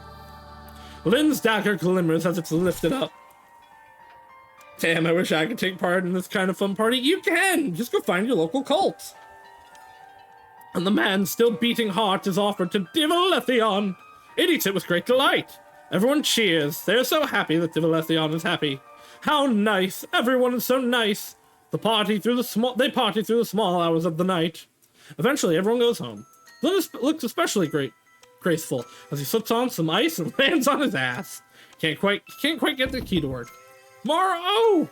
But Mara doesn't care. Lynn spends quite a while attempting to unlock the door. He gets to the point where his fingers go numb from the cold, but alas, he gets the door open. Morrow, you heathen! Where are you? Morrow! I can't believe you. Why weren't you at the ceremony? Because I caught your stupid cold. What's wrong? Oh no, do you have a fever? I chose family over the Diviletion, therefore this will be the bad ending. Don't touch me. Why? Because you're drunk and high, and Diviletion knows what. And you reek of blood. I see. But listen, Morrow. That man just gave his life for this village. For you. It's really important you show up to appreciate that. Is that what you call it? Huh? He gave it? Not like you took it or anything? Don't be like that. I wish there was another way too. I kinda doubt that. I really do. That thing's standing now. We don't have a choice. You chose to be a priest because I had to. Oh, right. Keep telling me that. You just had to. Poor you. It had nothing to do with, say, money. And who do you think I make that money for? Oh, this is very ending, Leyley. Well, fuck. It's I didn't, I mean, did you eat anything? Aren't you hungry? I just need some sleep. Is there anything you'd want? Just some rest. You're hungry, right? Please, I'll make you something. What do you want to eat? Rice porridge. Oh, thank goodness. I'll let you know when it's done. All right. Try to get some sleep. Lynn feels a little down about choking his brother, but it's not like the little shit died, so he's just being dramatic. Even cooking rice porridge in the middle of the night. That crap takes like 2 hours to make. But Lynn is used to making deals through offerings. Human hearts for safety, and porridge for forgiveness. Must be nice being so simple-minded. It's a brand new day, and what a glorious day it is! Diviletion has defeated the flying monster that was looming over this useless village. Please just be like a helicopter or a plane. I bet you forgot all about the beast already. But don't feel bad, it was only the very reason they sacrificed that man after all. All is well now, thanks to the great Diviletion. Lynn, my favorite. I was hoping you would visit today. Yes, I want to ask you if the ceremony was to your liking. Yes, absolutely. I'm very pleased. So pleased, in fact, I have a gift for you. Come on closer, I won't bite. I'm quite full thanks to you, my precious, my pet. I said closer, you little shit. I made this just for you. Go on, put it on. This isn't made from the sacrifice, is it? Does it look like human remains to you? Rude! It's from my old bones! Oh, you have new bones then? Obviously. Do you like it, my dear? Well, it's unlike anything I've ever been given before. It's not just beautiful. Those bones still emit a bit of my aura. So don't be too thrown off if creatures start running away from you. I don't feel anything though. Yes, well, humans here are used to my presence. But outside the village, anything that's conscious will run for its life. That's how fearsome I am. Now, why would I ever leave the village? You wouldn't, but that's not the point anyway. I'm giving you a token of my affection, you daft bastard. Appreciate it. I do. I just don't know what to say. They thank you, oh great Diviletion, all forever cherish its holy blessing from your divine grace. Thank you, Div. I'll wear it every day. Wow. Come in again and I'll crush your skull. Nothing worth mentioning happens for a while. Nice and beautiful days go by, and in the loving care of Diviletion the Benevolent. And soon the season changes. Summer has come with all its disgusting bugs and mosquitoes. And humidity. My God, merciful Diviletion, deliver me from the fucking humidity. The nights are nice and cool, though. Oh, Morrow, you're still awake? No, I'm just standing here with my eyes open, clearly asleep. Are you tired? Of you? Yes. Right, I'll leave you to it. Lynn? It's the anniversary of Mom's death tomorrow. Right, it's been 2 years, hasn't it? What? 1, Lynn, it's been 1 year. Oh. I'm guessing you have work tomorrow. That's right. Yeah, I figured. Well, I have to get some sleep. Good night. The sun is glaring down at full force. 3 priests sit in the shade having lunch. Well, 2 priests are having lunch. One is gazing into the distance towards the graveyard. So what if she died a year ago? What does it matter if I don't go visit her grave today? It's not like she won't be dead tomorrow, too. What does it matter if I never go? Damn, Morrow's such a buzzkill. What's she going to do about it? Not talk to me? Well, Morrow might not talk to me. Ugh. Those are the kind of thoughts he battles with. Everyone in the dead mom knows the correct course of action. Let your sniveling brat of a brother throw his fit. You got work to do. Lynn shouldn't even be thinking about this in the first place. But no, for whatever reason, Lynn has a soft spot for his insufferable little brother. Oh, these robes are killing me. Tell me about it. It's the humidity. It's humid because of the flooding. I don't know. Maybe. But I'm pretty sure it's the rain. Which causes the flood?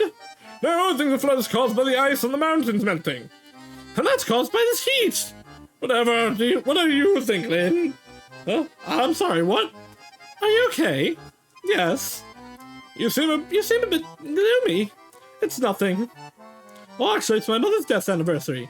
Do you think you could cover? Do you think you could cover for me? Well, I would, but it's your turn to pray to the great Diviletion. Oh, come on, let the kid go. I'll cover for you, but you'll get the next mass. Thank you. And off he goes, the idiot. On his way down the stairs, he runs into a band of villagers. They attempt to tell him something, but Lynn is in too much of a hurry. He'll find Rando and Anon instead. Please hear me out, Ma'am, we're on a lunch break. Some goddamn temple this is. Don't mind him. I'd be glad to hear your worries. It's the crops. All this water is causing them to mold. Oh? We've done everything we can, but if the flooding doesn't stop soon, the whole harvest is ruined. How will we last through the winter? Please, you have to help us. We're all praying to the great Diviletion right over there. We've prayed our hearts out. It's no use. Let us see the god in person, please. Please calm down. We'll die without food, and so will you. I understand. We will take care of it. I'll speak to the great Diviletion in your stead. Thank you. The villagers are satisfied with that and leave. Great. What now? Except the great Diviletion doesn't feel like helping us. Do you think we should, Oh, I absolutely think we should offer a sacrifice. My neighbors have an especially nasty newborn who could... Oh my god! Oh my god, the merciful Diviletion! You will not finish that sentence, I swear! Alright, I'm kidding. Let's go see Diviletion. Neither of you are in. Please forgive us for that. It is a family matter to attend to. Have nothing more important than me. I should smack him on the head so hard it falls off. Well... How dare he? Yes, he's the rudest, stupidest boy. But please hear our prayers. I'd like to offer you my neighbor's newborn child in exchange for a dry spell. Oh! Don't listen to this moron. Oh, merciful Diviletion. He talks out of his ass. We need a drought, that's a fact. I don't know that a drought is what you need. And the baby's noisy. So I'm sorry for connecting a few obvious dots. No, you just wait. Why am I being subjected to watching two monkeys bicker? Oh, my deepest apologies. Please disregard what he just prayed for. We only want to stop the flooding. Right, you don't like getting your feet wet, huh? Pathetic humans. That and we die if the crops rot. You always die. Too much water, you die. Too little water, you die. There's a single setback you can handle without dying. Well, that's why we came to you, our benevolent Diviletion. Our only hope, our savior. That I am, aren't I? Messiah for you wretched species. Very well. I'll spare the crops despite this disaster of a prayer. Thank you, Diviletion the benevolent. This isn't how I tip my thanks, and you know it. Of course, we'll prepare the sacramental hall at once. Good, the faster you disappear from my sight, the better. Just one tiny insignificant request. Give it a rest already. It doesn't want the baby's heart. Don't worry your ugly little heads about it. I'll choose the sacrifice myself. It's gonna be Morrow. And our choice will be between the great Diviletion and our annoying little shit of a brother. Hi there. Hi. I'm surprised you showed up. Me too, actually. Well, I'm sure Mom's happy about it. I skipped work for this. I had to skip work to come. Well, yeah, but this is important. I'm going to get an earful tomorrow, so I hope you're happy. It's not about whether I'm happy or not. Yes, it is. No, it's about Mom. It is indeed, and now that I've shown up, can you stop giving me such a hard time about it? Ugh. Why are you like this? You're supposed to come here because you care about her. Don't you feel anything at all? I feel annoyed and slightly bored, but I came anyways. Doesn't that count for something? No, it doesn't. What do you want me to do? Yeah, yell hooray, hooray, happy death anniversary, Mother. Congratulations for being dead a whole year. I can't believe how badly you don't get it. Morrow, I did this for you. So when we go home, I don't want to hear another word about how I don't care. You just admitted you don't. Oh, did I? Whatever. Let's go home. And so they went home, blissfully ignorant of the consequences of neglecting God. But Lynn would soon find out all about it. But not as soon as Morrow, who found out about it the very next morning. Morrow noticed a dull ache on his chest, as if he'd been punched with a dagger. Takes a few double takes, but the mark remains. Oh shit. Do you want coffee? No. Okay. And why even bother knocking if you're just gonna barge in anyways? Alright. Mara decides to collect himself. The last person he wants to find out about the mark is Lynn. Just act normal. I'll think of something. I'm not even part of this religion. Just relax. Go drink some coffee. No, wait, I said I didn't want it already. Oops, I should have... okay. I should have already dipped in sleep, so I'm gonna go now. I hope you have a good night, Hope Boy. Are you going out like that? Huh? Oh. Crap, I completely forgot to change. Yeah, I'm gardening again today. So it's easier to wash. I mean, since it's black already, you know? I suppose. That makes sense, right? This is normal, right? Say, Morrow. You think something is up? Oh god, oh shit. Are our crops molding too? Huh? Who cares about that? Morrow? Oh, well, yeah.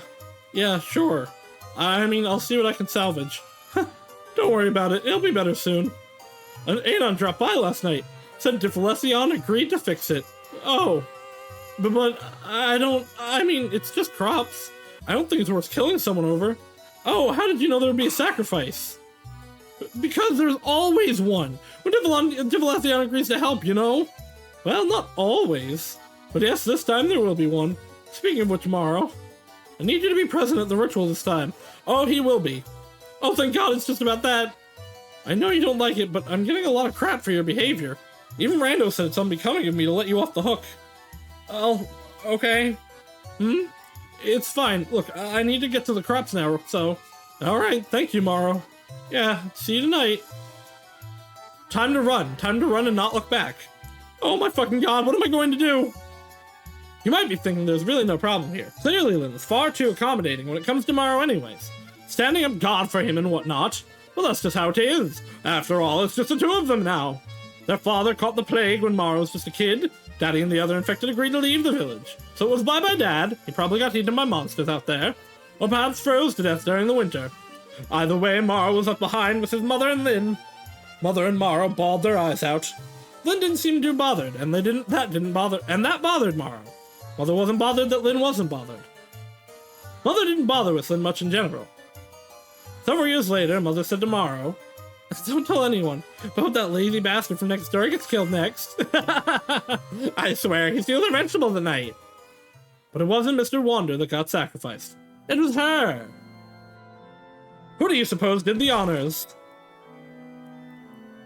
Ah, yes, of course, our little Lynn, who else? There was a total of 3 high priests in the village, but it had to be Lynn. It's okay, said Lynn, but Morrow didn't think it was okay at all. You see, Morrow doesn't have much faith that Lynn would make an exception for his family.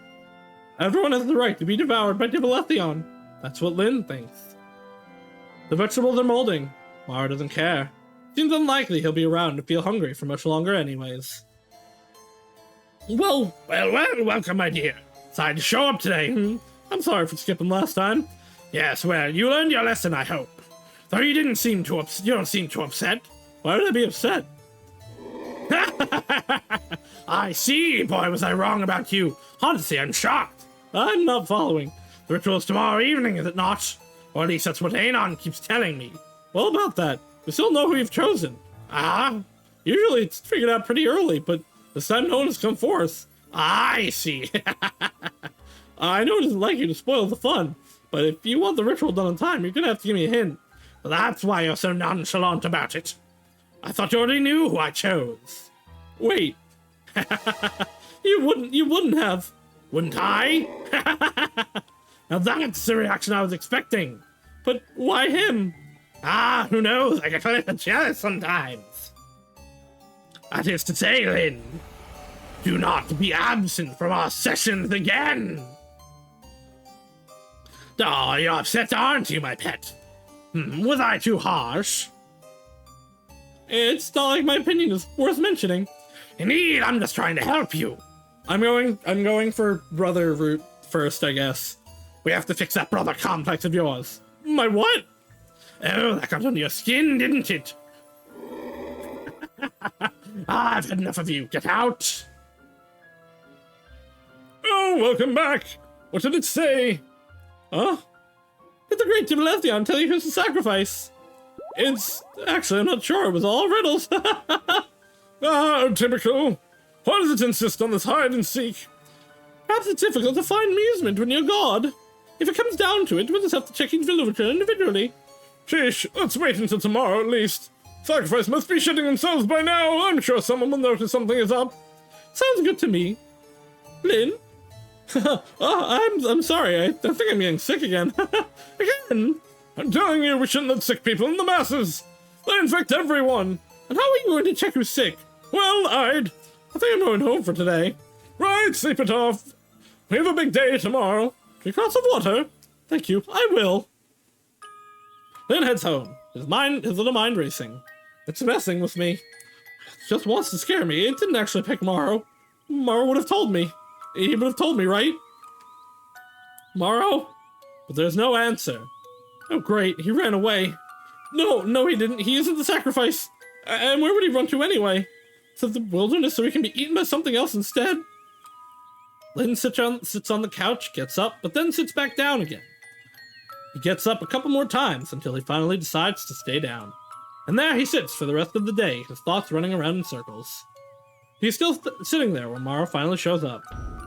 Ah! Why are you sitting here in the dark? Scared the crap out of me. Sorry. I didn't notice the sun went down. Well, the vegetables are fucked. Saved what I could, but it wasn't much. Thanks. Sure. Anyway, good night. Morrow. Yeah? Can we talk for a bit? Ah, yes. The conversation starter nobody wants to hear. What's up? You seem a little stressed out. It's just the crops. It sucks. I see. It just pisses me off. I put all that effort in and they rot anyway. You know? I understand. If it's just that, then fine. But you know, Morrow, if something was wrong, you'd tell me, right? Yeah, of course. The house gets a little too quiet for comfort. Anyway, I have to get to sleep now. Good night. Yeah. Lynn could have easily checked if Morrow was sacrificed, but he didn't. He didn't have to. He knows already, after all. He knows, but just for now, he'll pretend to be convinced otherwise. Brando is dusting the temple stairs with such vigor you'd think he likes it. Oh, hey, feeling better? Yes, thank you. Any news on the sacrifice? Not a peep, but fear not. Brando throws the broom away with an extravagant gesture. It's my turn to pray today. Isn't it a bit early? Watch me. I'll get the sacrifice's identity out of that thing. I don't think you should push it. I mean... Relax, I'll take care of it. Lynn is left alone with a growing sense of unease. Sits down on the stairs to brood. One might wonder what exactly is the problem here. Morrow had been nothing but unbearable this whole time. I'd say good riddance, but Lynn doesn't see it that way. He remembers him and Morrow used to be very close. Best friends even. That's how pitiful Lynn's social life used to be. You see, Lynn was one of those unwanted children. Well, not at first. At first, he was very much wanted. His parents had just gotten married and were on their way to their happily ever after. But then Mother got ill when pregnant with Lynn. She went to the great Diviletion to ask for help. The merciful Diviletion helped her, of course. Diviletion is the most kind being on Earth, after all. But in exchange, it demanded the unborn child for itself. It was so excited it never had a pet before. Mother, on the other hand, wasn't too thrilled about it. But what else could she do? Let herself and the child die? Besides, she could always just make another. That's such a fucked up thought. As a parent, it's true, but it's still fucked up. So she agreed. Lynn was born to serve the great Diviletion. What an honor! Maybe that's why Mother didn't bother loving Lynn. No wonder he didn't care that she died. Lynn wasn't hers anymore. She made sure Lynn stayed alive, but didn't waste her breath talking to him. In fact, she went out of her way to acknowledge his existence as little as possible. I love that the dad is so unimportant, he is literally a transparent PNG. Father didn't think it was right, but said nothing, because he was a spineless people-pleaser. But Morrow was different. He and Lynn would play together, and overall they had a pleasant childhood. Well, ignoring all the unpleasant things. Like Dad leaving to die, and sibling favoritism and whatnot. Look, I'm saying neither of them were beaten with sticks. And as far as I'm concerned, that's a happy childhood. Nemlei, are you okay? Was your childhood bad? Andy and Leyley have similarly shit parents. At least Noelle's parents are trying. Or mom. We don't know anything about her dad. Anyway, it was only after Lynn officially became a priest that Mara became a whiny little shit. So, you're a high priest now? That's right. You'll be in charge of the sick rituals? Some of them, yes. Congratulations. Lynn couldn't understand why Mara wasn't happy for him. Serving Diviletion was ensuring the safety and happiness of the whole village. Sure, there was an occasional sacrifice or two, but it was either that or no village at all. Lynn thought Mara was being unreasonable and naive. Surely he'd grow out of it. Nope. Anyway, that's why Lynn isn't so sure whether to stab Mara or not. What am I to do? Killing Mara will prevent a famine. Not killing him is just me being selfish. We must betray God. Well, that might be fun and all. What then? Where would we even go? I'm gonna be ripped apart by beasts as soon as I exit the village's surroundings. Although, Diviletion said this would ward off monsters. At least anything smaller than it. Ah, did I just compare Diviletion to a monster? No, I didn't mean it like that. Diviletion is beautiful and wonderful and kind. Some priest I am. There you are, I was looking for you. Hi, how'd it go with Diviletion? He asks, as if he didn't know. Oh boy, I'm sorry to tell you this. Diviletion told me the sacrifice is to your brother. Oh, sorry. Lynn doesn't know how to react. Should he pretend to be shocked by the news? Seems like a huge bother right now. You okay there, kiddo? Oh, yeah, I'm fine. Sorry you have to go through this again. Again? Like, with your mother. Oh, right, I did that. Well, anyway, there's no way Morrow comes willingly. That's for sure. Will you come with me to get him? Are you sure? I can grab him with Adon. No. He'll probably run away at the sight of you two. Let's just go get him. Right now, it's still early. I know he's home right now, so... this is going to get messy, isn't it? If he starts a ruckus, we'll knock him out. You have no mercy, huh? What was that? Old man's mutterings. Ignore it. Are you sure you want to do this? I know it's difficult. No, it's fine. You sure? Stop asking me. Mara is surprised to see them. He's clearly expecting the priest to come after him much later. Possibly after he miraculously come up with an escape plan. What's up? Look, we know it's you, kid. What are you talking about? Don't make this more difficult than it has to be. No, wait. It's not me, I swear. Lynn, it's not me. Morrow. How do you, huh? Then show us you don't have the mark. No! In desperation, Morrow attempts to push aside the old priest to get past him. But Rando has dealt with this kind of thing plenty of times. He gets Morrow in a headlock. Thank you for your cooperation! Let me go! Morrow struggles in panic. Ow! Lynn, a little help here? Sure. Oh! Big stab time. Ah! Quiet! I just wish you told me. What? Pack your things. Huh? Clothes, toothbrush, things like that. What? What don't you understand? But what, in a backpack? Yes, quickly now. Mara stumbles around his room, almost tripping over Rando's corpse. What am I doing? Are you throwing me out? What? Are you throwing me out because I didn't tell you about the mark? My god, no, we're leaving the village. Huh? Diviletion gave me this necklace some time ago. It'll allow us to wander outside the village without being attacked by monsters. Huh? Then why haven't we left already? Don't be ridiculous, there was no need to leave. If there was, a bloody monster living in the temple. Morrow shuts up. The carcass in the room, so there's a nice reminder not to anger Lynn. We have everything we could ever ask for in here. Honestly, I'm more than a little miffed we have to leave. Well, I could just go by myself. Huh! Just go get your things. We need to hurry. Meanwhile, Anon shows up to work. Here I am. But no one answers. Guys? Weird. Are they both praying? She wanders around, but there's no sight of Rando or Lynn. Did they bail out on me? I'm gonna have to tell Diviletion we don't know who the sacrifice is. All by myself? She visions Diviletion's fury. Idiot! Moron! You pathetic piece of human filth! Bloody village is barely 400 people! How can you not find one sacrifice? A lower-level priest approaches her. Is something wrong? I can't find Rando or Lynn. You don't need to worry about that. They went to pick up the sacrifice, I think. Rando said he found out who it was. I saw him leave within a while ago. Oh? Who was the sacrifice? I don't know. I was just passing by. But I think Lynn knew them, though. He looked pretty down about it. Lynn did. Anon finds that to be curious. She doesn't recall Lynn ever feeling sad over any sacrifice. In fact, Anon found it creepy how little Lynn seemed to care in general. Well, except for when it came to... Oh! It's Morrow. It has to be. Who? Lynn's little brother. I hope everything is all right. When did they leave again? Like I said, it's been a while. Anon gets a bad feeling. It shouldn't take this long. Lynn's house is just around the corner.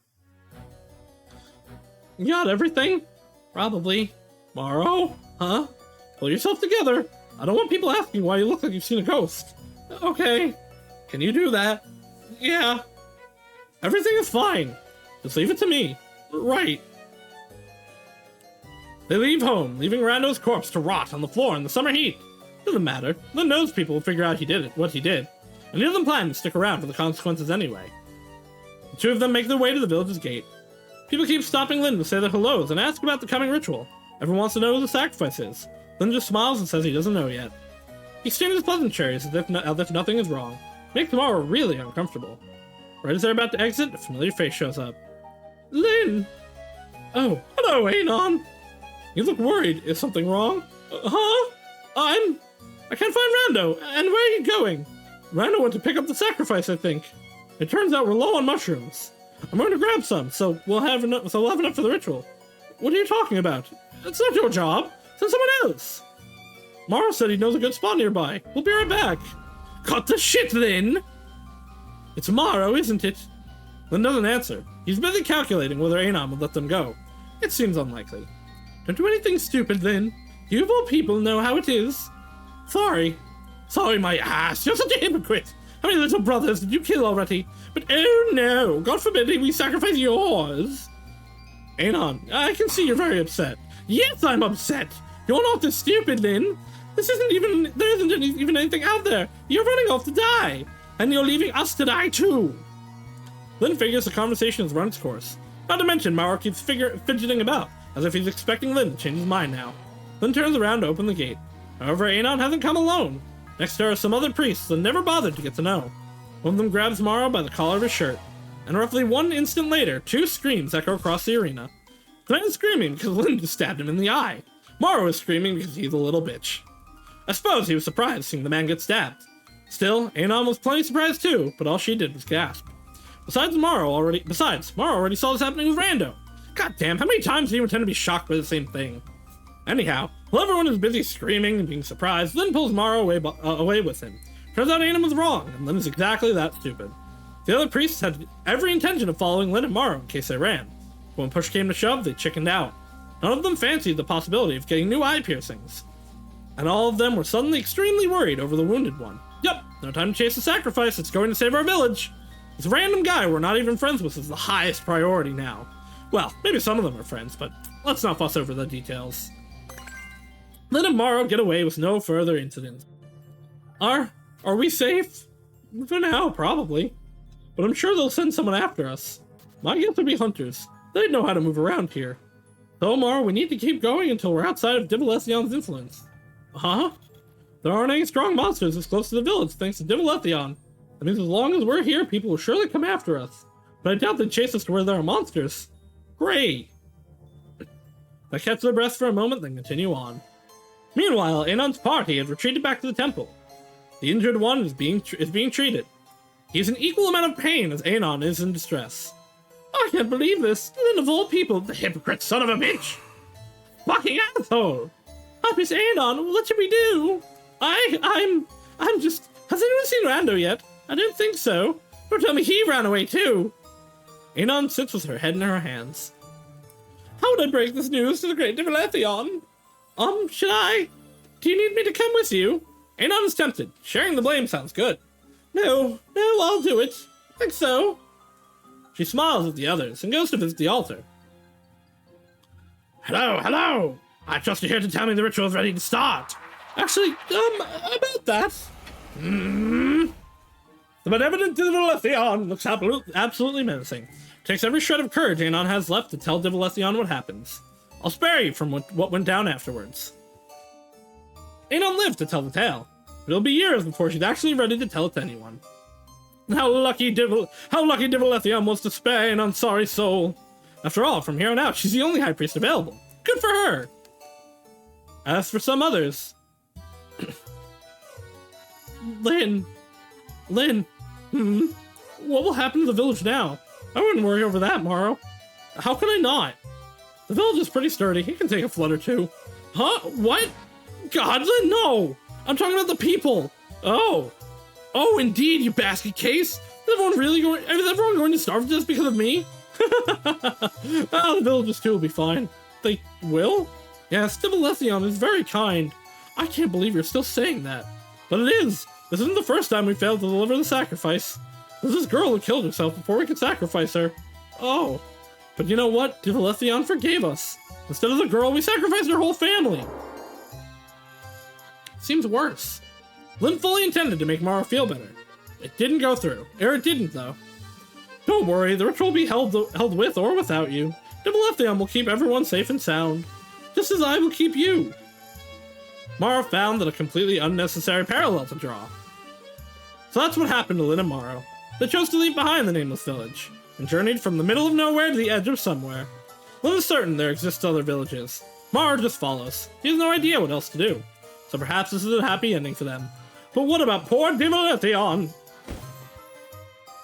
It was heartbroken. Poor thing. How could Lynn do that? Diviletion had so much faith in him. Even gave him the means to escape, trusting he wouldn't.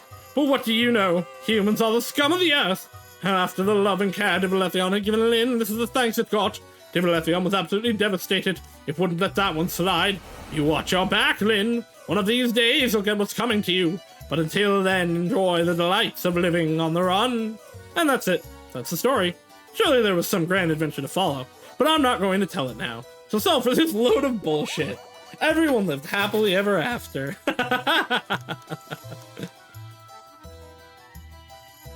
Oh, it's a CG. I feel like this one's gonna connect to Andy and Leyley. I don't know why. It gives me extremely similar vibes to it. And some of the iconography is in it. Alright, now we're going full Diviletion. I'm tired. I don't care. What kind of example do you think you're setting? Oh, well, the High Priest's brother didn't show up. Why should I? It's the only ritual that allows this village to remain in existence. Like, it's my fault I got sick. You're the one that carries all this flu crap home from the temple. So, I don't know, wash your hands more often, Mr. Holy Man. I see. But even so, Morrow, that man just gave his life for this village. For you. It's really important you show up to appreciate that. Is that what you call it? Huh? He gave it. Oh, this is the same. Whee! Oh. Shouldn't have raised my voice at you. So, good night, Morrow. Yeah. Lynn feels a little down about choking his brother, but it's not like the little shit died, so it's just being dramatic. Sure, it would be nice if this house had some parents in it, but that is something to reflect upon another time. Whee! I'm not here for her. I ain't come here for her, Morrow. Huh? The fact that our mother's corpse has been rotting here for a year means very little to me. That's some way to put it. Why'd you even show up if you're gonna be like that about it? You didn't let me finish. What more is there? I'm not here to visit the remains of some woman who shat us out. Oh my god! I don't care about her, but I care about you caring about her. I can make heads or tails of that. Oh well, but thanks, I guess? Morrow is happy. Thinks maybe his murdering lunatic of a brother is a good person after all. Humans are so easily swayed. You're welcome. It's just nice spending time with you. Oh, stop. Who says stuff like that? And so they went home, blissfully ignorant of the consequences of neglecting God.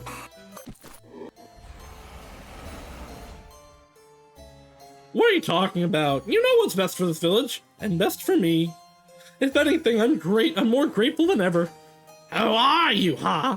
Of course. Thank you for delivering me from my distractions. This is I can finally fully devote myself to serving you in this village. Oh, Tabor, I really wanted to see you cry. I also cried from joy. It's not the same. I wanted you begging and pleading. But I pray to you every day. Yeah, but you don't ever mean it. Nonsense, of course I do. I've had enough of you. Get lost. Oh, welcome back. What did it say? Did the great Diviletion tell you who the sacrifice is? It's... We still have a choice to make. Sacrifice must be shitting themselves, is the same.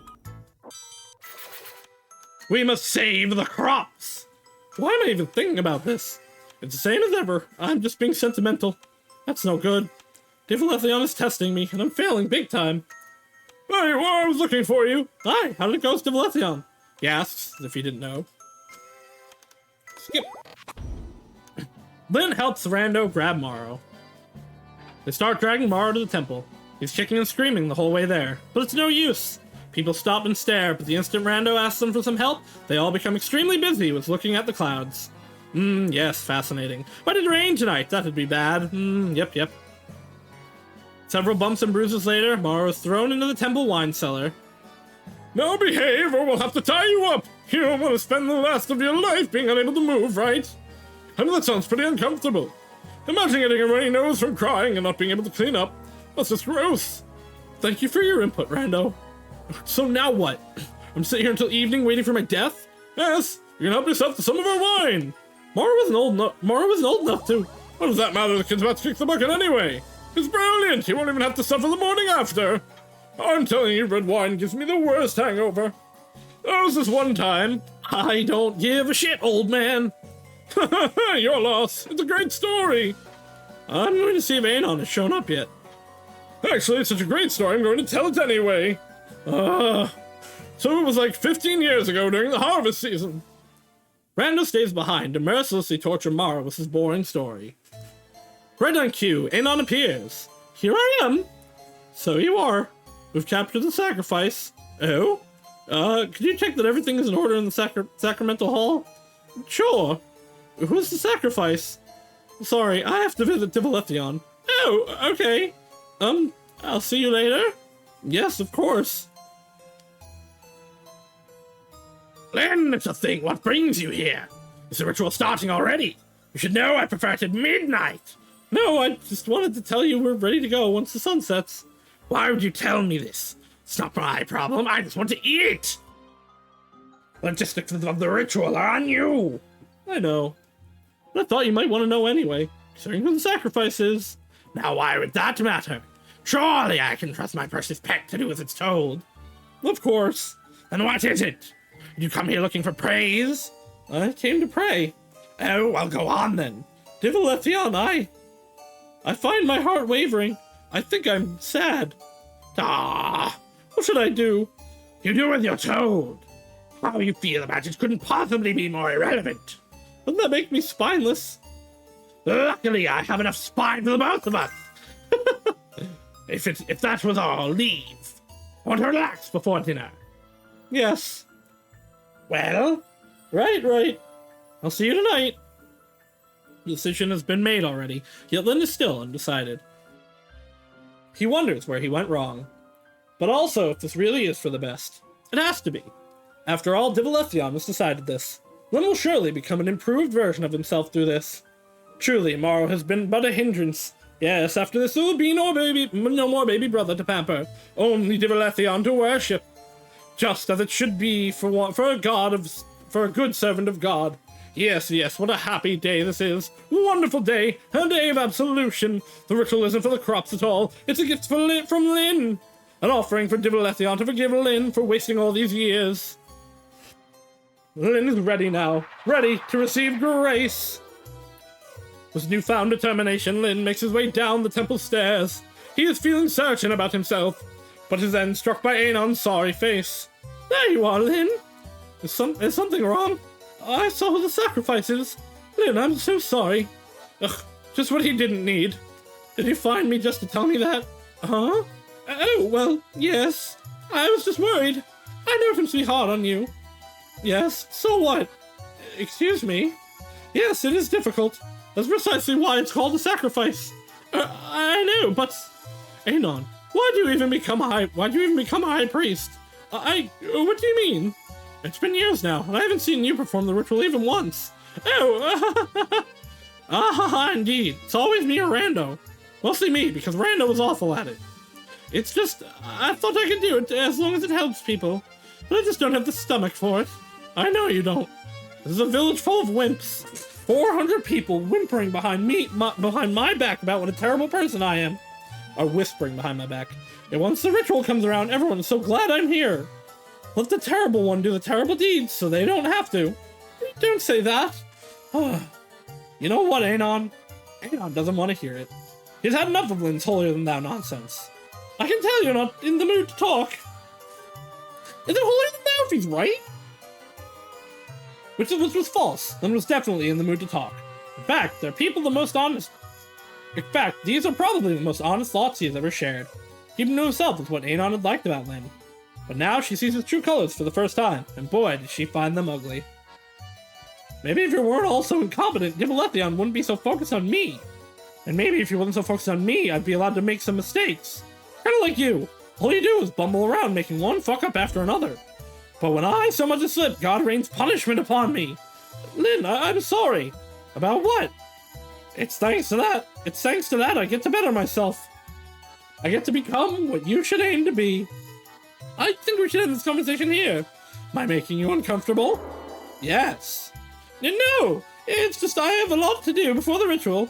I see. See you later. That's one bridge burned right there, but doesn't matter. Humans don't matter. Fuck humans. Lynn needs none of them. Only Diviletion is worthy of his time. Rando's mouse is still running a marathon. His captive audience looks less than thrilled. Oh, welcome back, Lynn. Hello. We should decide who performs the ritual. Yes, have this conversation right in front of the very person you're about to kill. Nice. Me, right? Sure, I mean, can you? Rando, how many times do you think I've done this already? Plenty? And you still have to ask? No, I meant since it's tomorrow. I thought it might haunt you. The only way it's going to haunt me is if I let you do it. I can't believe how hard it is for you to kill someone. Do you miss the vital organs on purpose? Jeez, kid, I was a little uncalled for. I was just trying to be nice.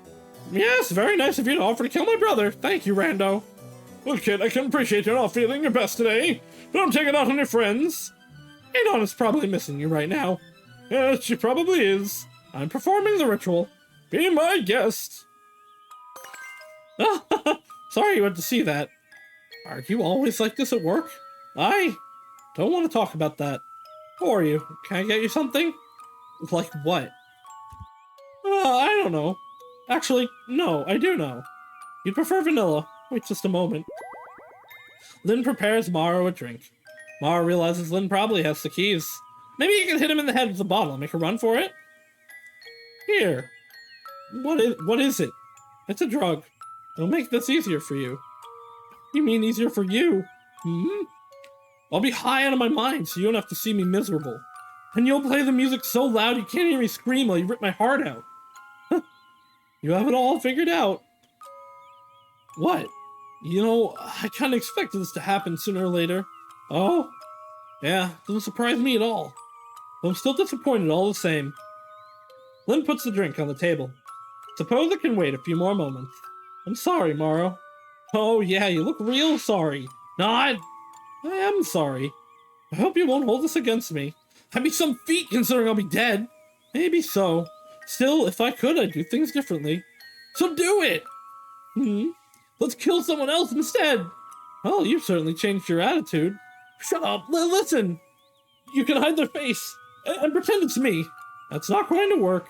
Why not? It's not like God knows what my heart tastes like. Just say you can't stand looking at my face or something. No, I'm sorry. Come on, why not? I'm sorry. Why not? This needs to happen, Maro. And while I'm torn about it, real fucking torn, you're smiling. Maro, this is what I do. I love you to bits. But I'm a holy man first, and your brother second. Ha! A holy man, huh? You fancy yourself a saint? No, I mean I've devoted myself to Diviletion. Fuck you, Lynn. Take your halo and choke on it. Maro takes the drink from the table and downs it in one go. No, I wasn't done talking. Ha! Oh, damn it, Maro. Lynn tries to shake Maro out of it, but Maro's mind is already on a higher plane of existence. What a heartwarming sentiment to leave me with. Poor Morrow. Come on, then. Lynn walks Morrow out. They walk past the sacramental hall. That's right, past it. Not in it or to it, but past. And they continue all the way to Diviletion's altar. The one it uses to talk to the high priests. Hello? I already told you I want the ritual done at midnight. And why is that here? Diviletion, this is my most prized possession. I want you to have it. This is very sweet of you, my pet. But you're overlooking one thing. You can't give me something that's already mine. No, until midnight, this is still mine. Bullshit! I put claims on it. But you haven't claimed him yet. Amazing. Simply amazing. I've never been so annoyed and endeared at the same time. I'm giving you something very dear to me. If you don't like it, do what you will. I guess it doesn't matter. Though I'm still expecting a ritual tonight. Of course. Wouldn't it be fun to pick someone from the audience? It would. A little surprise to shake things up. Fine, have it your way. You can sacrifice your brother here in private. That's what you want, isn't it? Yes. Thank you, Diviletion the Benevolent. It's not like I find the ritual grotesque, but... Except you do. Now hurry up before I change my mind. As you wish. I'm sure you're smart enough to figure out what happens next. I don't have to spell it out, right? You get it, right? Surely you know what Lynn did, that Lynn did the very thing he just announced he would do. If he figured he mercilessly marrowed Morrow. Congratulations, you're exactly right. He did it with a big, bright smile on his face. And his drugged-out little brother screamed in pain, completely unable to understand what had happened. Have you ever been high, or in a state of an adrenaline rush? You're hyper-focused on the very instant that is your existence in that moment. And that moment drags on for a small eternity. Now imagine, if you will, being in such a state, and then having your heart gouged out. Truly, Lynn is an awful brother. Diviletion was pleased to have such a loyal little worshipper. Yay! Thanks, God. Are you happy with me? Oh, we did it! Oh, these games were fun. They're a little fucked up, but they were fun nonetheless. Alright. That will be it for stream today. I actually didn't think they'd go this long, but so it be. Oh, he's not muted. So, tomorrow will be the start of Fatal Frame 2! Hopefully it goes well. Fatal Frame 1 did not go well for us particularly, but I've heard Fatal Frame 2 is very good and the pinnacle of the series, so I'm hoping it will all be fun times. And then Thursday will of course be easier times, and then Friday, Slay the Princess. I'm very excited. I hope everybody else is excited too, and I hope that excitement continues on as I see you in the future. Bye-bye now!